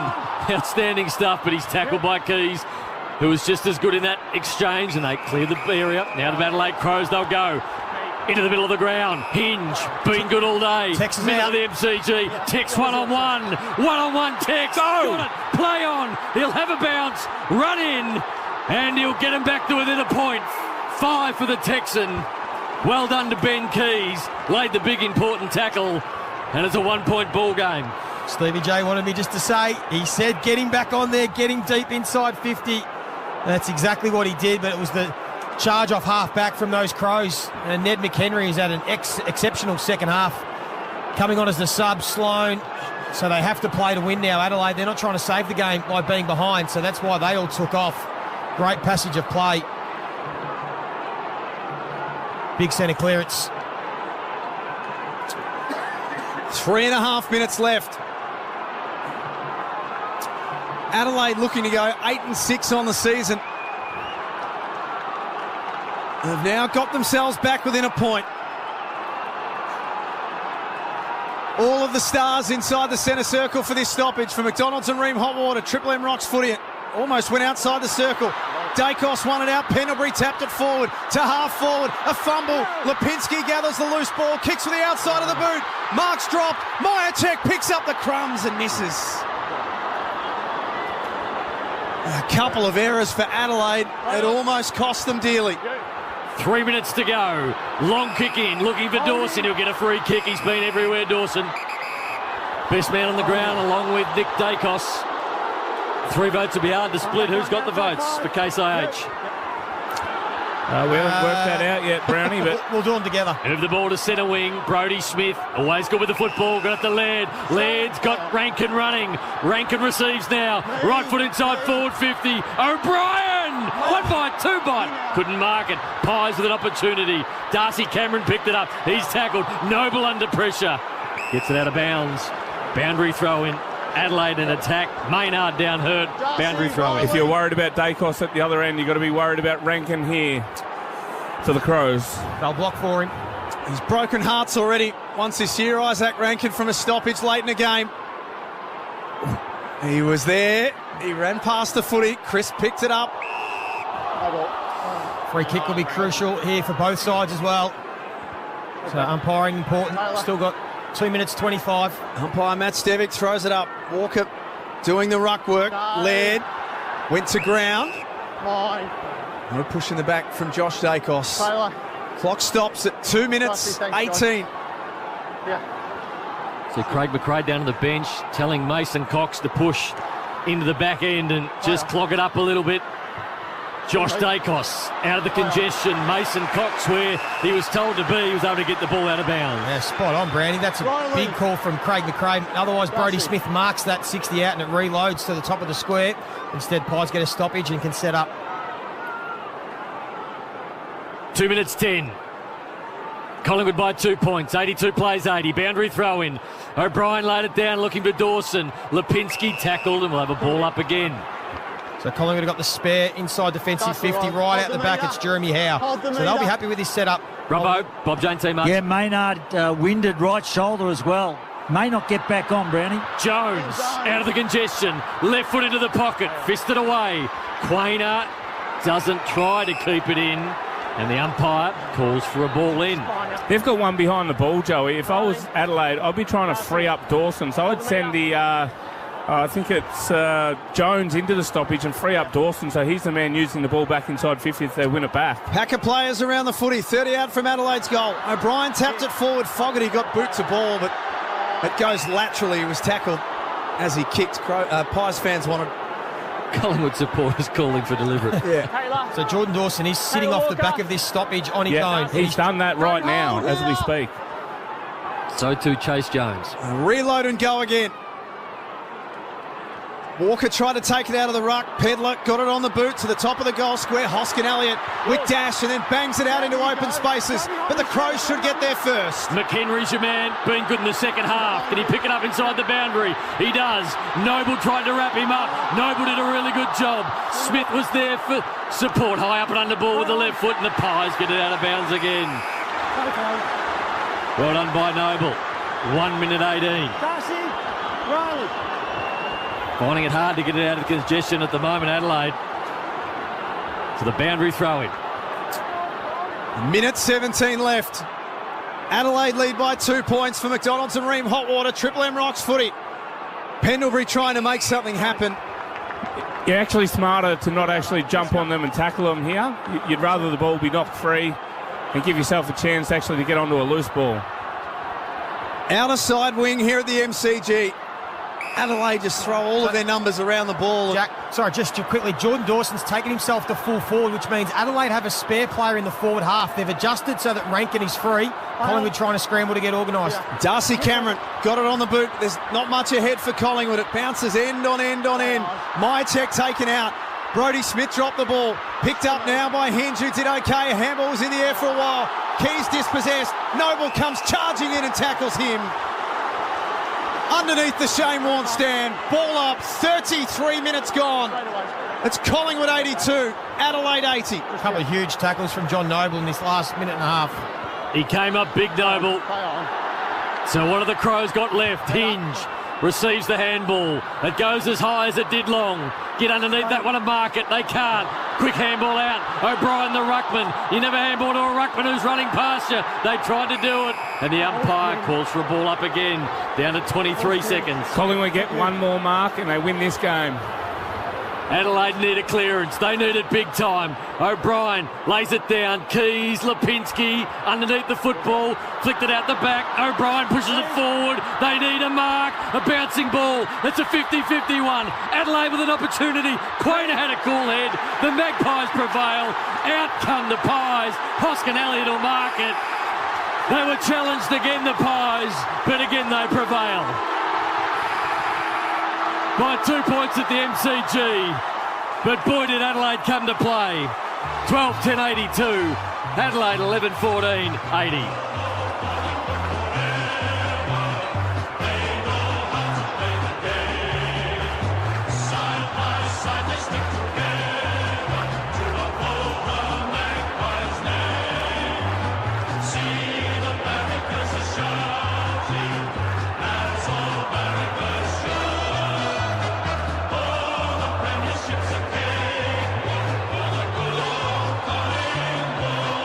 They led by 5 points at quarter time, 27 at the half, then Adelaide banged on 7 to lead by 13 points.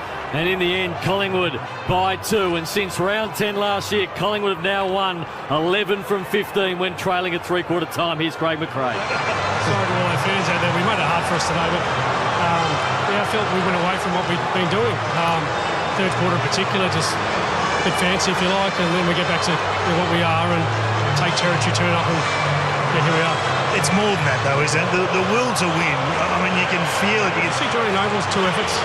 That's what we want to be. It's fantastic. Just never give up. And I'm sure all our fans at home will wish it wasn't like this every week, but will to win's awesome. You had a guy with number 35 on his back sitting next to you for the best part of 10 minutes on the bench. It would have been like a caged lion trying to get back out there. But what does he do? I mean, what does he do to this team? Oh, well, he's an incredible athlete. So when everyone else is getting tired, he's running and running. And we just put him in a position where he can influence the game, and he did that in the last quarter. It's building, mate. Oh, it's awesome, mate. Well done. Craig McRae on Fox Footy with David King down there. Collingwood by 2 points. Tex Walker's kicked 5. Cox kicked a couple of big ones in the last quarter. Nick Dacos was off the charts again. Jordan Dawson was outstanding. Big moments in Collingwood. They get it done again. Well, you just never write them off, do you? Three-quarter time, we spoke about it. The belief they have in their ability to come back and run over teams. And, the Dacos boys, they stood up today, didn't they, Joey? Nick Dacos, unbelievable. Just the sheer amount of time he has, the IQ that he possesses and the skill level is extraordinary for a 19-year-old kid. They just get most things right, and they do in the fourth quarter. How they use Nick Dacos, some tackles, some moments. They just get everything right, and that's what gets them the wins. Let's take a listen to Nick Dacos, courtesy of Fox Footy. Yeah, no, it's a great win. I hope so. I've been trying to play mid for a while now, so hopefully I get the opportunity there. But what a win, and so great to have Jeremy Howe back fit and firing. What's the belief like in the group? We feel the whole, the crowd's huge, the support's unbelievable, but we can feel it when you guys get the momentum going your way, the start of last. What's it like? Oh, it's an amazing feeling. I looked up one point, it said there was 65,000 here. I just couldn't believe the support we're getting at the moment's amazing, and it really is an extra man for us out in the field. So we definitely feel it during the last quarter, and it helps us get over the line. What happened in the third quarter? It just come from nowhere. The Crows played some pretty slick footy. No, they're a good team. We knew coming into the game that they like momentum, and they got a bit of momentum in the third quarter. Tex was clunking everything, kicking them from everywhere, and we had to regroup at three-quarter time. I think we did that really well. Go back to our process, fight territory, and got the game back on our terms. That's the boring stuff. More about you. You're in fantastic form. What's it like? You're basically dictating terms to your opponent, going forward, going mid. What's it like? It's been good. Good start to the year. Team's going really well. I think we're 12-2 now, so I'm the beneficiary of team going really well. The likes of Scott Penderbury, Tommy Mitchell, Crispy in there, digging the ball out. It's been awesome. But, I really like going mid-forward. I think it gives us a different look, and hopefully it can continue when Geordie's back. Go and enjoy the post-match, mate. Well done again. Thanks, Kingy. Appreciate it. Nick Dacos, superstar today, 37 disposals, and he kicked the goal as well. Collingwood have won by 2 points at the MCG, 12-10-82. Adelaide, 11-14-80. We'll be back after the break with the Collingwood song. Robbo's down in the rooms. We'll get the votes for McDonald's Remont Water. Triple M, Rocks Footy. That quarter for Beacon Trade. Beacon Trade's here to partner with your business with Australia's biggest range of downlights. Beacon Trade. Let's make light work. For Ream Hot Water. Triple M Rocks Footy. Built tough for Aussie conditions. When it comes to water heating, ask your plumber to install a Ream.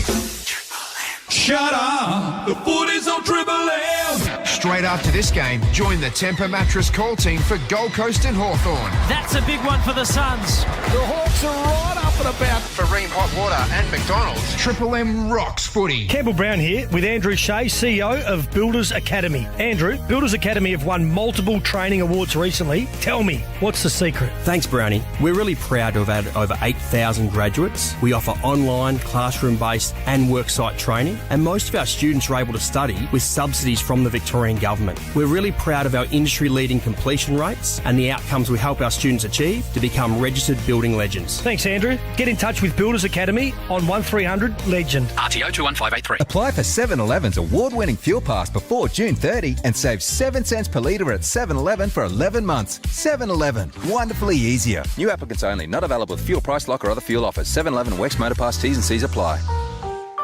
With source code, syntax and subnets. As a business, Sentinel Software seemed like a bit of a snore. Mike from marketing had to bring sexy back to their brand. Welcome to Snap. Simple. He got his local Snap Print Solution Centre to design and print a full suite of brochures and pull-up banners that got them circling his stand like sharks at the software show.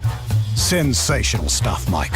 Whatever business you're in, visit snap.com.au and go from business to brand in a snap. G'day, Cam Mooney here. Werribee Mazda have plenty of stock ready to go now with offers you can't refuse. Take advantage of the instant asset write-off and boost your bottom line. But hurry, time is running out. Visit the team at Werribee Mazda today. Open 7 days, Heath Road, Hoppers Crossing, LMCT 3919. Want more bang for your buck this end of financial year? Switch to Aussie Broadband's great value mobile plans with awesome coverage and super speeds. Plus, get your first 2 months free. New 4G mobile services only. Offer ends June 30. T&Cs apply. G'day, Howie here. Want sports talk that's on point? Well, grab the Footy Talk podcast every day for the AFL opinions that matter. I'm going to drop the F word here. Go. Flag pies. Grab Sports Bazaar with Mick Malloy for a truly weird and wild ride. I can't keep up. Or grab my podcast, The Howie Games, for chats with sporting legends like James Hird. Those dark moments, as long as you're keeping on moving, you're not going backwards. Lift your game with Listener. Download the app and search Sport to listen. Listener. It's the final call to save on your American adventure with the Qantas North America Redtail Sale. Whether you want to go wine tasting in Napa Valley, stargazing in Hollywood, or hop across the Big Apple's rooftop bars, now's the time to do it for less with Qantas. Don't miss great sale fares to LA, San Francisco, New York, Dallas, Vancouver and Honolulu, and experience the Qantas difference at every step. Book now at Qantas.com. I've been everywhere. Sale ends 26 June unless sold out prior. Conditions apply. Shut up! The footy's on Triple M! Straight after this game, join the Temper Mattress call team for Gold Coast and Hawthorn. That's a big one for the Suns. The Hawks are right up and about for Ream Hot Water and McDonald's. Triple M rocks footy. Shut up! The footy's on the radio! Triple M rocks footy. The Triple M Footy Review. Amy. Who covers clangers? Amy does. Lucky you're with Amy. Another nail-biter for the Collingwood Footy Club at the MCG, 12-10-82. They held off the Crows by 2 points, 12-8. 11-14-80. I mean, McDonald to McPheast is back. You can't keep a legend out of the lineup. Let's head down to the rooms. Collingwood have just got down there. Robbo. Thanks, Brownie. And as you'd expect, the amount of people that get into a dressing room, Collingwood's unbelievable, but they tend to do it. And Jeremy Howe we're going to speak to after the huddle, after they get around and get the song, because first game back after breaking his arm in about 3 or 4 places and the infection, whatever. So a first up for him, sensational. But they love to come from behind the pies and they win it. They do it so well. It's almost like theatre. And this is what they do down here. They hush, they get everyone's attention, and then they belt out the song.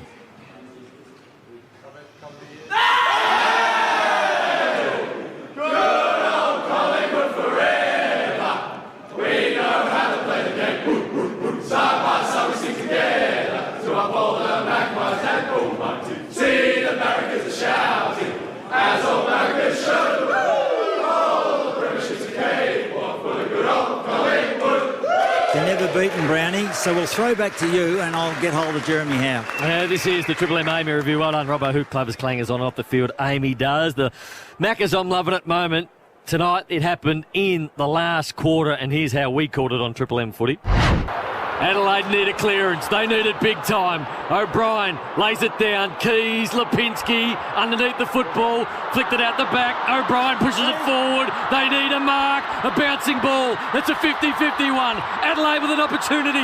Quainer had a cool head. The Magpies prevail.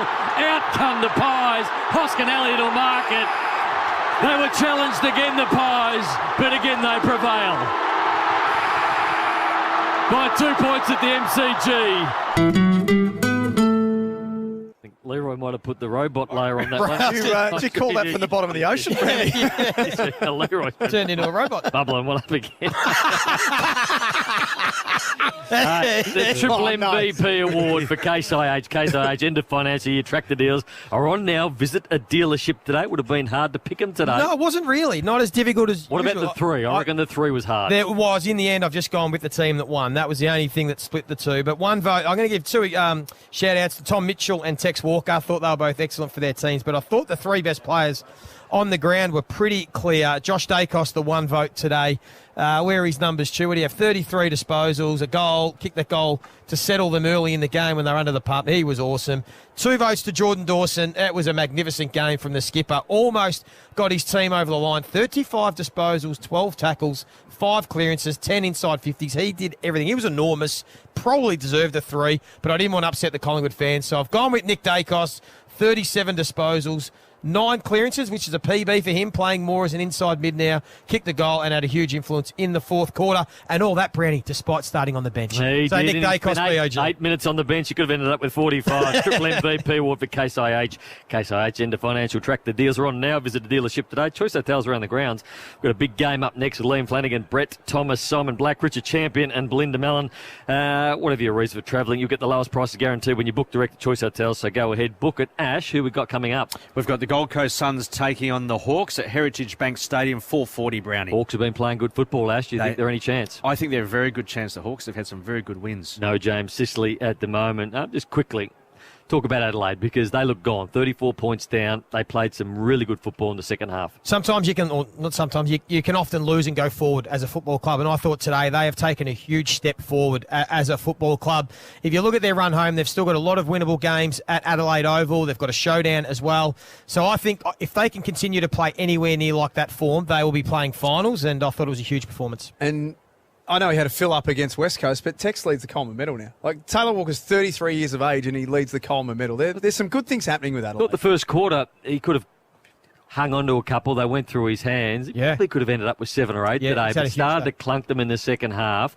He played on Darcy Moore, who's a hell of a player, but I thought he beat him. Darcy Moore was brilliant in the first half. Tex turned the tables. He did. Tex won the battle. As soon as they got some more better ball from their turnovers, he looked like a threat, so he's firing. So tell me, what did they do after half-time? So from an analyst point of view, they were completely out of it in the first half. What did Adelaide change? Well, they turned the screws in regards to getting after Collingwood with their pressure game. They turned the ball over. They were winning the critical contest. And the most thing so you've got to look at, okay, why have Adelaide only gone down by 1 point, 2 points against a team no one else has been able to beat? They protect the corridor against Collingwood. The few times Collingwood were able to get that handball chain through the corridor, they scored, but Adelaide took that away from them, particularly in the third quarter. And in fact, when Collingwood tried to go through there, they turned it off them. And we know you can get looks against Collingwood if you turn the ball over. So I thought that was a huge quarter. They just couldn't sustain it for long enough. Ash, Triple M Red Z Lending, just give us some of the bigger ball winners. Nick Dacos, as we mentioned, only played 78% of the game, yet racked up a lazy 37 disposals and 9 clearances. Josh Dacos, as you mentioned, PB for him with 33, but also throwing 600 metres gain to goal. Tommy Mitchell busy with 28 in a major. And Jeremy Howe, his first game since round 1, 20 disposals, 8 marksmen at 80% efficiency. And just recapping, Jordan Dawson, career high all round, 35 touches, PB in terms of tackles with 12. And he also racked up 666 metres gained as well. Is anyone man you want to talk to after a game like this? And I believe Robbo's got him. And he's quick, and he's Nick Dacos, and he's a star, and he's only a young kid. And I tell you what, there was a couple of times where you're off the ground for 8 or 9 minutes, bursting and wanting to get back on. What was going on there? I have no idea. It's definitely frustrating. You don't want to be on the bench during those times, but no, we got there in the end, which is all that matters. Now, Collingwood's all theatre, seriously. You get in front, you wait till three-quarter time, the opposition climb into you, and then away you go. It's as though you actually plan it, the fly and you guys. No, we definitely don't plan it, but I think we have great confidence knowing that we've done it before, we've been there before. So when we get in those positions at three-quarter time where we're down, I think we've got that great belief that we know we can come from behind and run over the top of the opposition. Nick, you must well and truly know you've made it when you're in the last quarter and there's 2 boundary throw-ins and every Collingwood player, including Scotty Pendlebury, the superstar, is trying to block for you to get you out. Yeah, I don't necessarily think that means I've made it. I think that talks to the selflessness of my teammates, always looking to help others, and Scotty is first class at that for such a superstar over a long period of time. He's the first to help others and block for others. So, we love him for that, and we're very lucky to have him. Hey, well done today, little champ. Dominated again. But let's talk about your brother. I thought he was just as important. He had a significant game as well. You must just love, and we know how often you give the ball to each other, but you must have loved his game today. Yeah, no, absolutely. I thought he was awesome, especially early. Some of his fight efforts, getting the ball going forward for us was awesome. And we love getting the ball in his hands. He's a good ball user, and he's having a great season, so it's been great to see it. Late in the game, there was probably only a minute and a half to go, but the ball was out on the outer wing, the Shane Warne stand, and John Noble had to come up with 2 big tackles. If they had got through him, there was players out everywhere, but stuck both the tackles. Yeah, it sort of reminded me a bit of Marty Matner in the 2012 Granny when he did it on that outer wing. It was very reminiscent of that. But Johnny, some of his efforts late in the game are just extraordinary, so he was awesome again too. You've just shown us your footy IQ. We know you're a footy head, Nick. But tell us, can you talk us through when you got that 50-metre penalty? Because we watched the replay. The umpire paid advantage. Did you go and say to the umpire, no, I don't want the advantage. I want to take the free kick and a 50-metre penalty? Did you sort of be able to manipulate that to get the 50?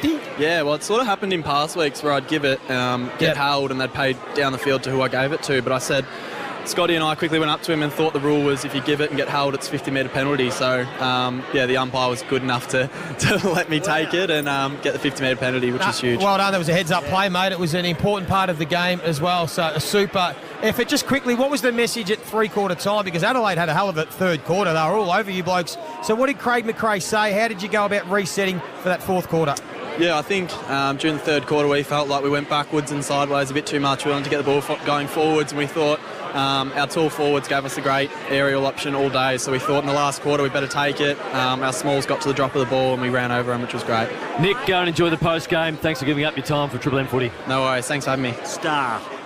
Always Robbo at the end. Thanks, always speaks so well too, doesn't he? He's a beauty. He absolutely, him and his brother, they are two of the best. Well, just and the best they know everybody. They say you by name as well. So very, very nice kids. The dads are obviously a ripper as well. Yep. Who's Whole better, family. the kids or the dad? Well, I had a crush on Peter as a kid, Collingwood supporter, but now I love the two boys. So I think the two boys have gone past Peter for the Gen Ys. Jack, maybe the old generation still might like Peter better, but when's the last time Marty Matner got a mention on Triple M Footy? By the way, how good was that? That was the play of the day. Coming up not far away is Gold Coast up against Hawthorn, but it's now time for a news update with Matty Leighton. Thanks very much. Russia says the head of a private military company who staged an armed rebellion will move to Belarus and won't face prosecution.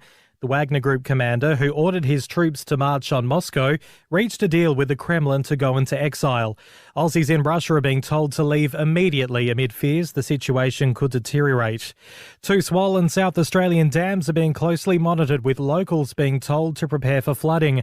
The SES has issued flood and watch warnings at Basket Range and Hope Forest in the Adelaide Hills. A missing mum and daughter have been found following a 2-day search across harsh terrain in rural Queensland. The alarm was raised when the 36 and 54-year-olds failed to return home and a locked ute had their phones inside. After being located, the women were airlifted to Kingaroy Hospital with non-life-threatening injuries. And there are hopes the dormant Melbourne observation wheel could spin again. A potential buyer is reportedly doing due diligence on a sale for the Docklands attraction. Harris Scarf's 5-day Friends exclusive sale ends today with 60% off selected homewares and blankets, plus 50% off quilts, underlays and more. That's great brands at great prices. Sunny and 22 at Heritage Bank Stadium on the Gold Coast, where we're off to next. That's as the Magpies enjoy a 2-point win over the Crows at the MCG. Police reply quickly to texting drivers. A message from the TAC as Triple M rocks footy. The Triple M Footy Review for Amy. Who covers clangers? Amy does. Lucky you're with Amy. For Ring Hot Water and McDonald's. Triple M rocks footy. Triple M's Marty Sheargold Show. Time to lean into the radio. Featuring... This is the bit you can easily remember. Marty Sheargold. Martin Sheargold to reception, please. A man that isn't afraid of asking the big questions. I hope my boobs look okay in this top when I dance. They were moving as well. Yeah, good. Yeah, got a life of their own. A real ladies' man. I'm a doctor of the bedroom. Kickstart your day with a laugh. Triple M's Marty Sheargold Show. 6 to 9 weekdays on Triple M.